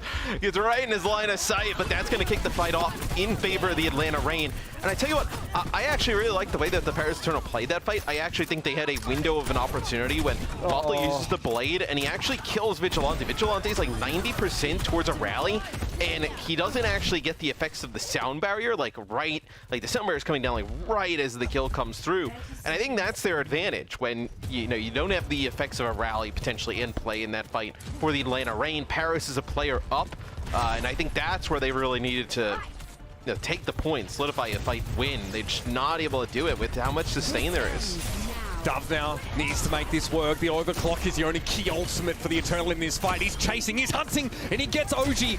That's a one elimination, and with the Lucio out of the mix, rather, it's a decent opening here for the Paris Eternal to start to make their push. Nero getting close to a blade, so he needs to stay alive for as long as he possibly can. It could be the way to break the deadlock here. A lot of pressure on Kai, but he's going to be able to get away. It's a rally coming out for Rack Attack now, and Hawk is down. Ill omens indeed for the Atlanta Reign. They eventually are brought to their knees in overtime by the Eternal. And you see how impactful the rally is, right? Rack Attack had to go in. You also had the overclock, some nice kills there from Dove. That allows Paris Eternal to take this first point. Now they got to push up, right? Get Dove in this type high ground position. Maybe you get a kill or two coming out of the spawn, right? You're able to stagger the Atlanta Reign out, get some free payload progress here. It was pretty good defense, right, from the Atlanta Reign, but now Paris has this opportunity. Let's see what they do with it. High ground control for now for Paris, although quite easy for the Reign to re-establish themselves at this level of verticality. Bit of poke damage on Hawk there, but he's not too bothered. A commanding shout thrown up just to make it easier to probably avoid a lot of that poke damage with a speed boost. For the Eternal, though, it's a different use. They're going to try and charge across the gangway and get to grips with the Atlanta Reign. Nero still holds onto that blade here. Some options maybe to force a sound barrier. He'd be happy enough with that, and that's what comes out. Luke Mino pops the ultimate, and still Nero's in the thick of things. Nobody, as usual, paying attention. So it's still 2 kills from Nero, and the Atlanta Reign now have a chance to solidify this hold here. There's a minute and 20 on the clock after a very ponderous push from the Eternal on that first point. You got a pretty good amount of payload progress here, though, for the Eternal, right? About halfway, you think, towards that second checkpoint. Here's where the big test will be. Can they battle out of this position? We saw it on Ilios on Ruins, where the Atlanta Reign got really close to the spawn. It was difficult to get out. Can the Paris Eternal battle out from this type of position? Because they need to battle out, ideally, without investing ultimates, right? Well, ultimate invested from Mouthful here. Goes forward with the blade. OG barely alive, and look at that. Hawk able to set up a kill there with the Rampage. Krawi going to be building that one up for the next fight, but looks like the Reign are happy enough to trade here at length. They're going to have to regroup as Hawk needs to get back to the fight. Yeah, Atlanta ended up using some ultimates there. And it's interesting because they used some ultimates, which would have been ideal if Paris had ultimates kind of like throw in at it as well. Sure. Like to just deplete everybody and you have the defensive edge. But Paris didn't have anything to use outside of the blade. And look at this. They're going to get high ground control out of that. You're going to have Rally. You're going to have Rampage coming up here. So that actually kind of turns quite well for the Paris Eternal. Probably obviously not what they imagined, but that fight actually... Now, it doesn't go their way at first, but really in the long run looks pretty good. Atlanta can't be happy with that. They lose a fight, man, on that high ground without Eternal really having to invest anything. Like a good disruptor shot placement from Dove and some awkwardness as the Reign try and sheepishly give ground. So the Eternal get a hold onto those ultimates, and here's the first of those aforementioned. He should collapse on Nero back there. Yeah, he's still so alone. Still hanging out though, isn't he? Still alive. Dove gets some sporadic damage across the map, and Hawk is in a bit of an awkward spot. Likely to be brought down here as the OG and Vigilante try and give their lives for the cause. Unfortunately, it ends up being for naught as Dove will bring Kai down. And the Eternal, okay, so Atlanta go for a bit of a spawn Really well camp played. day. They invariably give a bit of ult percent over. Yeah, which is not really the intent, right? The intent is for, like, what, we're at probably like 2 minutes left in the game at that point, and the half for attack there for Paris Eternal. The idea for the Atlanta Reign is, like, if we push up their spawn, like, use an ultimate or two, force him to use some ultimates to just get out of the spawn.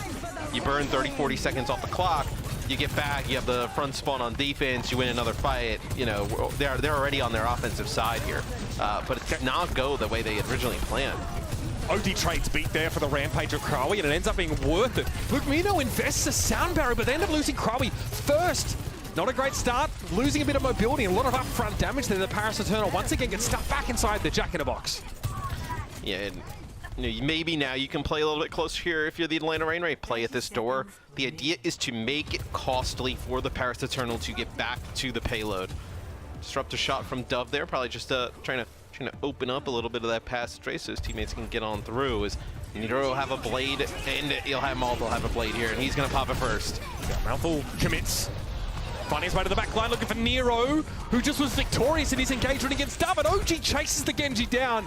Good looking out for OG there, saves Nero's life, and the fight is a resounding victory for the Atlanta Reign. The Eternal will be brought to a stop here just inside that last phase of the map. A pretty good offensive half, though, for the Paris Eternal, all things considering, right? With how brutal their start was. I mean, it almost didn't look like they were even going to take point A. And to be able to take point A and take that second checkpoint, didn't really get much further than that. But still, gives themselves a little bit of a fighter's chance here going into the second half. I have to say, Kai, 12 final blows, 4 deaths for him. Dove being his opposite number, had 7. So big impact here again from the hit scan master on the side of the Atlanta Reign. Not all of them coming at right at the beginning of the fights here, but obviously there was a long fight on point A where Kai actually gets picked off first. The Reign buy enough time for him to come back, and he just trades himself. He comes back in and obviously gives his team a fighting chance on that point, especially with spawn advantage to play off of. So tough for the Paris Eternal. A lot of costly lessons learned for them as they tried to advance through the map. Good to see you. We'll see now how resilient they can be to, again, that looming threat, Matt, of Kai fighting at first pick. Are they going to be as adept as the Atlanta Reign at charging through that choke and sort of, you know, being the ones that decide the pace? Because if the Reign get given the option to sort of dictate, I think they're going to roll over them. Yeah, Dove started to come alive a little bit on the Sojourn towards the end there. You did see that come into play, so maybe Dove can start to match Kai in certain areas of the map. For a second there, we had Atlanta Reign hovering the Orisa.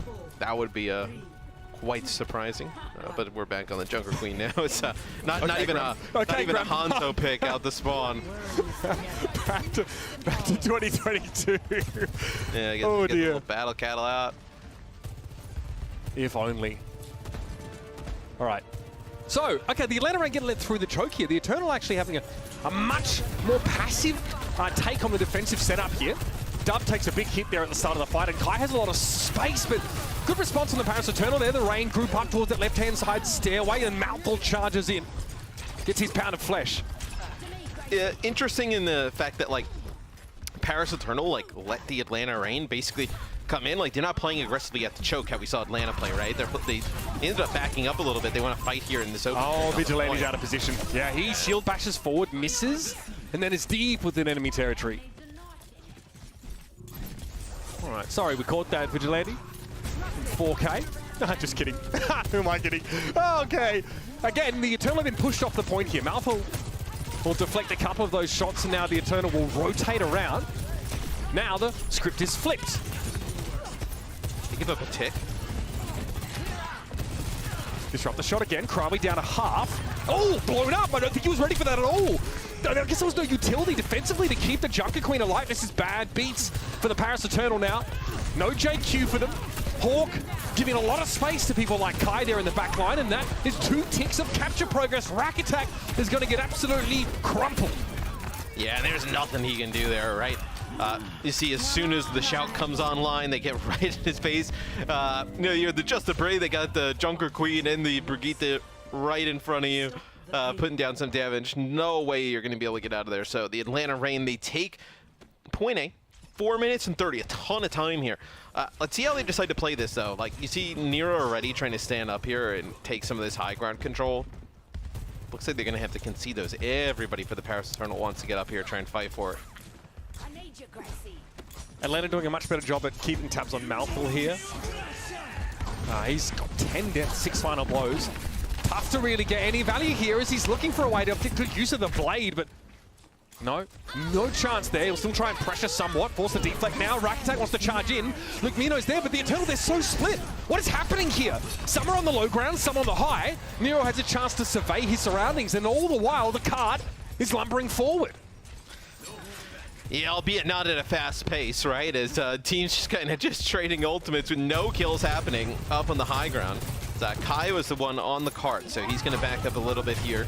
Potentially some pressure was coming in as this overclock could be huge. Oh my! Nice shot. That's nasty. Kai already causing problems for Dove in their head-to-head. And now he wants to seek out some of the aforementioned teammates. Krawi can't do too much here, completely surrounded by assailants, and Malthul more of a footnote there. Yeah, the Paris Eternal, tough way to start the fight for them. Kai is 15 final blows and 4 deaths to Dove, 7 and 8 respectively. Huge difference here in the Atlanta Reign, looking to pressure one of their usual advantages in matchups like this. They'll get home here, and it's 4 minutes and 37 seconds to finish the map. You see with a red box of victory is not far at all to go. Yeah, I also think when we kind of talk about even some of like the stats and the deaths, especially with like Genji players, like with how aggressive they have to be, it's gonna happen, right? I don't think you're gonna be able to like put together these like crazy games unless you're proper in that type of regard. That's just gonna connect with Krawi. Yeah, doesn't go well. Dove's able to find the headshot, but all the while the cart is moving. Paris Eternal realize just how close they were to losing the round there. They're able to surge forward and contest. And now the Reign will have to have an honest man's reset here. Into the Kai picks off Dove again. Serving up these free kills.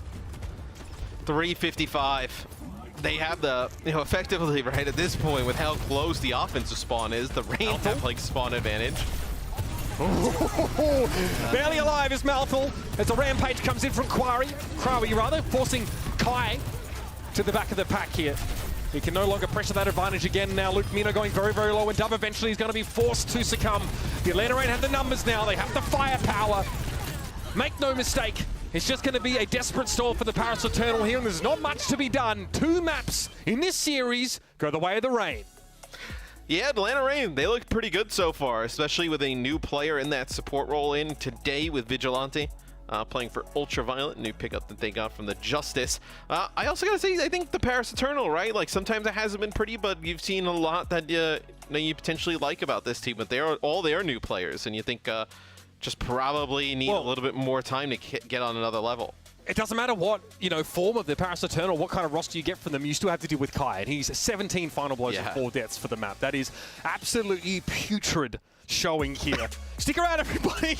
Another map still in this series at the very least as the Atlanta Reign look to close the book on this chapter real quick as the birds go at it, claws and wings.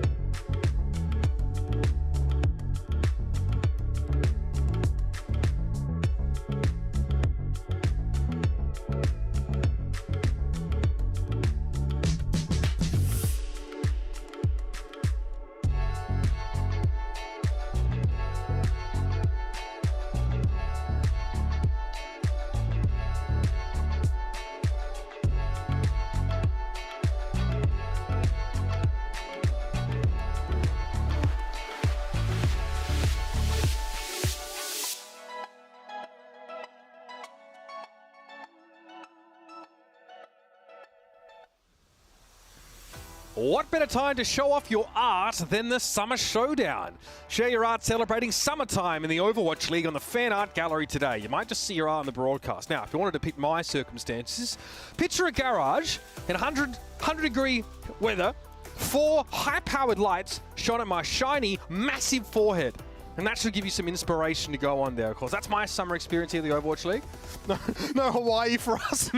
We're chilling. You have AC at least, and a dog barking frequently. So, you know, take that as you like. But I mean, it's not that bad. Yeah, you chilling. You chilling. Yeah. I mean, this is kind of your thing, though. I mean, this is. I think this is where you're most moisturized in your lane and thriving. Could be worse. I could be stuck in a truck with jaws. Oh man. Okay. Well, I love you, Jack. I miss you, buddy. Are those glasses real, by the way? They look like fashion glasses. I see Jack on like the program thing, and as soon as I said that, I saw him look up like, wait, what? Oh dear. Hey, Kai's pretty good. Yeah, this guy's a menace. Look, I think also we assess Kai, I think, on an individual basis as well, but we also try and draw comparisons to how Dove sort of went, and you're seeing that. Yeah. Kai is, not that he's being allowed, quote-unquote, to do this, right? Because a lot of these picks are coming before the fight starts, before there's even been like a neutral, or rather during the neutral, where you haven't really been given the time, if you're Mouthful or someone else, to actually put pressure on him. He's able to just find these fully charged railgun headshot kills on 200 HP targets and put his team at a huge advantage early on. This man is absolutely freaking invaluable in a meta like this. And that's why it's so astonishing that the Rain are performing better than they have so far. I mean, 71% accuracy with the railgun shots, then 11 out of the 17 final blows come up the railgun kills. The hard part is like, if you're, whether you're like the Genji or, the Sojourn or any of the supports, like, when he's hitting shots like that and he's able to, Sojourn has just like crazy movement, right? Being able to use like the slide and the jump and gain like an advantage and, get a clean shot. Like, there's like really nothing you can. Like, what do you do? Like, like you just have to dodge it? Like, hope he misses? Like, I don't know. Like, there's really not much of an opportunity for them to, like, make a play against that. Yeah, I mean, there's not a lot of counterplay to, an individual talent like Kai in a meta, or at least on a hero where, sometimes you just get your headshot off, right? You don't have the luxury of everybody carrying a shield here, and even though Rack Attack had one, that wasn't protecting him in many of those situations anyway, so very scary. Yeah. And the Atlanta Reign want to leverage that inevitability of Kai to win more games in a meta like this. Last week, real dodgy. Right now, they're looking much better. It's also why I'm excited, like, once, the game comes out, I get my hands on it. Like, I watch players like Kai, and I'm like, man, they're just dominating, which I think is great now because I can actually go in and not dominate. So it makes me feel like eventually, though, I'll be able to do something like that.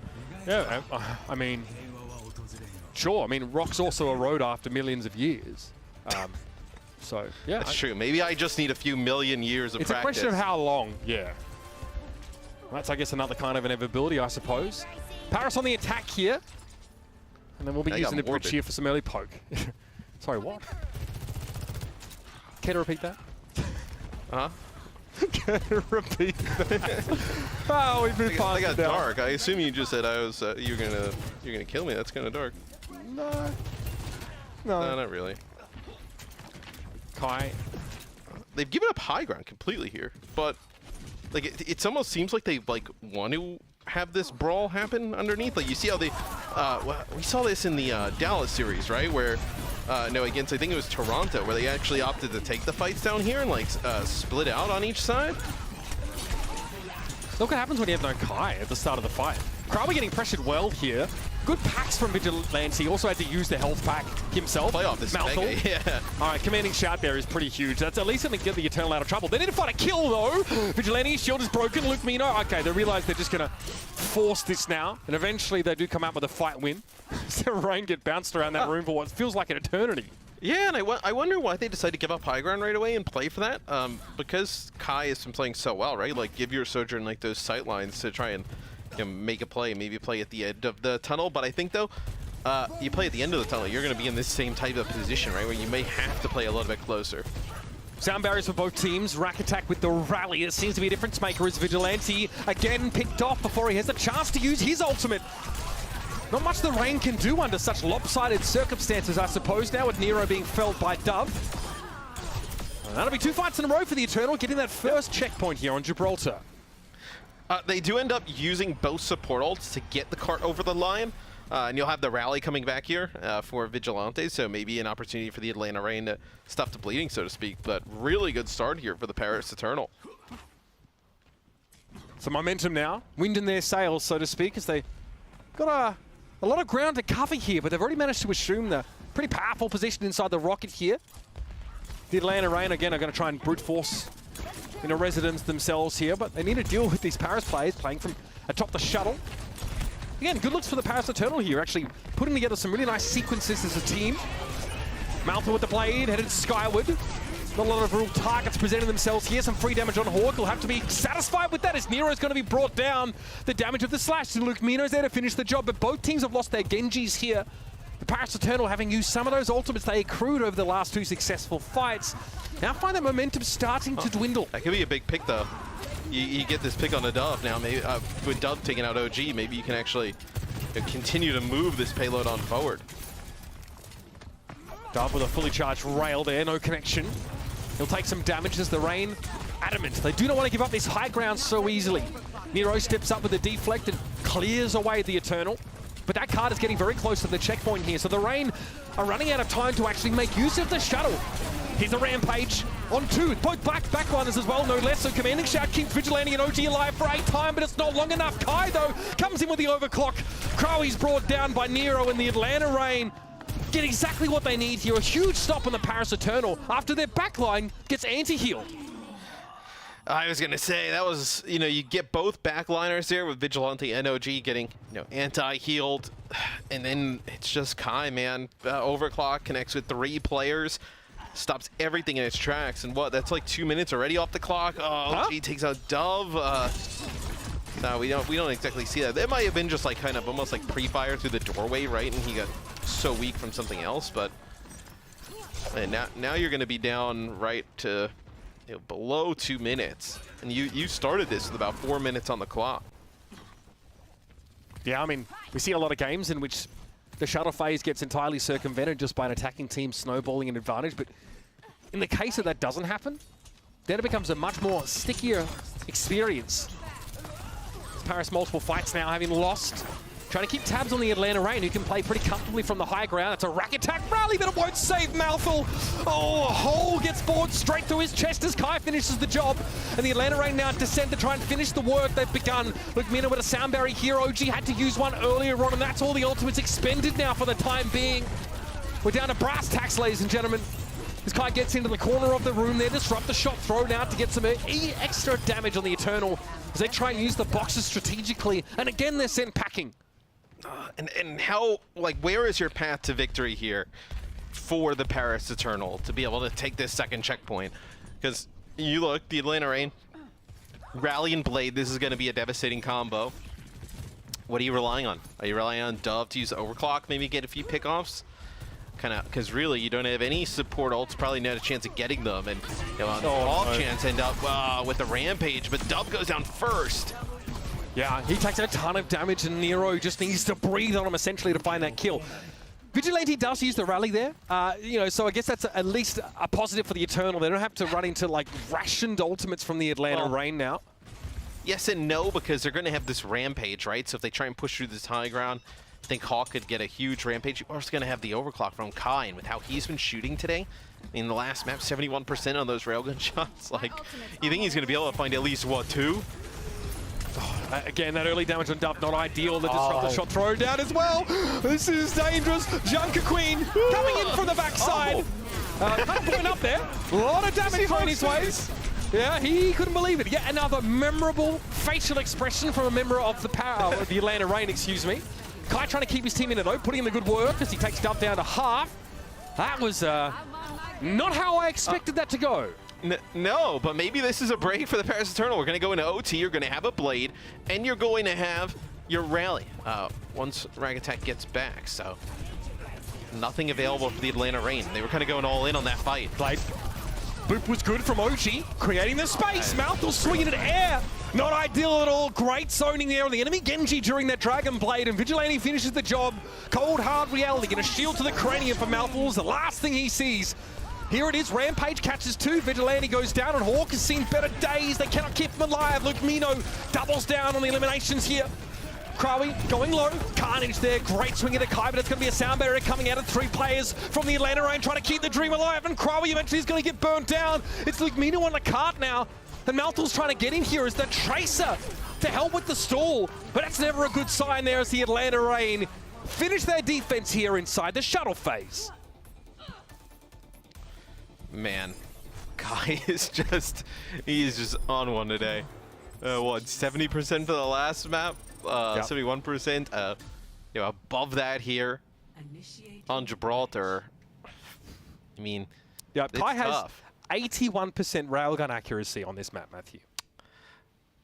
That's pretty good. Dove, by comparison, just because it's a good way of providing contrast, 36. Also, Dove being spawn killed a lot of the time. No real opportunity to build up charge or get railgun shots off. So, I think it's obviously a tremendous performance from Kai. I also think the Atlanta Rain are doing a better job of putting him in positions to be able to land rail shots than, like, let's say the Paris Eternal are for Dove here.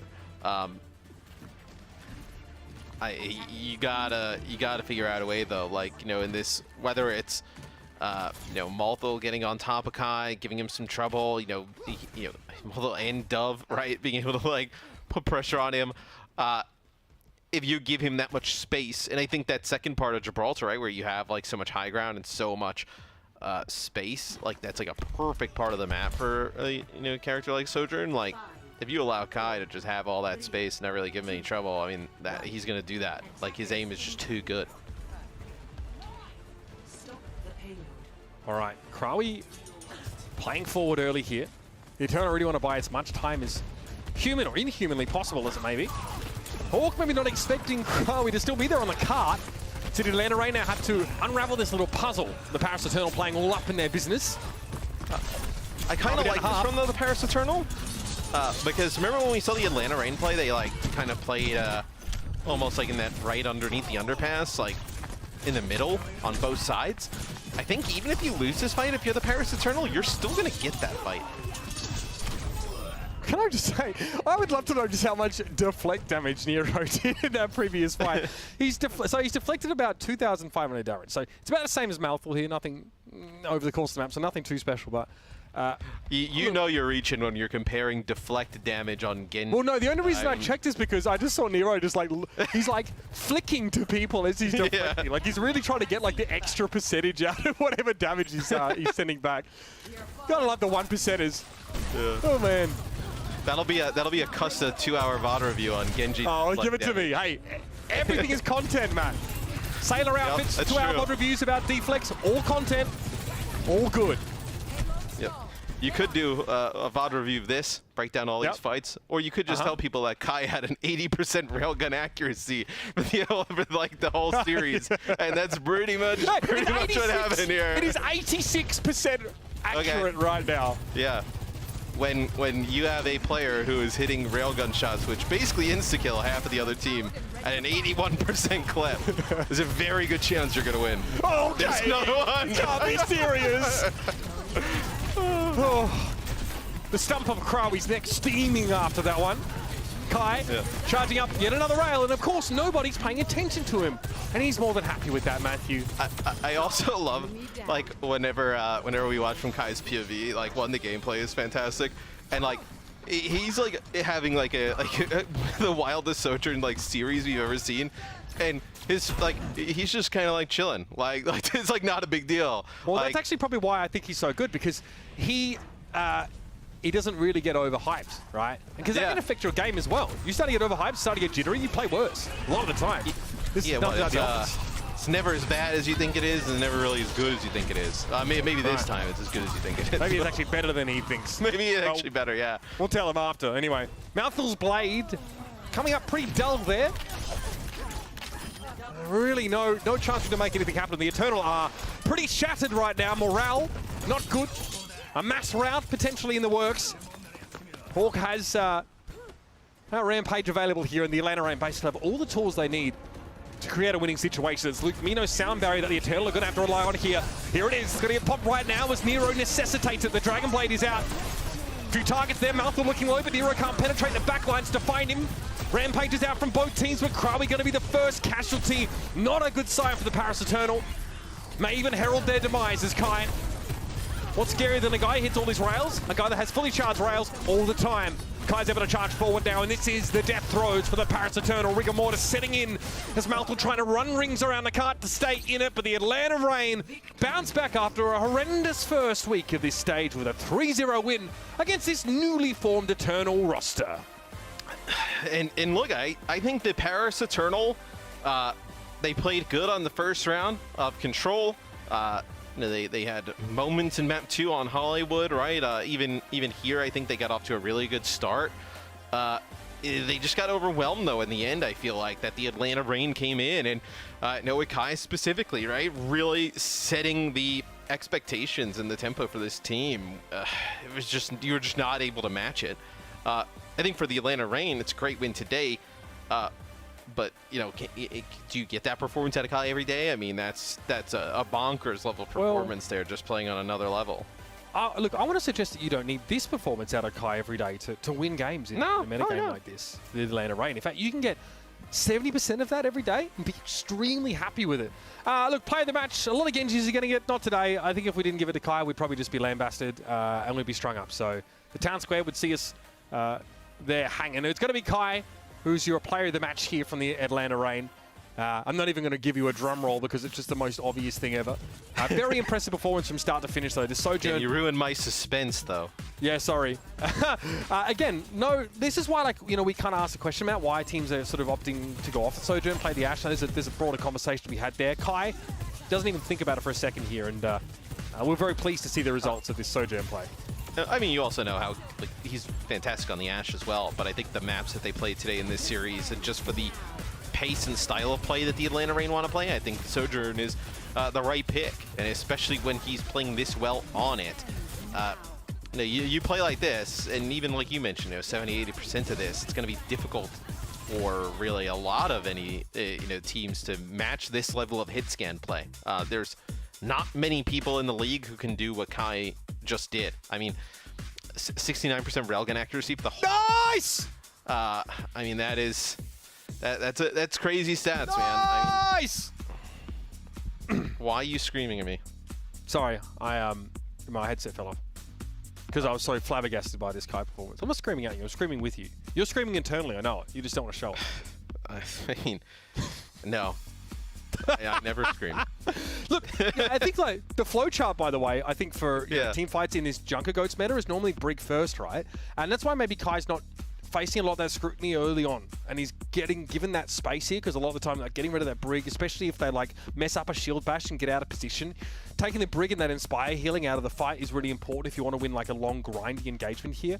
But against a team like the Paris Eternal, you might actually want to get rid of Kai first, even if, over the course of a long fight, he's not providing that kind of healing. Because, well, we see what happens if you don't get rid of him. They tried, though, I think. There were times that they did try to, like, focus down and, like, make plays for Kai. I think that it was just the Atlanta Rain did a great job just keeping him up.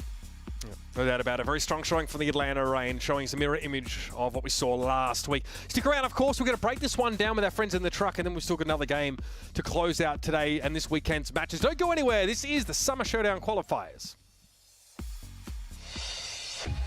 The Overwatch League is brought to you by Upper Deck, the official trading card of the Overwatch League. And by TeamSpeak, the official voice supplier of the Overwatch League.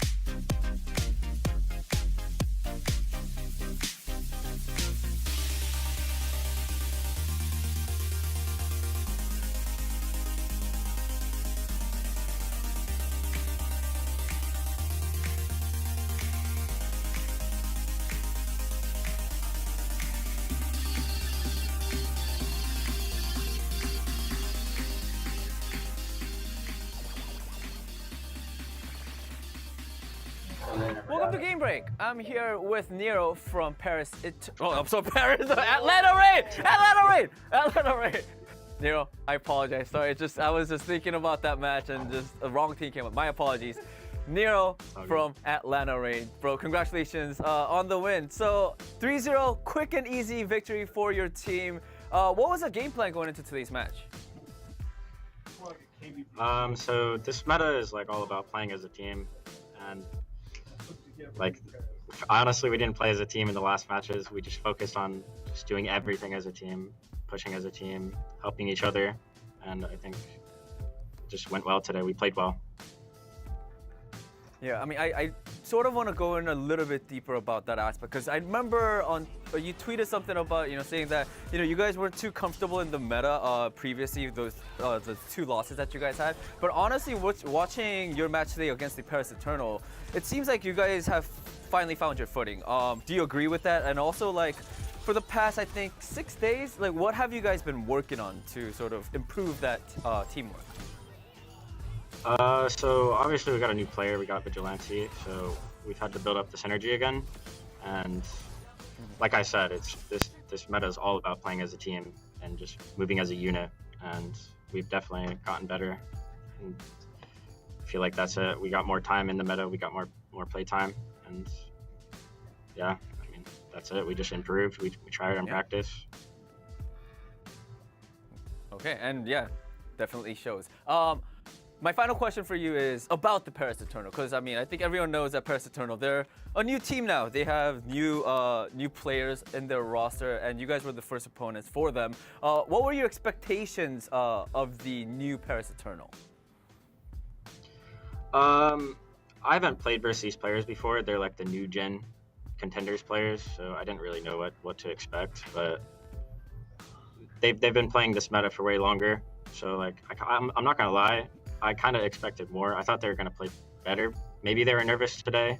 I think they'll get better. I think they were just nervous. Like it was their first match in Overwatch League, so I think they'll get better. Yeah. All right, Neo. That is it for the interview. Thank you so much for your time, and again, big congratulations on the win. Thank you. Thank you.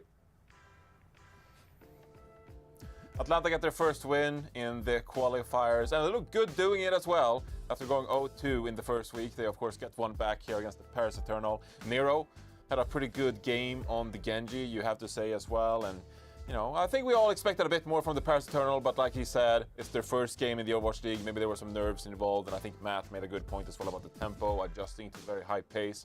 of the Overwatch League, right? So the Atlanta Reign, though, clean 3-0 from them. Kai popped off, Nero popped off, Hawk is the Jote. They're back. It feels like the Atlanta Reign are back. Let's slow the roll a little bit. They're back! Let's calm down. Let's all just calm down a little bit. They definitely looked improved. They look good. They beat Paris, a team that, we weren't sure what to expect from. And, I think they can definitely move on from that. For those Paris players, right? Like they, as Nero said, they are the new generation of players coming out of contenders into the league. They definitely could have been nervous, but they didn't put up, their best performance. They've played against a lot of these guys from the Atlanta Reign. Like historically, they've all been in contenders in the past, but they've never played against Kai. And welcome to Kai. He Welcome to Kai. Average railgun accuracy, and he was obviously the standout player. And Matt and Mitch sort of highlighted it a little bit. If you're the Atlanta Reign, you can't rely on this level of performance from Kai consistently, and they need to, obviously use that. You have that sort of trump up your sleeve, but they need to be playing together as a team, and they did that. And I'm excited to see more from them, especially with the new addition of Vigilante. Yeah, but that's just a part of the Atlanta Reign, who they are, though. There's so many good Sojourn players in the league as well. Obviously, it helps when your Sojourn player is like an elite superstar, like Kai, right? But that's also a bit like the meta, Joss. Or do you think that the Atlanta Reign, when it comes to their team synergy, they have some ways to go with the support? Vigilante is new in the team, of course, and then Hawk as well, maybe more Rampage usage. Yeah, Nero already put it perfectly, right? This meta is about teamwork, moving together as a group, and making sure you're not super layering your support ultimates and stuff like that. So it's going to take a little while for Vigilante to be completely integrated into the roster, but I think the best thing about Atlanta Reign, yeah, they've only just won their first game in the qualifiers, but they have superstar players in every single role, and adding Vigilante, you can almost get lifted up a little bit by Kai, by Hawk, and it's going to be an easier transition into the squad. Yeah, sure, maybe it takes another game or two. I still have full faith in Atlanta actually getting to the Summer Showdown. Yeah, they play London, Houston, Gladiators. Yeah, the Glads match is probably going to be pretty difficult, but the other two, pretty winnable. I don't think anybody needs to really count out the Atlanta Reign. They always manage to scrape into the actual tournament, and then they just go crazy. They are the tournament team. They get into the tournament. As long as they're in. They just start destroying it. Yeah, as long as they're in, they're good. Yeah, they took it 0-2 last week, but I still feel like it's the Atlanta Reign. No one really counted them out. We still they're going to improve, so no real worries for the Atlanta Reign. They'll continue to improve and maybe have a chance against the likes of Houston and the LA Gladiators. Quickly before we move on, I want to turn it to Paris Eternal. Quick initial impressions from these 4 new players, of course, adjusting to the Overwatch League. 0-3, not the way you want to start things, but still, there's talent there, there's potential there you can build upon, right? Yeah, as Matt said, it's a different tempo, it's a different pace. You're dealing with Kai, who is just taking off your head like Dove. I don't know how many times he went for that slide at the pinnacle of his height. He just got caught by Kai every time. They'll learn all of those things over time, and as a team, will continue to grow. They are the new generation, but they're so green. They have not been playing against these top-level teams. It's going to take them a little bit to catch up to speed. Yeah, and Kravi as well. He wasn't part of the original Odyssey core as well, so that's a new tank having to integrate with the supports, dictating the pace. The Paris Eternal, they have New York remaining, and the Florida Mayhem, and the LA Gladiators. Yeah, so throw the Gladiators. The tough Gladiators are everywhere. The rest of their matches, and then they get knocked out of the Summer Showdown by the Paris Eternal when they finally hit their peak. Well, so they're actually playing the Gladiators next. I just left them for last because I wanted to give up the hope before. So you lied to me. You lied to my face. Paris might go on 4, and then they'll play Florida and New York, but. It's okay. Yeah. Winnable. So in practice, winnable. There won't be room for hopium. Either you beat the Gladiators or, well, we'll see how they do next week. Anyway, time to move on to our final match of the week. To be honest, it's going to be the Toronto Defiant against the LA Gladiators. The LA Gladiators 0-3 so far. They started the stage 10-0, 2-time back-to-back stage champions, and now they're 10-5 on a bit of a losing streak here. This is a crucial match for them to be able to remain in contention for this stage playoff spot. What do they need to do to get it done against Toronto today? Well, here's the thing. They don't need to overthink it. They have been playing well. They've been playing against the best teams. What's their record being? It's Dallas, Houston, and just recently San Francisco Shock. Yeah. So they've had 3 of probably the hardest matches that you can have in the West. It's about staying focused and being able to play your game. The one thing we always talk about the Toronto Defiant is they're a good team, but I feel like they very rarely exceed expectations to a high degree. This would be, in my opinion, one of Toronto's best wins that they would have in the tournament if they got this. And they have been playing better, but is it good enough to get over the Gladiators now that they have Happy, who went crazy in his first match in purple? Yeah, Jaws, you predicted Toronto Defiant? Come on, I need the reason. You Look, went Toronto. Glads are down. They're down bad. Not even Hunter's miracle magic moves after a winning game can sort them out. Toronto Defiant, it's going to be a 3-0. A 3-0 for Toronto. Easy peasy. Look, listen to me, okay? Someone come get your I am willing to bet money that it's not going to be 3-0. He's a legend. Hisu pops off. Look, as soon as the Hisu's lease, do you think anybody can stop him? No. Twilight Drone backline, immortal. Made of pure titanium. Danny, do you buy into this? Do you buy into this propaganda? I mean, yeah, sure, he sees lease and Hoppa's there. But I mean, what if Happy is... Happy. Happy's going to be sad after this one, bro. Bevster. Okay. We're making these up on the Reiner. spot. Making up words. Bronner. What? Yeah. That one kind of made sense, yeah. Well, it's a bit of a work. Bit of a work in progress over here. We'll polish those out, Danny, and then stay tuned for the Watchpoint post show, and we'll run through all the nicknames we came up, alternating players' names. That and analysis, of course. All the highest quality analysis in the entire game. Yeah, maybe some Junker Queen changes as well. So stay tuned to the post show. It's going to be good. But before then, of course, we got to throw it over to our casters for the final match of the day. It's going to be Matt and Mitch once more. This time around, we're not going to show off Mitch's calves. Instead, we're going to actually talk about the game because we're a very professional league here. So we got to talk about the game. Well, I didn't actually get to show off my calves last time. We could actually do that if you wanted. I didn't get to do it yet. Do it now. Yeah, come on. Do a flip on cam. Nobody wants to see that.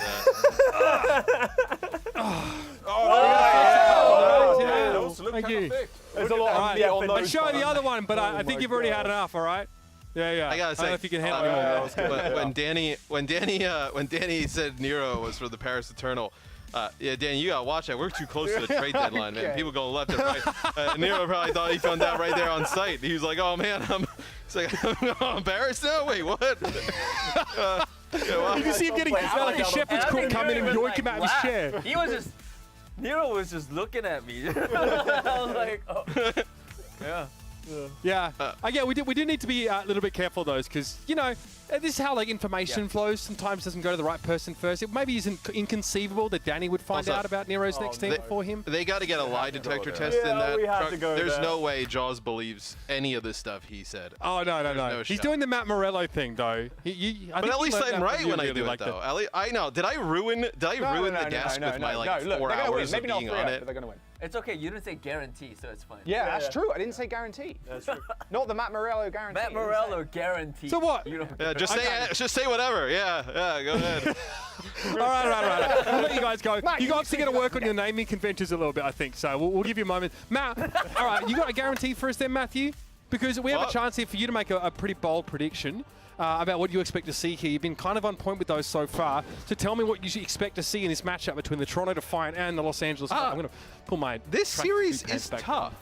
This series is really tough to predict. Because I think you look at the Gladiators and you look at their roster as a whole, the addition of Happy, the success they've had in the season thus far, and you're like, how do you pick against them, right? Yes.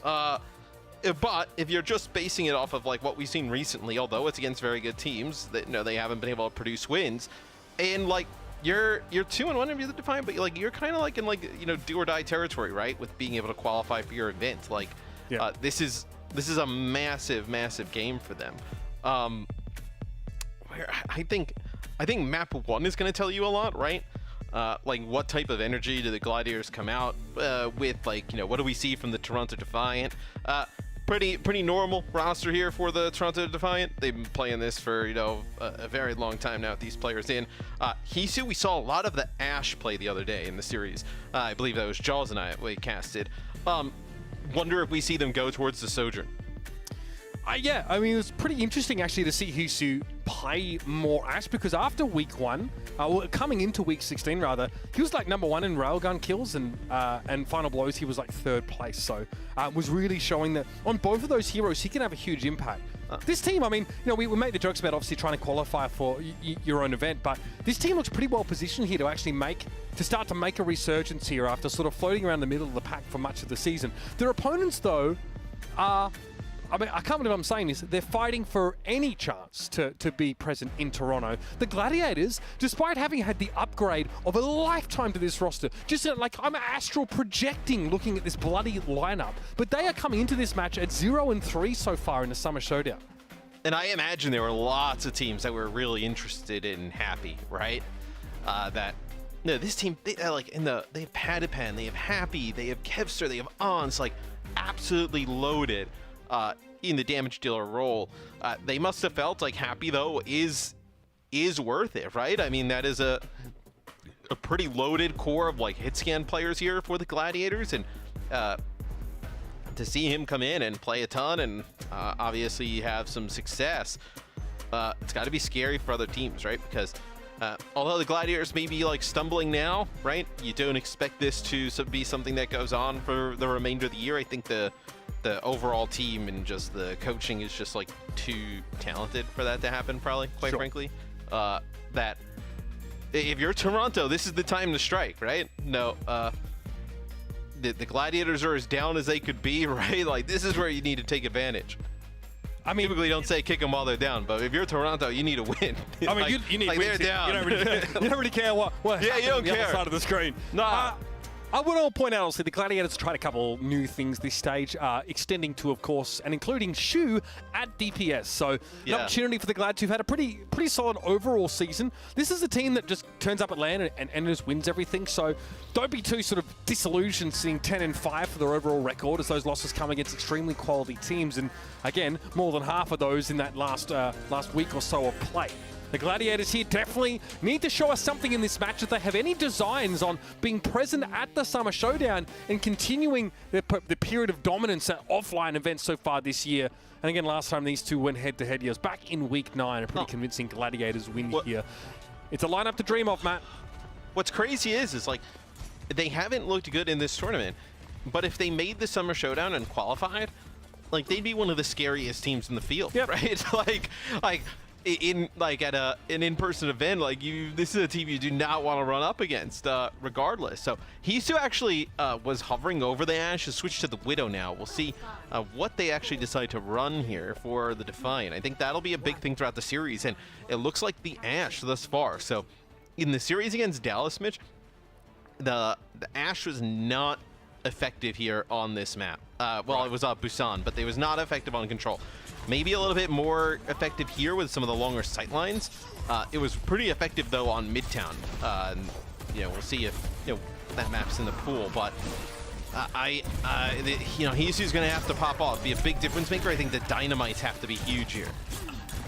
Creating heal pressure with those dynamites is pretty crucial here outside of burst healing.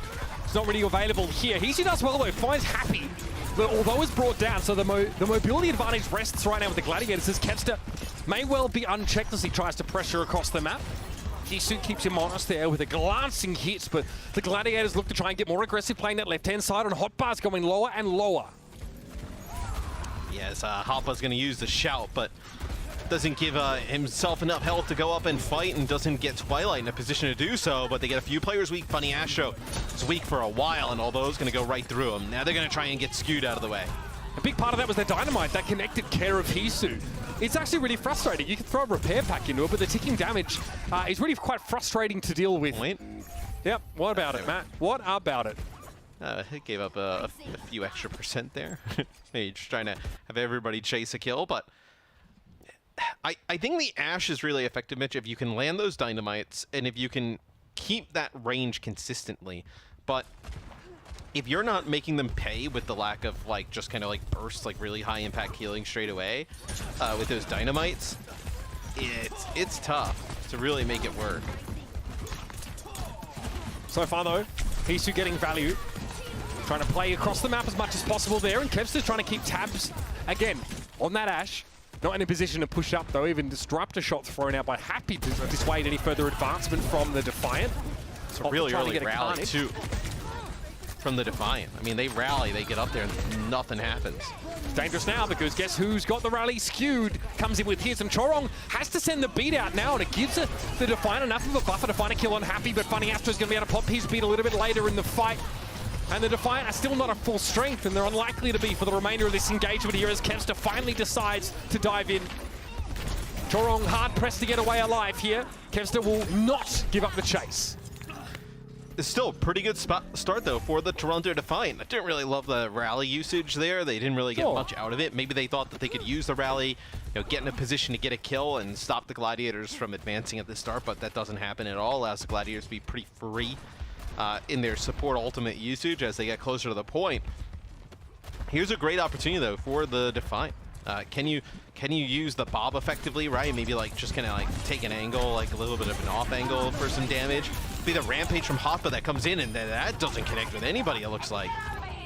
Yeah, Happy and Funny Astro get hit by it. Skewed doesn't, but Chorong sends him off the map anyway, so somehow he finds a kill, or otherwise he shouldn't have had it.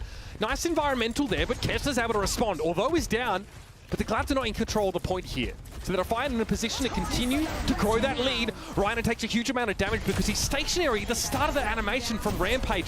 He still connects it well enough, and Happy now, with this overclock, is really applying the pressure. But the Glads need to get the point flip. They need to get rid of Hotba here. They need to start setting up a win condition.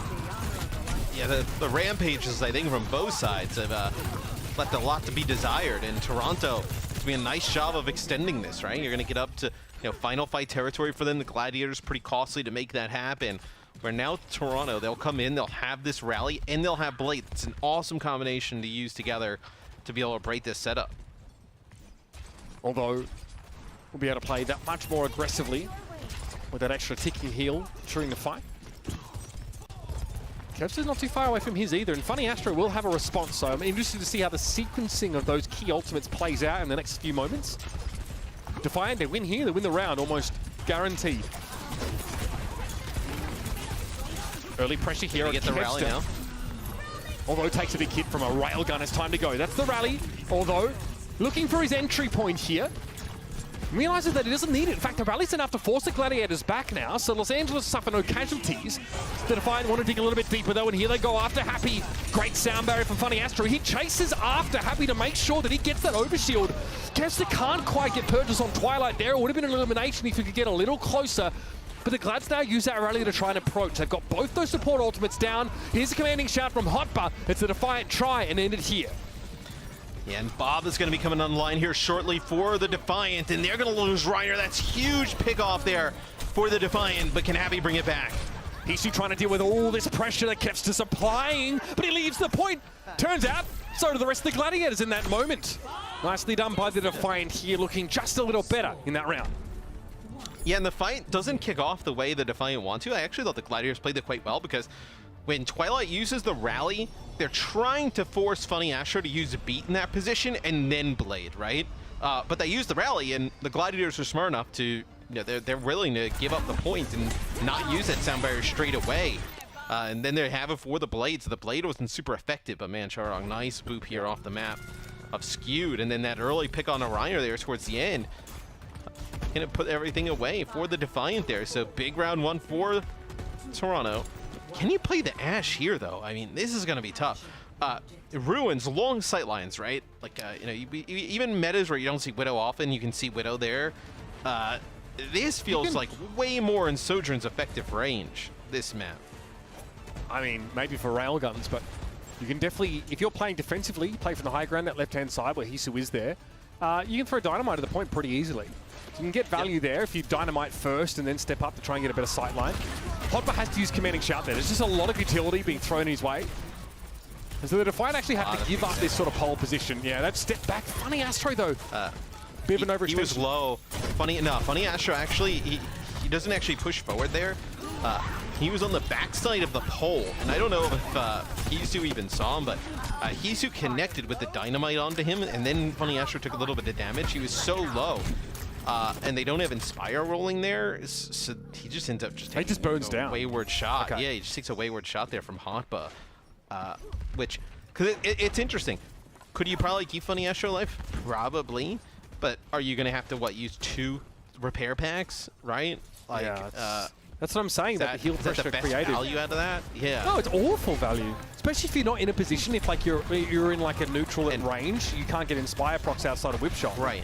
And are you forced to like use like more of like the Lucio Aura for healing, right? And amp that.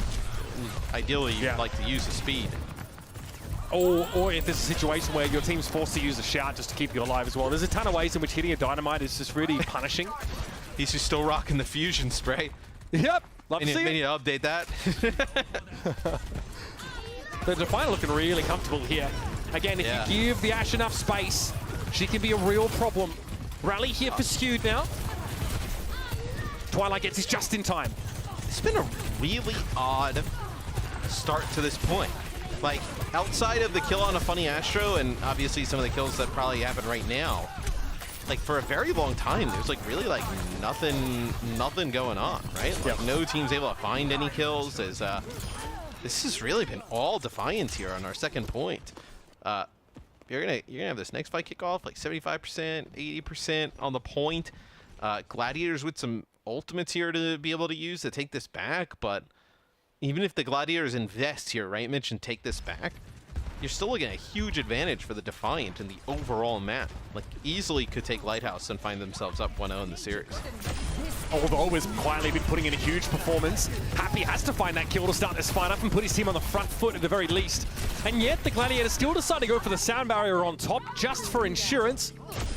And sure enough, Happy will find the mark and the Gladiators will get in control. But 94 plays 4 here as the Defiant have been all over the scoreboard, the right side of it at the very least, i.e. the correct side, not the actual right side, because that would be bad for them, for the whole round so far. You don't build up really any significant ultimate charge on your supports, which is a little bit worrying there for the Defiant, but maybe you come back with a big Rampage, right? They don't have a Rally, they don't have Sound Barrier to go with this, or a Rampage available for Reiner. Maybe if your Rampage can force out theirs and the Blade, you're okay with that, right? And you come back in another fight, and that's the fight you really game plan to win. Thing for the Defiant is they can't just stand around and waste this time. They have to kind of have an idea of what you're going to do here with the ultimate economy. Reiner hit by that Rampage, but crucially, Skewed is too. Reiner holds onto that ultimate here as he knows the Gladiators need to win a few consecutive fights, and Kessler eventually is going to get brought down here. Dangerous for the Gladiators now. It's going to be a Rampage user. That might have been just from Reiner to try and stay on the point. He got booped off, and that might have been the end of him. So he has to ult there. Funny Astro looking dangerous here as well, just trying to play around the point and, again, create some environmental kill pressure as Hopper goes so low. Good timing, though, here from Twilight. He comes straight on in with a shield bash, announces his entry. But Kevster gets rid of Jesus' teammate before he has a chance to really intervene. It's a Bob in neutral position out in the courtyard. He sends over towards the point. And that's going to be enough to bring Funny Astro down. A very good look for the Toronto Defiant is clearly the Glads are still looking for answers in this metagame. Yeah, they do not seem comfortable playing this right now. Toronto looked fantastic there in map number 1. They make the Ashe work. Bob there, taking some off angles. Not a lot of... I think Bob is best used in situations like that, right? Where you're in these fights where they're, a little bit more drawn out, you're exchanging these kills, and there's not enough damage from the Gladiators to just burn him down really fast. He has to just kind of exist and provides a little bit of that crossfire. Good look for the Defiant. It's been said a few times already. This meta's all about coordination, and the Defiant seem to be in lockstep with one another. The Gladiators here again, they're fighting for their chance, even just the chance to be in Toronto live. Let's see if they can dig a little deeper after this.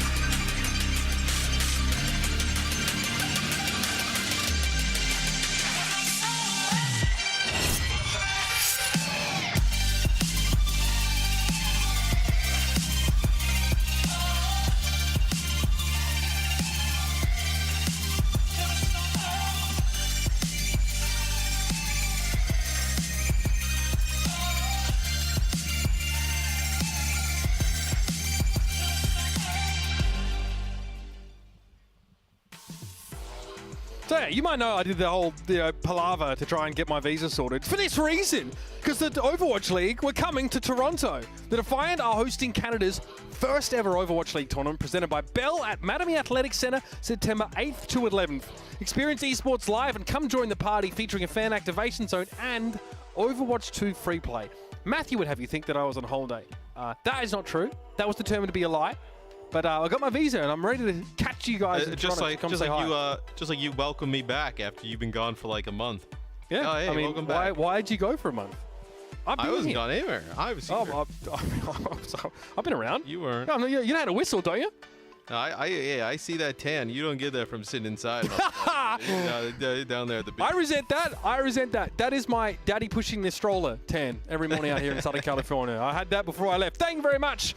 The Gladiators, though, not a great start for them here. Wanted to make a mention about TAMs, but those don't really seem to be present here. Fair enough. So we'll move on. Look, not a great map for them on Ilios. They looked a little uncomfortable. Like, it's a dream lineup. A dream lineup that doesn't really kind of know how they want to play this metagame. It's just way different. It's way different than anything we've seen so far. In the season. This is Overwatch 2. Like, not an overall. Not an overall. Thing, right? Yeah. Yeah, I had what is it? The stick from Men in Black where they just erase your memory. Came and visited all of the talent. We're like, everybody look at the light, and boom. We've seen it in the past, but I think it also just plays slightly different now. And I also think obviously with the inclusion of like different heroes and the amount of healing available, being that like you can't just play the like 3 supports, right? It's the same concepts. I feel like it's definitely plays a little bit different, and I think just the Gladiators like haven't grasped it this far. Yeah, again, they've got. I mean, if you look at pound for pound or players in the right roles, you think the Gladiators are absolutely fine here. Yeah, it's also not time to panic. I think if you're the Gladiators, like obviously you want to qualify for this event, you want to make it. But also, like, in the grand scheme of things, right, that you've had a fantastic season this far. You have, like, arguably, like, one of the most talented rosters top to bottom in the league. Yep. You've got a ton of league points because you played well at those events. Obviously. It's not like a oh my god, the ship is sinking type. And I mean, right? they also know now that like this metagame isn't going to persist all year. Like we've already heard Aaron and Keller sort of say, hey, we've sort of noticed that Junker Queen's really strong. We're going to make some changes. So not doom and gloom here, but what a great opener. Getting rid of Although so early here is just huge. Yeah, let's see though how the Ashe makes an impact here. That's a big dynamite is. This is actually the map that when Toronto played against Dallas, this is the one that they actually kind of forced them to match that Ashe on, as he was so effective. Still going to try and make their way out of the Firefighters precinct there. It's funny, Astrid gets picked off. So Although comes back and really makes his mark pretty early on here, but losing Hot Button, not a great sign. Especially with Twilight getting hit by that Carnage there. Ryan are going to get topped up as a result of that heal coming his way, and the Gladiators, good start here. Again, look, much better. This next part of the map can be tough for attackers, right? If the defenders are comfortable setting their pace. Something we saw from Dallas earlier on today, actually. They were very, very good at just sort of diving off this high ground and applying pressure to the attackers, constantly trying to play a spawn camp style. So the Gladiators try and push ahead of where that battle line would be drawn, get some early poke, and let's see what the Defiant do here to put the pressure on. Yeah, the Defiant want to probably try and play from this angle here, get Hisu set up on the high ground. And let him just kind of rain over the fight down with some damage. Really relying on him to pop off, though. They're definitely looking for some real production. Especially some dynamite connection would be pretty big. It's annoying for Hisu not being able to get close because of that disruptor shot in play, and Hopper gets carved literally and figuratively away from the rest of his roster. Unclear how he ended up down there, Matt, but it's not a good look. I think he went in to just contest the payload, and nobody was there with him. It looked like maybe that Kepser had dove in to try and put some pressure onto Hisu, and they had a disruptor shot going in there, and man, this is all Gladiators right now. Forget about this if you're the Defiant. Not good. Hotbar going to be under a lot of pressure here. He and Twilight will try and stall for as long as they can, but the Gladiators get one of the hardest parts of the map for attackers to play. It's a very good sign for them here as they move into this next phase of the map with 5:25. This is where, like, Dallas had success when playing against the Ashe, when they just got right up in Hisu's face. Yeah. Because there is so much speed with this composition that you're able to do that with relative ease, especially with, like, the Sojourn and the Genji can get right in. Now, do I think is like the speed what makes this like composition like extremely strong? Like, I think it's one part of it. I think it's, you know, I think the Jungle Queen being able to give that instant heal really kind of allows and enables a lot of kind of what you see. But, you know, using that speed with the Sojourn and the Genji to get in position, I mean, that is a sick shot right there. As the Gladiators seem to just flip a switch here between map number 1 and 2. And that's something that Ashe just cannot do either. That one-shot potential makes a huge difference. If you didn't catch the Atlanta Reign game earlier on, I recommend you go back and check that out to see just how deadly a Sojourn firing on all cylinders can be. It's almost impossible to hold them back. So the Gladiators here again only lost a minute fighting around that last corner. This is a very expedient display from this Glads roster now with the Dragon Blade, the sound barrier up their sleeve here. They've got everything they need to end the round here and now. Twilight switches to the Ana, Matthew. Not a lot of defense here from the Defiants. What, you're looking for a bio grenade at this point? A blade on the Genji? I mean, that's just speculative at best. Okay, so the Glads do back out here. They lose Funny Astro. There was a sound barrier that was forced, and Kevster and Co looked like they were happy enough just forcing that key ultimate out of the hands of Chorong. Oh, yeah, for sure. I mean, they use the Bob as well, right? Which is a huge issue for them towards the end of this map. Rampage, double support ult with an overclock. I think that's good enough for the Gladiators to win it here. So they disengage, lose Funny Astro in the process, but nothing more than that. Skewed, gonna go for the rally. He's right now hit with some anti-heal, but Kevster finds Twilight. They got rid of the immobile Ana, who's responsible for most of the healing here, and very quickly the Defiance strat is unraveled. The Gladiator, that is not a C9. That is, all right. Nope, that would not be a C9. They kind of just rolled them. There wasn't really even a ton to talk about from the Defiance defense because they just didn't really play any. I mean, just kind of bulldozed. So. Well, I think, what are you looking at here for Toronto, right? Like, hey, guys, we got to complete the map. No, even if it's with not as much time, and then completely reassess what we do on the defensive side of things, probably, right? I mean, that's best case scenario here. Well, I think it's a matter of answering the Ashe pressure, I think. Although it was the first kill on point A, and that actually had nothing, I don't know if it had much to do with Happy on Ashe there. We just sort of see him getting caught out. He actually might have eaten a knife from Reiner. It's a death sentence for Genji if he gets yanked back by Gracie into the entirety of an enemy lineup. So, again, manufacturing that first pick, though, is so important.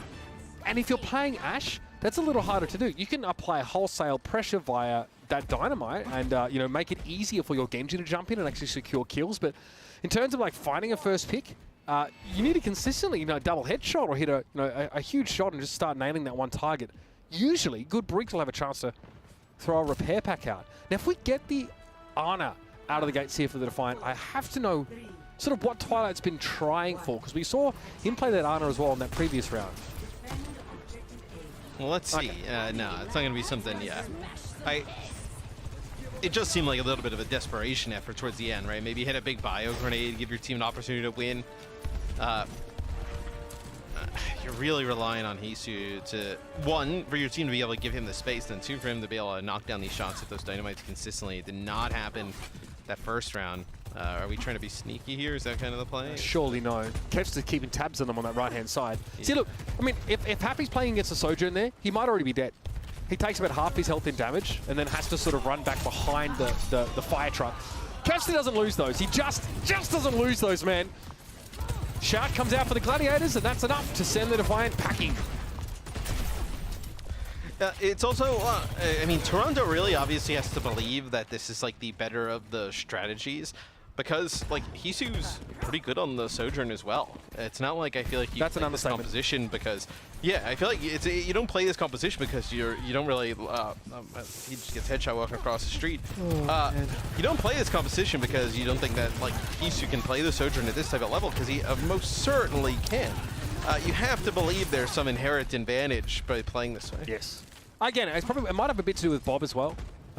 Just, you know, again, against the low healing comp, or like a low healing throughput composition, Bob is much deadlier. Still though, okay, so Kevster gets picked off as the Gladiators try and go aggressive on defense there, and Happy doesn't escape. Chorong chases him down. So the Gladiators are hoping to group up here. They'll have 4, and they probably have 4 right now, and they're going to have to wait for Happy to come back in. This is doable indeed. The question is how much they want to invest in this, because they don't have key ultimates online. I don't think you come back and challenge this if you're Glads, no. Okay. Yeah, I think you just have such a huge time bank. There's no reason to just kind of go in there and give the Defiant an opportunity to steamroll through the second part of the map. You just kind of want to like bleed them out slow, right? It's kind of the plan here for the Glads, I think. The Gladiators are playing much further forward than the Defiant did on their defense on this map here. You can see Glads want to try and get a quasi-spawn camp scenario here. As that gate shuts, it's actually a pretty difficult part of the map for attackers to push through. We even saw that in like the Winston meta. It was really difficult when you constantly get dived by the defenders. Kevster has to sort of back away there, takes a ton of damage. He gets hit by a dynamite if I'm not mistaken, but Hotbar feeling the heat himself a little bit right now. Here's the overclock. This is coming from Happy. Dynamite damage is big though. He starts to get a few ticks of that damage, and then although it goes right through him, maybe the Defiant, I mean, this would be huge, Mitch. If Defiant can start to get this going, right, and not use any of these ultimates, go into like a final fight here on the second checkpoint, 5 ults, you can start making you're not going to make up this entire time. You're going to make up a good chunk of it though. Sound Barrier didn't save Scoot's life. Somehow Funny Astro wasn't able to get that off in time.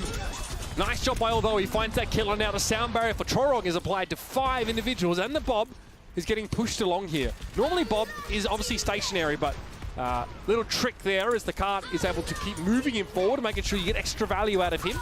And Kevster's brought down.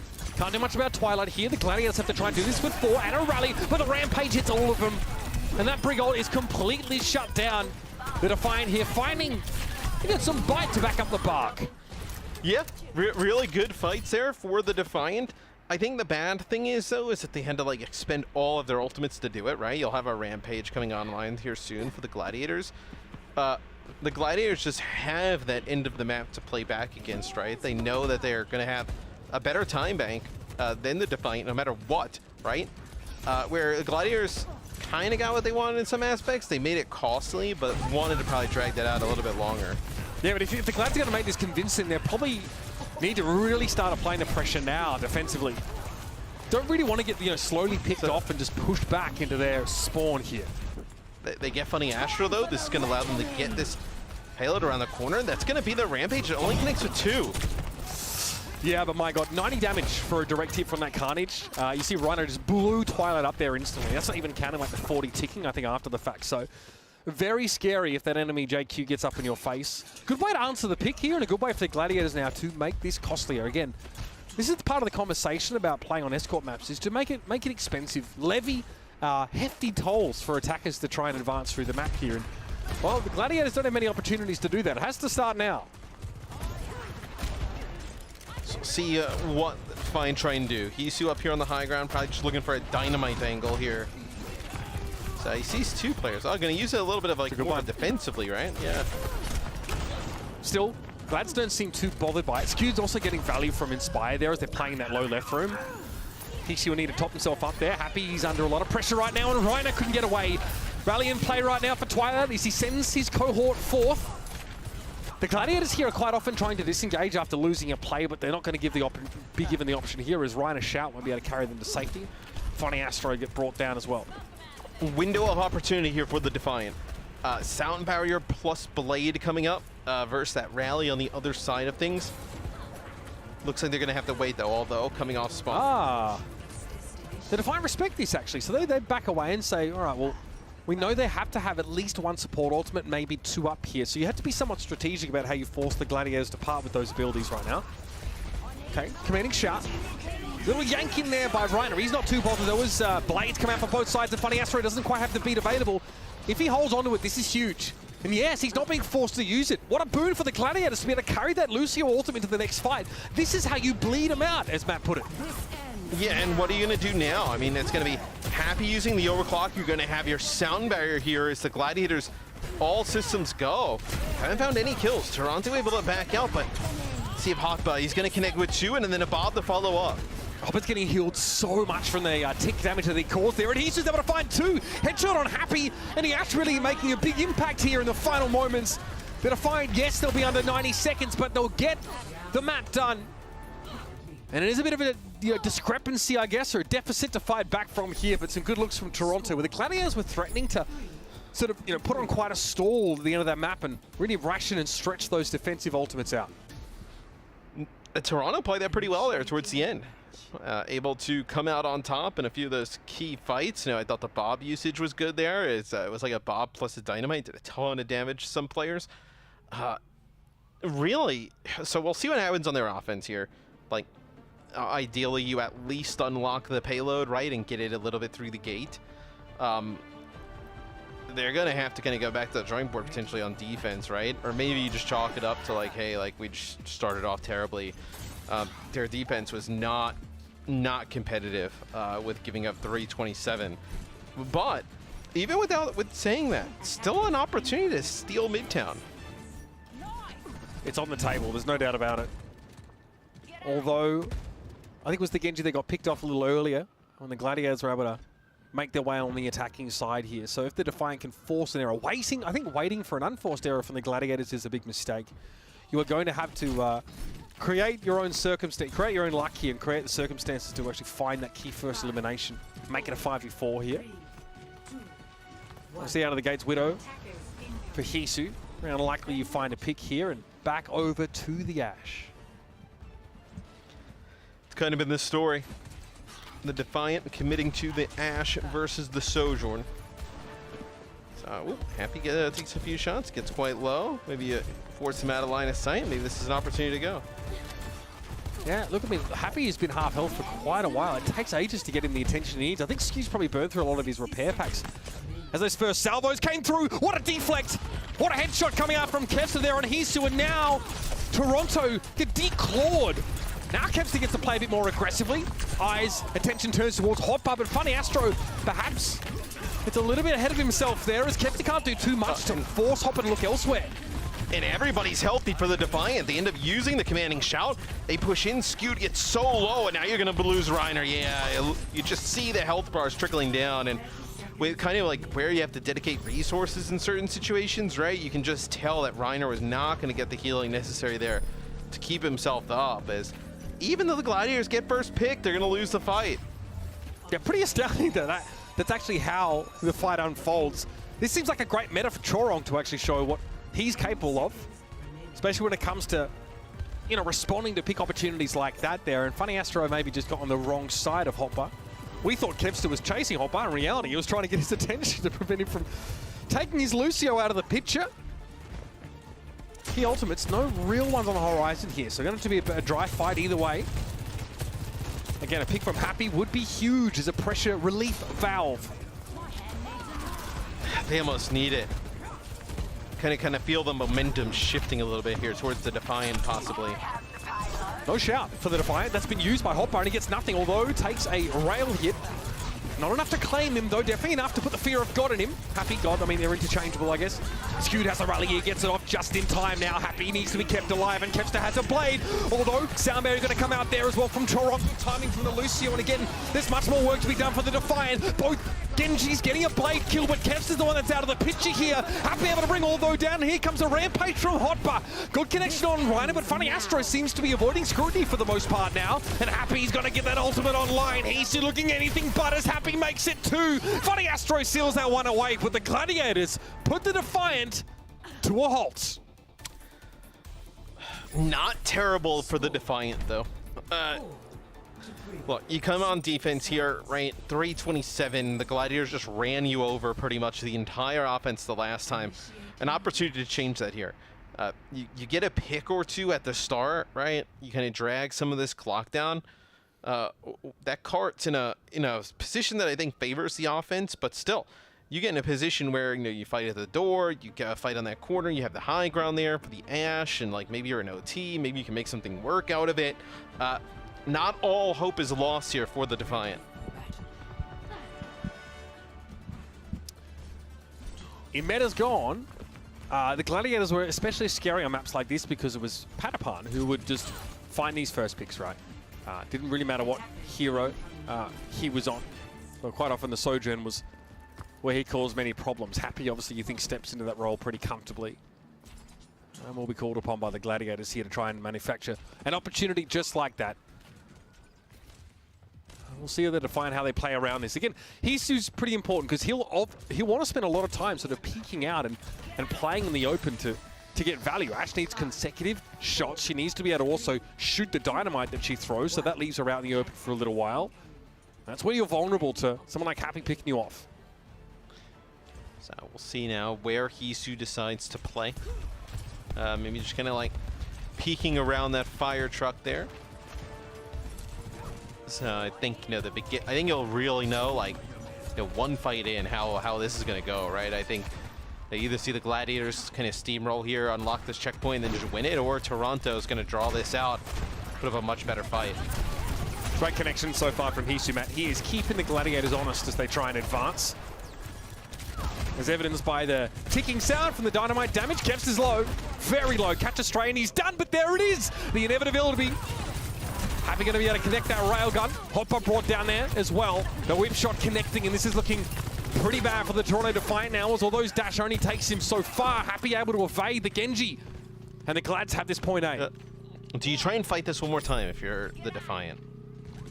I think it looks like maybe you'd have to consider it. We know where the first checkpoint is, but it looks like they're just going to back out. They're going to completely regroup. I mean, if any of them die after that point is taken, it's pretty punishing for the walk back, considering you know, the car. It does take a little bit, though, for this door to open and whatnot. Yeah, you possibly would have gotten another fight. I need you, Gracie. I just don't know if you took enough time off the clock and did enough there to really give yourself a chance here. I mean, either way, the Defiant will be forced to run into the Gladiators. As Reiner will use line of sight blocking there behind the cart to just apply pressure and necessitate the Defiant being on the cart at all times now. Charong low, very low, taking some big hits and Happy's able to finish the job with the railgun. That's not a great start to this fight there. Hisu took a full slash from Kevster as he came in with a swift strike, and Hoppa is down. Yep, this one is over, ladies and gentlemen. The Defiant get forced back, tail between legs, and the Gladiators, they even up the series. Just really bad defense from the Defiant. Really separates these two teams, right? The Defiant, they're able to complete the map. What the Gladiators just did it so fast and minimal to no resistance. Able to do it on their first offensive attack and then an OT to tie it up.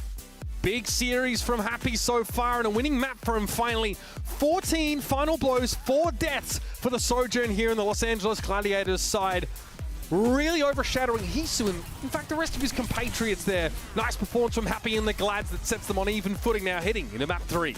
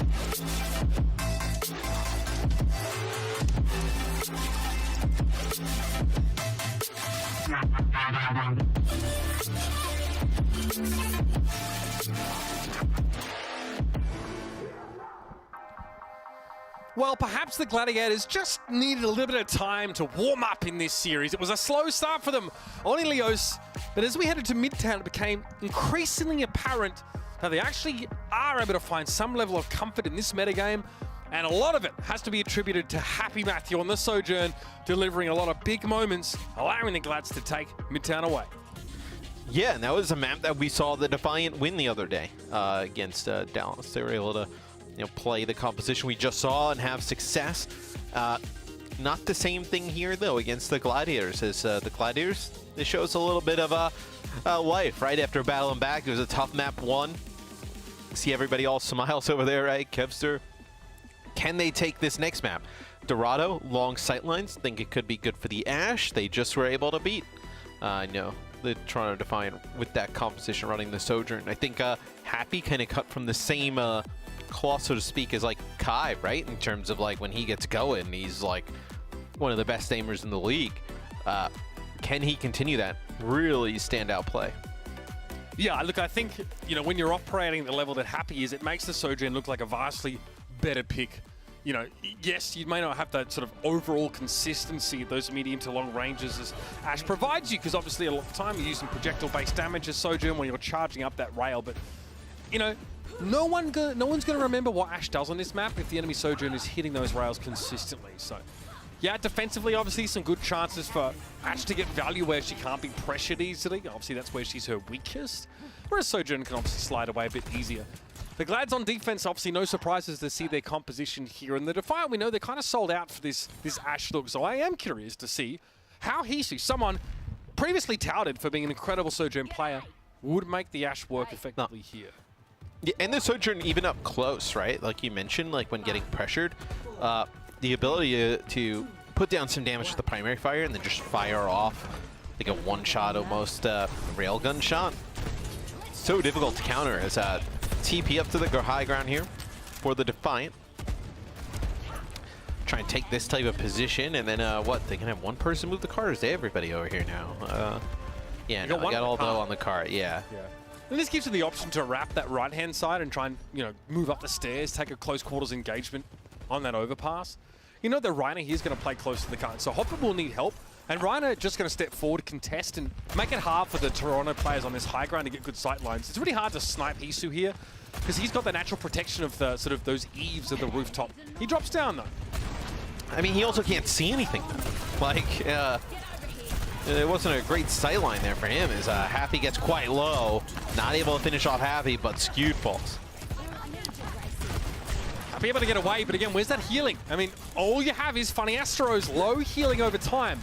So the Gladiators need to back away, and they need to get health packs, whatever they can. Notice that Happy's just sort of sat there at low health, and that's pretty dangerous against an Ashe comp. You're insta-dead to a headshot in that case. Finally, he's topped up, but look at all the ground the Glads just had to cede. They're going to come back and fight it, though, strong. You see Kevster just putting down free damage here on Hop. Like, get right in all those space. That's timing was filthy. just uncanny. That was uncanny timing. He knew that after the deflate for Although will be done, he would go for a right click. Kevster's probably played in that situation like hundreds and hundreds of times by now. It looks so natural for him, and what a way to completely gut punch Although and the rest of the Defiant. So they'll wrap around here. Gladiators now going to play here at this choke. They're so low. It's going to be, yeah, it's way harder now to get Hisu in position. You see right there, just in the middle of the street, low. Nothing they were going to be able to do to keep him up.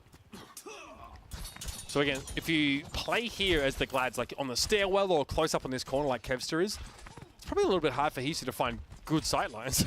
Will you play from like the low ground or hope you can get a high ground position at some point? It's awkward for the Defiant now. And just to like remind people, this series is so important for Toronto to be able to potentially qualify for the Summer Showdown. And the Gladiators, like, they win that last map. And they looked really good on offense, but it hasn't exactly, taking map one into consideration, hasn't exactly been, incredibly smooth sailing for the Gladiators this far. Like, for a team that's this good, this is probably your best opportunity to win a game like this.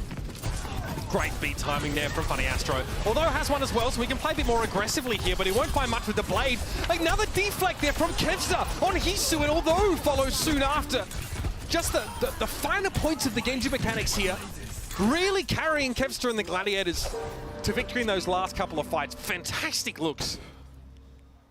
Kevser is, he's just so good that it's almost, I think the entire league has become numb to it, right? Where we talk so much about, really, I feel like Proper and all these other like DPS players and, you know, Profit, right? Like Kevser has been unreal in every role that they put him on.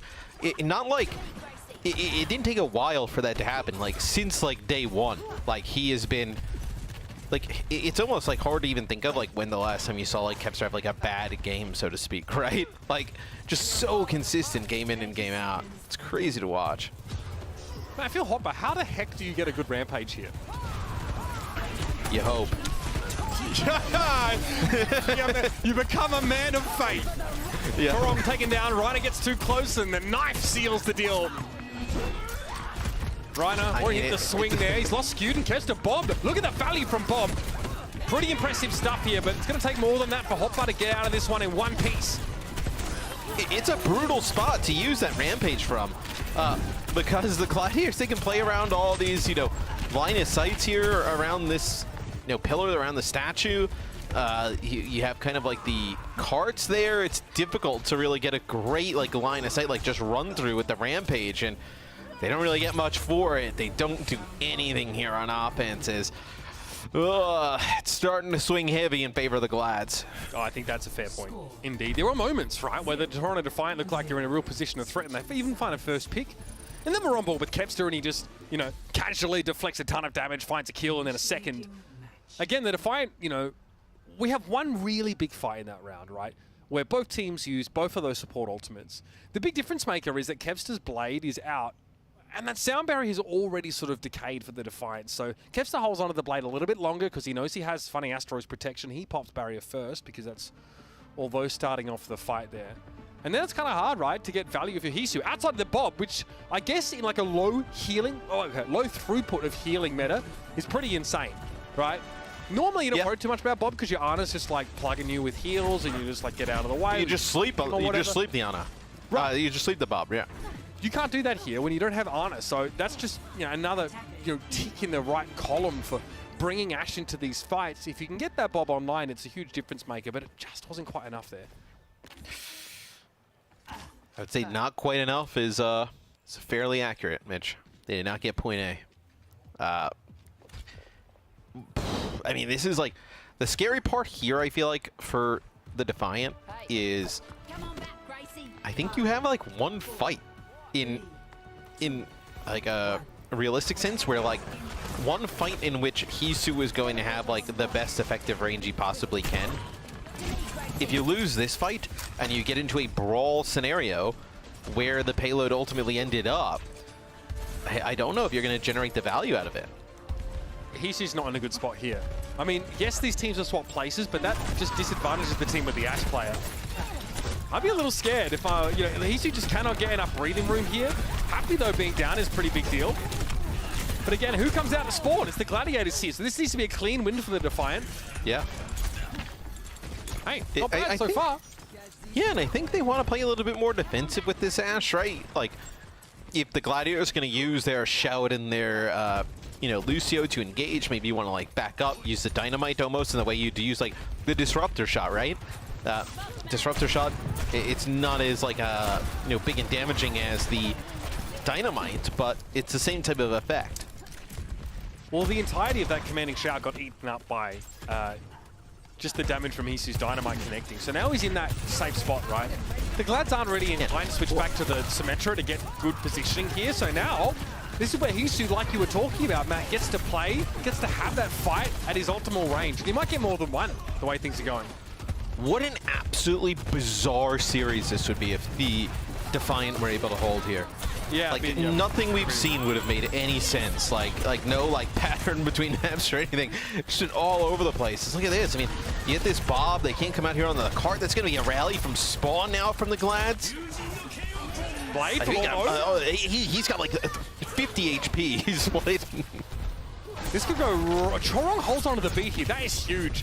The Defiant are playing very well here, and the Gladiators are getting a little frustrated trying to break through this hole. Here's a late beat from Chorong, and see what a difference maker that is. Kevster just gets flattened. Toronto spawn camping the Gladiators. They are rolling right now. And look at this. I mean, Hoppa already at the Rampage. Talk about good spots to use a Rampage. The last time Hoppa didn't have a great angle to it. I mean, right here, straight down the middle towards that spawn. Yep. Into down mid, Matt.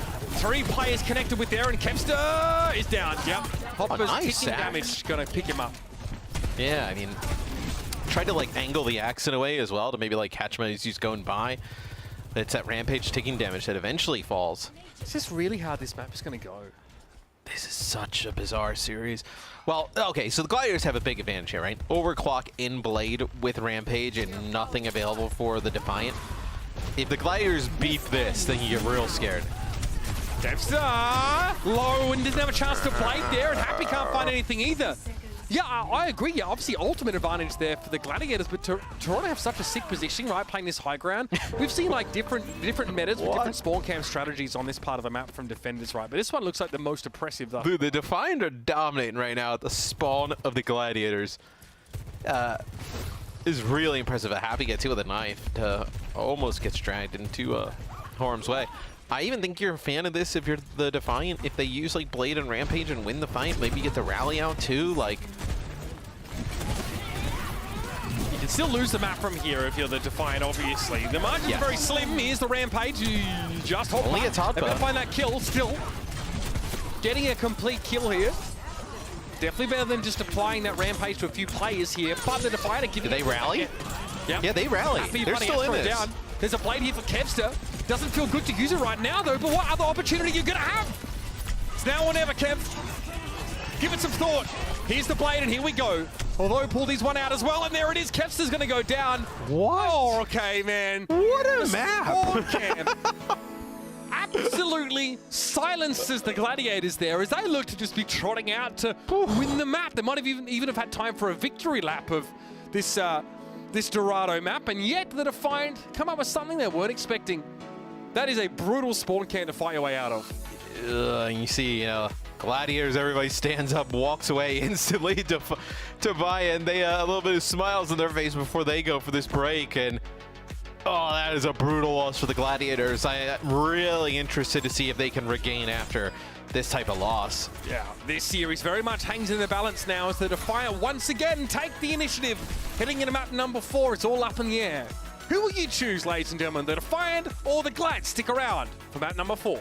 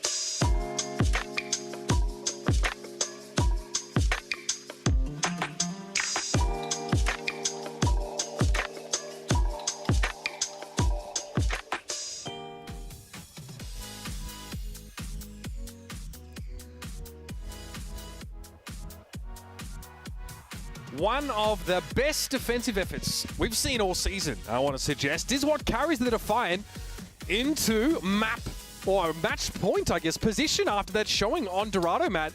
We've seen spawn camps, or we've seen like close defenses on this map tons of times before, like the Winston setup, and that's why teams use that symmetry to get around it. But the Gladiators, even with the Sim TP to try and circumvent the setup, couldn't break it. Yeah, and the Gladiators came into that map. They were feeling great, all smiles. You see that is not the case right now. So that is a bit puzzling.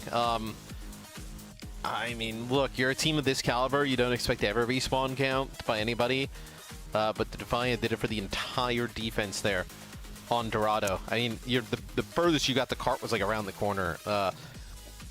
It's probably, you know, just kind of like a context, probably like a performance right there from like the Defiant. Like, you know, you may not see a team do that to the Gladiators like again. Like in the grand scheme of like these players' careers, like it's probably the only time that's happened. Toronto really brought it on that map. Matt, let's talk about the landscape of this Summer Showdown qualifier here. Things are kind of getting turned on their heads in a big way in terms of our results and in terms of our team standings. Now, okay, the usual suspects up there, Shock and Fuel. Then we have Justice, Titans, then the Spitfire, then the Defiant, Rain and Outlaws, and the Gladiators right now are 12th in this stage. In the Outlaws, like they're in 8th, but they're not exactly like home free, right? I mean, far New York and in Florida, like they're right within striking distance. Even the Boston Uprising, right? I think the Boston Uprising actually play the Defiant, whether their next game or I think they play Boston after this, and then I think they play London. So 2 really important games. And then my hometown, my Vancouver Titans, there locking it down. West Canada, turn up. Yeah, West Canada. They've been looking great thus far. Really odd, like the standings there though. I think it also shows like the Gladiators lose this. You're like looking at like, you know, bottom 2, 3 right now in the Summer Showdown. That is tough. I mean, and you kind of talked about it before. Like, this is the team that's managed to accrue like a ton of league points through play so far this season. And realistically, they're probably still in a great spot when playoffs come around in terms of their overall standings here. But you do not want to be, you know, taking your team into a stage like this and suffering such mental attrition as he's sort of playing this Junker Goats composition and then losing the teams you otherwise have on the ropes any given day in any other meta. It don't feel good. It does not. You do need a little bit of like adversity though, right? To like power through. Like, you know, the Gladiators just making every tournament, you know, running the finish line there for each one. Doesn't exactly like set them up for when inevitably, like it happens every team within every season, like you're gonna have these tough stretches and like how to bounce back from that, right? I think obviously you'd like to see this series of matches go a different way, right? But you're fortunate you didn't like start the season off on this, or you know, last tournament, right? And you didn't get a ton of league points like in mid-season madness. Like, you know, you have to look at it from the Gladiators' perspective, like, hey, we're pretty fortunate. Like, we built a buffer. We've run into something that, you know, maybe we're not grasping at the same level we fully expect to be grasping things at this level. But you look at it like, hey, you know, we've added Happy to this team. We still got Patty. We got Ons. We got Shu, who, you know, maybe this isn't a great meta for him because you had, like, a lot of Brig Lucio. Like, no, unless you're, like, Florida or New York and you're trying to play the double flex support still, don't know. Right. Like, but like things could like flip on a dime, right? You know, balance comes through, kind of something new arises. You can play some different things. You're still right back in the mix. I just think, at the end of the day, you just have too much talent to, and I think the coaching staff is fantastic as well. You just have too much to just not eventually figure it out, right? You just can't let the panic set in. I think that's the big key. Great focus on Hotbar there. I think we went through 2 rotations of commanding shouts there, Matthew, so a very long neutral fight. But eventually the Gladiators are able to get enough attrition on Hotbar to bring him down, and with him gone, the Toronto Defiant have not a snowball's chance in hell of winning that fight, so they have to give up a lot of ground here, and these are long fights. These are hard-won meters that the Gladiators are starting to stack up. So we'll see if Toronto can get back into the mix. Trying to Trying to close this series out on home turf. Hoppa just sitting in the corner. Yeah, ooh. Okay, so they shout forward here. Reiner's going to get healed up. It looks like he got a repair pack there. They shout at the same time as Hisu is running the opposite direction back to a health pack by the looks of things there. So the Defiant didn't really have all their guns to bear in that last fight, but although catches Kevster from that high ground. And something we didn't talk about, Hisu on the Sojourn here at the start of Toronto. So, as we say, not bad. lands a headshot on the heavy. Oh, they end up using the rally here as Reiner dies as well. So, you're going to be able to hold on to your rally here if you're the Defiant, and I think this could be a big opportunity for you. But I think the Sojourn here, it's almost a must. I do not think the Ashe, I think you can get away with Ashe on, a good chunk of the maps in the pool. This one with just so much close quarters, frenetic play, you would just get dove. You get run down. The better you do on this map, the less high ground you have available to you as well. You really only have natural high ground access if you're losing. You're either on the other side of this area, right, where you can play inside the gym and the ramen shop or whatever. But if you're doing well, Ashe gets less and less effective here. Great deflect there, and Happy is, although, knows better than to try and swing the blade at a Sojourn, threatening a big rail. And the Gladiators are starting to get exposed. Some of that sort of weakness in sort of cohesion now really getting laid bare. Yeah, I mean, not having a rally there is huge for the Defiant. Really gives him a big advantage. Also, Hotba earns his Rampage during that fight, doesn't use it, but just gives you an idea of, he ends up being the first pick in that first fight and dies really early and doesn't have an opportunity to build anything, but still ends up getting it faster than Reiner. So Hotba really is playing that Junker Queen pretty effectively, especially now with the Sojourn in the mix, but really the whole series not in the optimal setup. Yeah, long lanes here, and you can see Hopper was hoping to line up probably a bigger Rampage than that one. He's hoping to pressure Reiner down, who actually just rampages at Hisu and Hopper respectively. Two players who aren't really suffering any scrutiny from anybody else. Very much a solo effort there from Reiner. Looks pretty bad. Yeah, he's kind of out in no man's land alone there. Where's the rest of his team? Yeah. Yeah, kind of gets split off a little bit. Using the Rampage, just gets around the corner where we'll see. This will be a difficult spot for any team to break in this type of position where, you see the Defiant, they kind of almost want to have the Gladiators bring the fight to them. Well, they're not incentivized to push around this corner, I think, at the moment. That's just the fact of the matter. Gets his blade, though. One that, although cannot answer. Yeah, pretty solid stuff there. Hotbar and Hisu both fall. The Gladiators, again, relying on this superstar to put themselves back on even footing. If they can even get there, they're still behind by a good 20 meters plus. Yeah, Charong delays the bot moving forward and getting back in hands of the Gladiators for a little bit there towards the end. Huge fight coming up, though. Double support ults for both teams. You see, if you see all they use in this fight, the Gladiators come out on top. They may end up doubling the amount of push that the Defiant have with how impactful that would be. Because they've already got the bot, they're already in an advantageous position here. Back within 10 meters of the total of the Defiant. Neither team wants to go first, especially with this sound barrier. It's going to be the rally from Skewed, though, as the Gladiators don't want to give up any of this progress. Chorong responds with the sound barrier instead, and both Lucio's going for those ultimates, but Hisu finds a key headshot on Funny Astro. Even with the sound barrier in play, it's not enough to keep him alive. And now Hisu wants to get a bit more aggressive. It makes you wonder why he plays anything else when he can do things like that.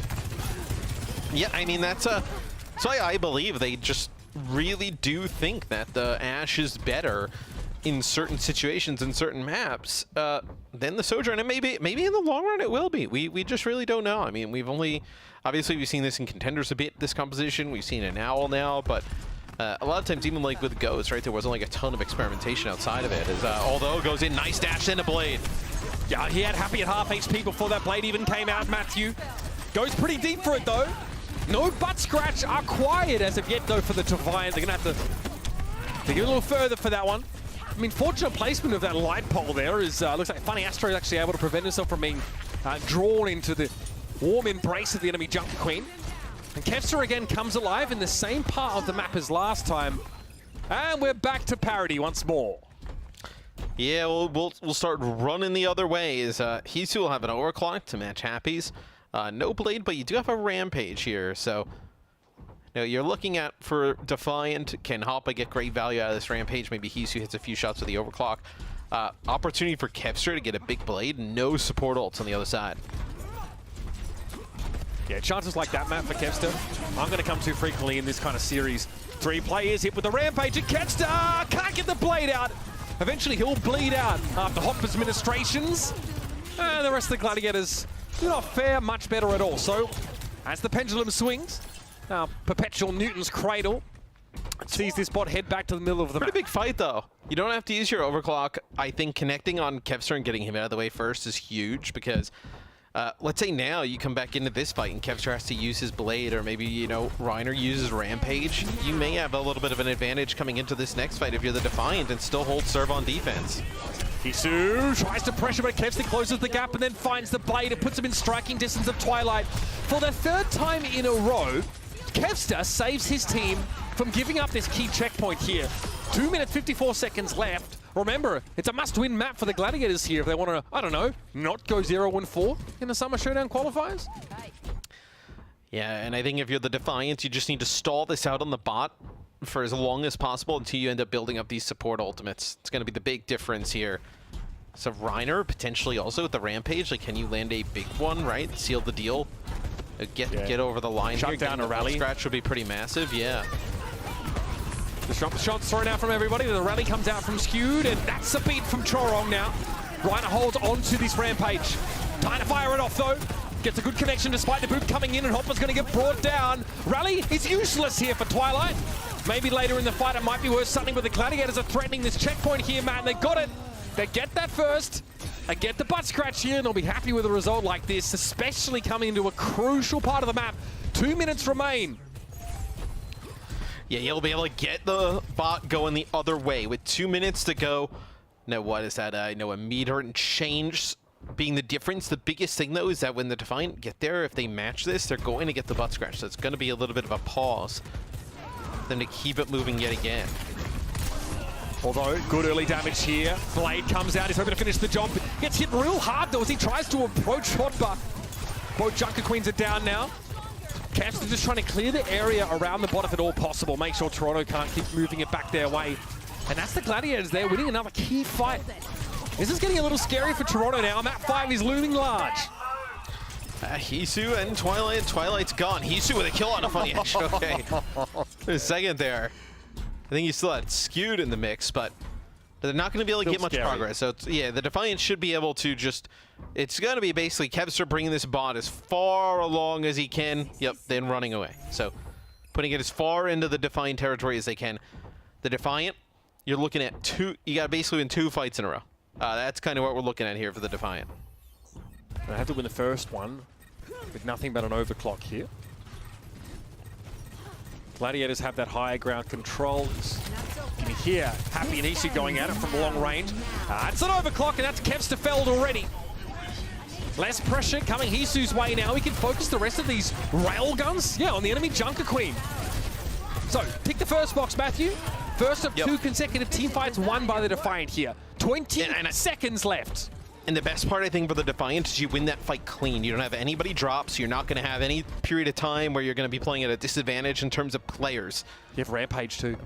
Yep, Rampage double support ult here. A perfect opportunity for the Defiant to take this. Hopper lets it go straight away. What a Rampage on the 3 in the rally from Skewed. Doesn't quite hit the mark. Both DPS from the Gladiators are down, and we get the butt scratch here. We are even Stevens now, and the Defiant still have 5 players to work with. They are well ahead in this fight with that sound barrier now expiring with the damage. Oh, the damage has already been done. Desperate attempts to contest here for Reiner and Skewed, but it's unlikely to be enough as Hopper tries to peel back a little bit. Kevster's Blade's going to find the elimination on Twilight, but it is not enough. He eventually is forced to succumb now as Happy slides forward, trying to play Limbo, not Overwatch, I guess. And that's going to be it. The Toronto Defiant get the job done, and the Gladiators getting served up a fat L.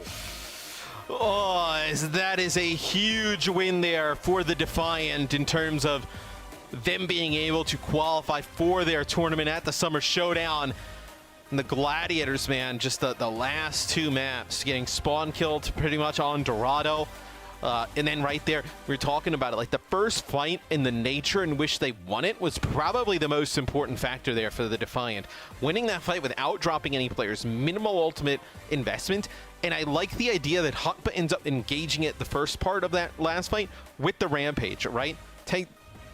take those support ultimates, really like kind of try and pull them a little bit more out of the equation there. And being able to pick up some kills early definitely does that.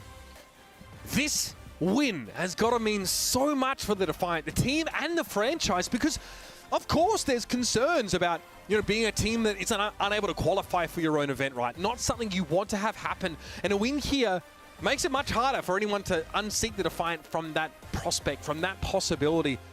Things are looking rosy, at least in the near future for this team, as they make a mid to late season run back. Now they're 9-7 in terms of that win-loss. The Gladiators, by the way, fall to 10-6. So these two teams, the gap between them closes significantly after the victory here for Toronto. And I've got to say, Matt, great stuff from the Defiant overall. Thought Hopper had an excellent series. Chorong looks fantastic, especially when environmental kills are involved. But your player of the match here, this is a Matthew Morello selection. Make no mistake, it's going to be Although on the Genji. Yeah, I thought his Genji was really strong all series long. I think it's also a little bit harder for him to play this Genji when they're running the Ashe, right? You don't have like another damage dealer who's going to get into the, backline, into the mix, into that brawl. Like a Sojourn, your other damage dealer playing from a distance, a playstyle that a lot of other Genjis don't really have to even learn or play around, because Toronto's one of the only teams that are doing it. And I thought he was great. You got good use of his blade. It felt like, when he had players weak and was able to get in, finish them off, get out with his life, he was able to do so pretty successfully. And crucially, although with such a great performance in this game, has almost single-handedly boomed Johnny. I mean, with the help of Jack, Johnny is absolutely going to be boomed after this, because, Jack sat on the couch there. He makes the prediction, right? He actually said a 3-0, I think, for Toronto, so not quite accurate there, but makes the correct pred. And although, obviously, this is relevant, and this is a significant result for him, because he's going up against Kempster. He's going up against Happy. If you want to look at a DPS comparison, a head-to-head, it's not really one that you actually would, favor Although in on the face of it. But he comes out this series having to really grind a lot of those maps, but looks fantastic. And the Defiant as a franchise have to be thrilled with a result like this. It's such an important game of the season. Yeah, you look at the roster, and there's just a lot of players that we've seen have success in the past on different teams. On this Defiant team, you kind of think you put them together, you'd find some of that. And it's weird because, you mentioned their record, and their record is quite good. I don't think people kind of when people think of the Defiant or talk about the Defiant, they don't talk about them with, I think, how they would talk about other teams if they had that record, if you understand what I'm talking about. Where, barring tournament success, this team has been pretty good all season long. Huge win here against the Gladiators, right? You have matches against, I think, Boston and London coming up. I think both of those are, winnable with the way you're looking for the Defiant. Wow. So you might have a really nice seeding, Matthew. Look, maybe we go into the Summer Showdown. This is going to sound crazy. Maybe we go with both Canadian teams in the top 4. It's a possibility. Man, can you imagine with East Canada versus West Canada? Ah, man. A matchup in East ages, right? Canada. Oh, my God. Well, apologies to any Canadians we may have offended by these comparisons, but geographically, you have to admit they are correct. I love Toronto. If you can make it to that event, go to the event, because the city's awesome. I've never been to Vancouver. Scott says Vancouver's all right, but maybe I'll make it over there. Again, I'm looking forward to being in Toronto, no doubt about it. I'm pretty sure there's any. Don't know yet. I'll let you know. I'm going to go anyway, to be honest. What did I get this visa for, if not to be able to leave the US and travel to some fantastic countries? Hey, I don't want to delay this, because I need to see I need to see the expression on Johnny's face as we head to the I got to see how much Johnny's molding. Oh, God, please give it to me. And Johnny, don't hold back, man. Let him know. Jack, you know what to do. Never in any doubt, my boy. Love to see it. We're going to head over to the desk after this for some post-match interview and hear our experts' thoughts on how this weekend of matches, and especially this one, has gone.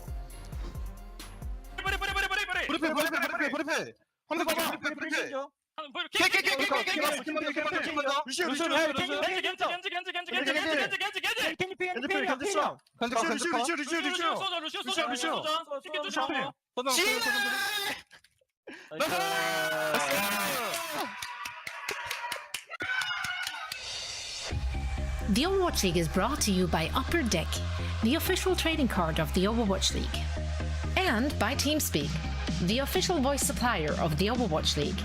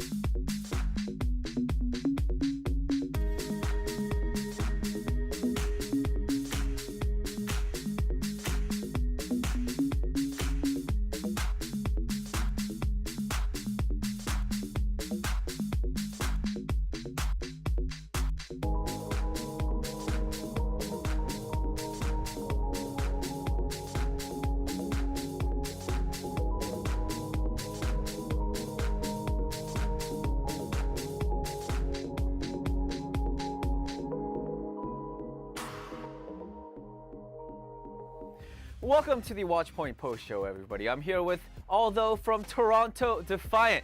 Aldo, what a crazy match. I'm gonna be honest, I think a lot of people predicted the Los Angeles Gladiators to win. You guys were definitely the underdogs, but you guys clutched out the win today against the Gladiators. Tell me in detail, like, how did you guys get this done? 자, 첫 번째 질문 오늘 승리 축하드리면서 솔직히 말씀드려서 제가 봤을 때 많은 분들이 글래디의 승리를 예상하지 않았나 싶은데 그 모든 걸 다 깨고 오늘 토론토가 너무나도 좋은 모습을 보여준 것 같습니다. 오늘 승리 어떻게 해서 얻으시게 되셨나요?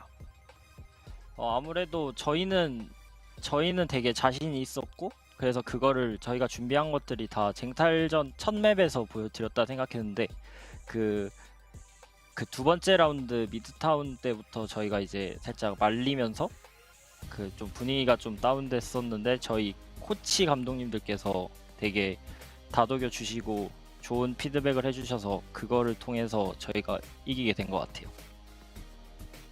All right. Going into today's match, I mean, we were pretty confident. We felt good going into the match against Gladiators. So I think all of the things that we prepped, all the strategies that we had in plan, we started to show successfully on today's match, starting from the control map that we won. However, going into the second map, which was Midtown, things sort of didn't go our way and we started to sort of panic a little bit. We started to worry, but that's when our coaches and our coaching staff came in.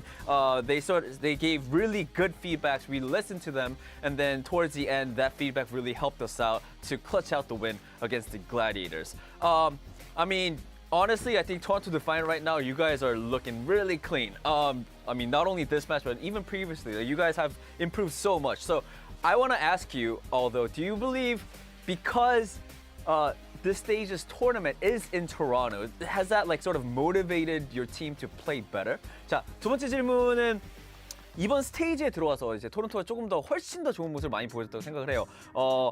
얼도 선수가 보시기에 아무래도 이번 토너먼트가 또 이제 홈구장인 토론토에서 경기들이 펼쳐지기 때문에 좀 그거에 좀 어떻게 되면 이제 선수들에게 좀 더 동기부여가 됐다고 생각을 하시나요? 네, 저희가 팬분들을 직접 만났었는데 그때부터 이제 저희가 살짝 엄청난 사명감 이런 걸 가지게 되면서 되게 열심히 했던 것 같고 그리고 이제 저희 메타가 저희와 좀 잘 맞는 메타라 생각해서 그래서 되게 좋은 성적을 낸 것 같아요. Alright. Yes, I definitely think that we were definitely more motivated, especially because we had a chance to meet our fans face to face. So we sort of had this feeling that we had to prove ourselves, or show, or sort of perform better for our fans. And not only that, I think the current meta right now really suits our playstyle, and that is also helping us get more wins in this stage as well. All right, last but not least, although I know before we went in, you told me specifically that you had some message for the Los Angeles Gladiators. So please tell us what you have to say to the Gladiators. 자, 마지막으로 이제 얼도 선수가 오늘 이제 인터뷰 시작하기 전에 글래디에게 좀 한 말씀을 하시고 싶으시다고 말씀을 하셔서 네, 한 말씀 해주시길 바라겠습니다. In this summer showdown, goodbye gladiators. Alright, everybody, that is it for the interview. Although, thank you so much. 감사드리고 인터뷰 마치도록 하겠습니다. That is it for the interview. Thank you so much, Aldo. Bye bye. Bye. Let's go! Let's go, Aldo, yeah. I can't believe you said that. Nice, savage. On the first time their franchise has ever beaten the Gladiators, they're like, we're running this one to the bank. Goodbye. we never might get this chance ever again. Just do it right now. Go ham. What a beast. Oh my god, that's such like a... Like if you're a Gladiators, you're balding, you're just like, it's just a regular season match! Wow, that's brutal. You gotta be happy for Toronto Defiant. Jaws, you predicted it completely as the plan. Yeah. They looked dominant throughout the entire series. It was all big the brain. way. It wasn't 3-0, but it was 3-1, baby. I mean, they could have won that with Midtown. No, yeah, it could have been. It could have been. Toronto, 사랑해. Easy. I love you, Toronto. It's too easy. Being this genius, I'm not gonna lie. It's good to have me on the desk. It's the glasses! No, it's the glasses! No, don't turn it away from me. Don't turn it away from me. They give him my back. So let's talk about the match, of course. I know. We're behind the lenses. The LA Gladiators 0-4 in the Summer Showdown qualifiers. Unlucky. So, okay, look, it sucks. You're 0-4, but still, they're back-to-back stage champions. You can't be too hard on the franchise. Metas come and go. This clearly wasn't suited for you, and they'll recover and maybe get better for the Countdown Cup and get some more regular season wins. But let's just start with Toronto Defiant. I mean, this is a massive win for that franchise. We talked about how it's going to be the Toronto Defiant homestand for this stage playoffs. What really propelled them for this 3-1 victory against the Gladiators? It's 100% the way that they're playing the meta. And Johnny, I saw you tweet about this when it happened. That hold on Dorado was a masterclass of how this composition should be played. Even when they were going up against ultimate disadvantages, they were playing it perfectly to counteract those advantages that the Gladiators had. They were playing to their picks and allowing Uldo and Hisu to put out the damage, get those picks. And honestly, this could be the beginning of the arc of the first time we'll see Toronto Defiant sort of exceed expectations. They are looking like one of the better teams in this meta right now going into their own land, and they have that buff that, although just talked about of we want to do our fans proud, we want to represent Toronto well in this tournament, and they're already playing better because of that. So where is the limit for these guys? I honestly don't know, because none of us predicted them to take it over the Gladiators, except for Jack, who has the script in there. Yeah, it's too easy, baby. Look, they were winning out some of these fights with no ults when Glads had Blade or Beat or dude, the neutral from the Gladiators has always been a massive strong suit. The mechanics of Kevster, Happy of course has only just joined the team. Funny Astro is another person that's mechanically extremely gifted. So you'd expect neutrals for the Gladiators to be even better this tournament when you can have the pop-off performances from your DPS. But the Toronto Defiant were just winning out. Look at this this fight specifically. We were kind of going crazy. Reiner has ult, Kevster has ult. Toronto have nothing. Yeah. And they're just winning in the neutrals like this, even in situations where you're holding right up into the spawn doors. No, it was a fantastic showcase from the Defiant. Yeah, I mean, that Toronto hold, just emphasizing the way they use their abilities, and this is what I tweeted about, just you're not going to let the Gladiators get through that gate, because as soon as you let the Gladiators get through that gate and get positioning on you, that's when they can start taking the off angles, and that's when they can start dealing damage into you. Just repeatedly, commanding shout, Dragon Blade. We're going to force them back into spawn and not let them get any kind of positioning on us. That's really what this meta is all about. And it's beautiful in that way. I want to pose this question to you. Do you think the failures of the Gladiators comes in from, we saw the Reiner tweet where we've all talked about the zero skill meta and those things that exist. Is it a situation where they haven't completely bought in? They're just sort of we don't like this meta, when instead of trying to work to actively improve it, they feel like as a team, in terms of the teamwork and the synergy, they're just not up to the same par of the caliber that we expect them to be. So okay, so I'll actually say this. I don't think the Gladiators played that bad. I think the Toronto Defiant played really well. I mean, Ilios, I think, it even started on Ilios, Lighthouse. I think that the Toronto Defiant, the way they control the point, let the Gladiators come to them instead, and the Gladiators just couldn't find any picks. Midtown went overtime, 3-3. Dorado, both teams full held each other.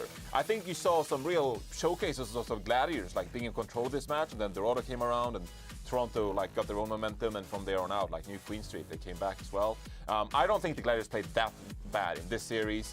You played the Shock yesterday. Probably the best team in the region right now. But it's the Gladiators. They should be performing better than that, right? I can give them an excuse for a couple of these losses, and they did lose 3 of these matches. But this is 4 matches in a row. None of them have been blowouts. They have been competitive in every single match. But it's the Gladiators. Losing 4 matches in a row, in my opinion, with the caliber of roster, is unacceptable. Yeah, sure. But I guess what I'm trying to say is, I think if you reflect on these 4 matches, what I'm looking at is the first 2. I think these last 2 against Toronto and Shock, I don't think they are the ones where you're oh, we needed to win those. Yeah. No, I think it's the first couple of matches where Shu on Sojourn because of Putty Pound situation currently, you didn't have Happy on the roster. I think that's what is really going to hurt the Gladiators moving forward. But celebrating Toronto Defiant, they're now 3-1.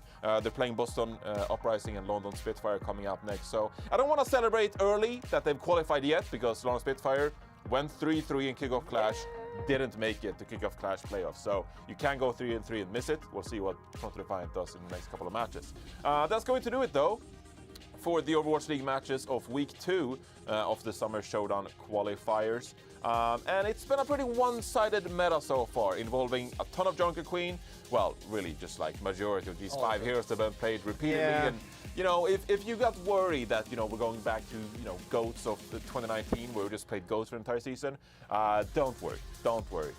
Earlier today, Aaron Keller came out with a tweet suggesting that the developers of Overwatch are recognizing how strong Junker Queen is in this meta. The tweet reads, "Hi everyone, the hero team has been monitoring the latest Overwatch League play, plus our own internal playtest, and have decided to bring the overall power of Junker Queen down.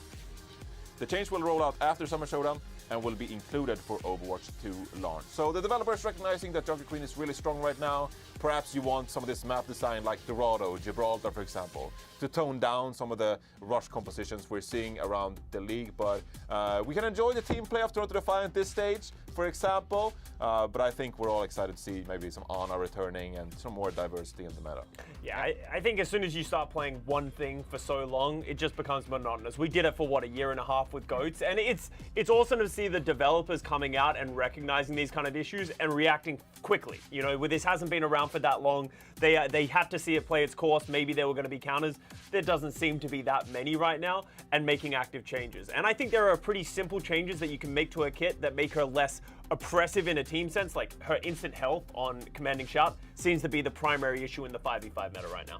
Yeah, it's really good that it's like quite quick communication from Aaron Keller, and it's going to be good too. So then, you know, when Overwatch 2 does end up launching in October, it's not going to be perma Junker Queen in the rank game. So yeah. I don't mind. I mean, I'm still going to play lots of Junker Queen. I mean, that's fair. That's fair. I want to swing that axe, you know what I'm saying? I'd rather play Ana the Brig though, I'm just saying, like. Yeah, exactly. Danny, what hero do you miss the most currently? Currently, right Which now? hero do you want to see the most in the meta? You can pick anyone. I'm honestly fine with Junker Queen as of right now. Aaron, I know you want to change things, but don't. Yeah, it's fine. Danny likes it. Hero? Cut Danny's mic. The changes are coming right now, like, soon anyway. So yeah, let's just enjoy the Junker Queen as she is right now. Yeah. The changes are coming soon. I love you, Danny. I love you. The absolute goat. I would duo you. I would duo you, Danny. And that's where we're going Oh, next. God. Usually, this is where, at the end of the show, we've been talking about our best of the days. But we're changing things up. Woo! It's been a very monotonous best of the day meta so far, so we're changing things up here at the end of okay, I like that. Come on, that was good. Come on, that was good. And instead, we're going to play a game of duo, avoid, report. We're going to go through some plays that happen throughout the day, and we, as a collective, we have to decide whether to play. We want to duo, perhaps, this player. We want to avoid that player, or if we're just like straight up reporting them. Okay. All right. Sure. I think everyone's played this game in some kind of capacity. I can't say why. Or No, you guys all know what we're talking about. Everyone knows. Let's kick things off here, okay? In our first matchup of the day, we had the Dallas Fuel taking up the Boston Uprising, and it looked pretty one-sided for Dallas Fuel at one point. Sparkle had a phenomenal Genji performance. Gets a 4K here, but then Edison, what happens? This was disrespectful from Edison, honestly. It was. He was about to get the 5K, no? Yeah, look at this. He's about to go crazy. There's another one. There's the third. Pick up mag. Oh, there's there we go. the fourth. There we go. Mine. Oh, come on, Edison. He's gonna die. That's a report. You That's did an him instant dirty. report. No, okay, calm down. We're not gonna get him banned. He's an avoid. I don't want him I on don't my think team so. anymore. You don't want to avoid him. He's a good player. He's getting the job done, though. Yeah. He's closing it I out. would say avoid as well because They were going to win that fight regardless. Yeah. That fight was over. Sparkle was going to get the ace, and Edison's like, nah, I need to pad my stats. he's on my team. Like, I'm happy that we won the team fight. So, but then at the same time, he took my 5K away from me. So it's like, Oh, then you want to revenge and get 5K on him in the next game. yeah. So I'll I see. That's actually kind of avoid, smart. Yeah, We'll avoid. Okay, yeah, all right, avoid from the avoid. desk, okay? Avoid. I would do. All right. Next one. Next one. In that very same round later on, Hanbin stood out. As we just talked about, lots of Junker Queen so far this stage. But Hanbin, very last fight of the round, he's like, I'm going sorry, guys. This is a duo, bro. This is You 100% cannot a duo. have your tank No. player int switch. No. Look at This what. economy? Look at him one-shot Valentine in just a moment, dude. This is a duo. This is a Master Zarya Look at at him work. walking They off. played it in the first tournament to like a ridiculous success, kind of, and then Look, you don't get tank players like this every day. trying You so switch hard. off the meta, back to the pick you're kind of known for at the start of the season. No, it's Easy. No, Easy report. duo. Look, Easy no, report. this is an easy report. Easy report. This is like in Overwatch League context. Look at this is- one shot. No, okay. That's like Sing saying this is in Overwatch League context. This is like your ranked player switching to Roadhog, getting one pick, and being like, "I got one, guys. What are you guys doing?" Like it doesn't work. It's report for me because that's cheating. That's cheating. That's Because cheating. you changed off Junker Queen. I thought there was like a gentleman's agreement where everyone uses Junker Queen, but he just switched off to Zarya. His signature hero. Just went crazy. What are we deciding on here? Report or duo? I will go duo just because Hanbin, when Overwatch 2 comes out, I need all the help I can get. Please. Hit me up, hit me up. Get that SRF, get that SRF. Duo Edison's, or Hanbin Zarya, rather. Next up, of course, in the very next match, Atlanta Reign, they took on the Paris Eternal, and one player in particular stood out. We already seen plenty of him. It's Kai on the Atlanta Reign, of course. But his performance on Gibraltar, just take a look at his stats. 81. He kind of clean On with it. Gibraltar, He kind of clean with it. 81% really on accuracy. Oh, yeah. Duo. Duo. No, easy. Duo. 1000%. Carry me. No, carry me no, to, no, to plat. Kai, please. Let me get out of this silver hell. Kai, please. No, okay. Please. I'm reporting. You can't use an AI in an Overwatch League match. You have to report him for cheating in a game. That 81% is not normal. Check him PC. It's just not. It's not normal. I check him PC. It's clean. It's clean. It's clean. Okay, do it. There we go. Thank you, Danny. Thank you for doing the investigation. I think It's that clean. was if someone made the argument that someone was cheating in the Overwatch League. Yeah, that no, I mean, 81 right there. accuracy is a little. Yeah, that Dude, I would have believed I'd be like, it. is Shy been flown over? Grab controller That's guys true, PC, that's you true. know. I That think- was a ridiculous. I want to duo, but I think British this is Shy, yeah, true. That's I would it's at too least, insane. I would at least report Kai and just be like, hey, devs, take a peek. Take a peek, you know? I would say won't know, report. but you Run guys the numbers. will know. So I'm going with report. But before he gets reported, I am duoing with. Okay. Danny's the guy who duos with cheaters because he's like, hey, I'm succeeding. I don't know. I just thought he was really good. Liability. I don't know. All right, there we go. We got one more final one to close it out, of course. Earlier today, in the Watchpoint pre-show, one player, quote unquote, in particular, stood out. It was Jaws. He went 2-10 in Overwatch. And we thank you very much, Jaws, for being here on the desk. It's been a blast this weekend. Aww. So I gotta ask you, Costa, Danny, duo avoid report on Jaws going 2-10. Report. Bruh. 2-12. What are you, Vancouver Titans? Honestly, Jack, I'll duo with you. Give me easier questions later, okay? That's great. Yeah, that sounds good. Yeah, so duo, yeah. Are you hearing this, Danny? I will No collusion here. report because he's too handsome. Now he's just selling out. Oh, maybe some easy questions slipping your way there. So, I really need it. what you got to offer me, Johnny? Oh, I guess I gotta go avoid them. We know who's losing the next Overwatch then, don't we? Oh yeah, don't worry. I'll know everything about the Ottoman Empire. We'll bring in some other guests next week. Thank you very much for being here, Josh. I love you. That's going to do it for our new little game. That was pretty fun. Maybe we'll do more of that in the future, of course. Next week we got more matches coming your way, both West and APAC. So let's take a look at the schedule and see what is coming up. For the Eastern region, we got the Chengdu Hunters taking on the 0-2 Hangzhou Spark. No, 0-2 plus minus 6 Hangzhou Spark. They haven't won a map yet. Rough. What about No Hill's chances? His Valiant against the Seoul Dynasty. No. Valiant have not won anything, and I don't know if the Sashin Brig's gonna cut it against the Prophet Brig. I don't know. Dude, do you see the Dia knives though? The dagger throws? Dia is kind of crazy. He is kind of crazy on the Junker Queen, just saying. All right. But nah. Let's take a look at the Western schedule as well. What matches will be coming your way on Friday, August 26th? We got the London Spitfire taking on the Atlanta Reign. New York Excelsior against the very dominant San Francisco Shock so far. That's going to be a Shock's chance to break the record. To break the record and claim it for themselves. 20 regular season matches in a row. And then finally, to run on Friday, we got the Vancouver Titans taking on the Washington Justice. It's going to be a repeat of the, I don't know what bowl. It was a bowl of some time last stage.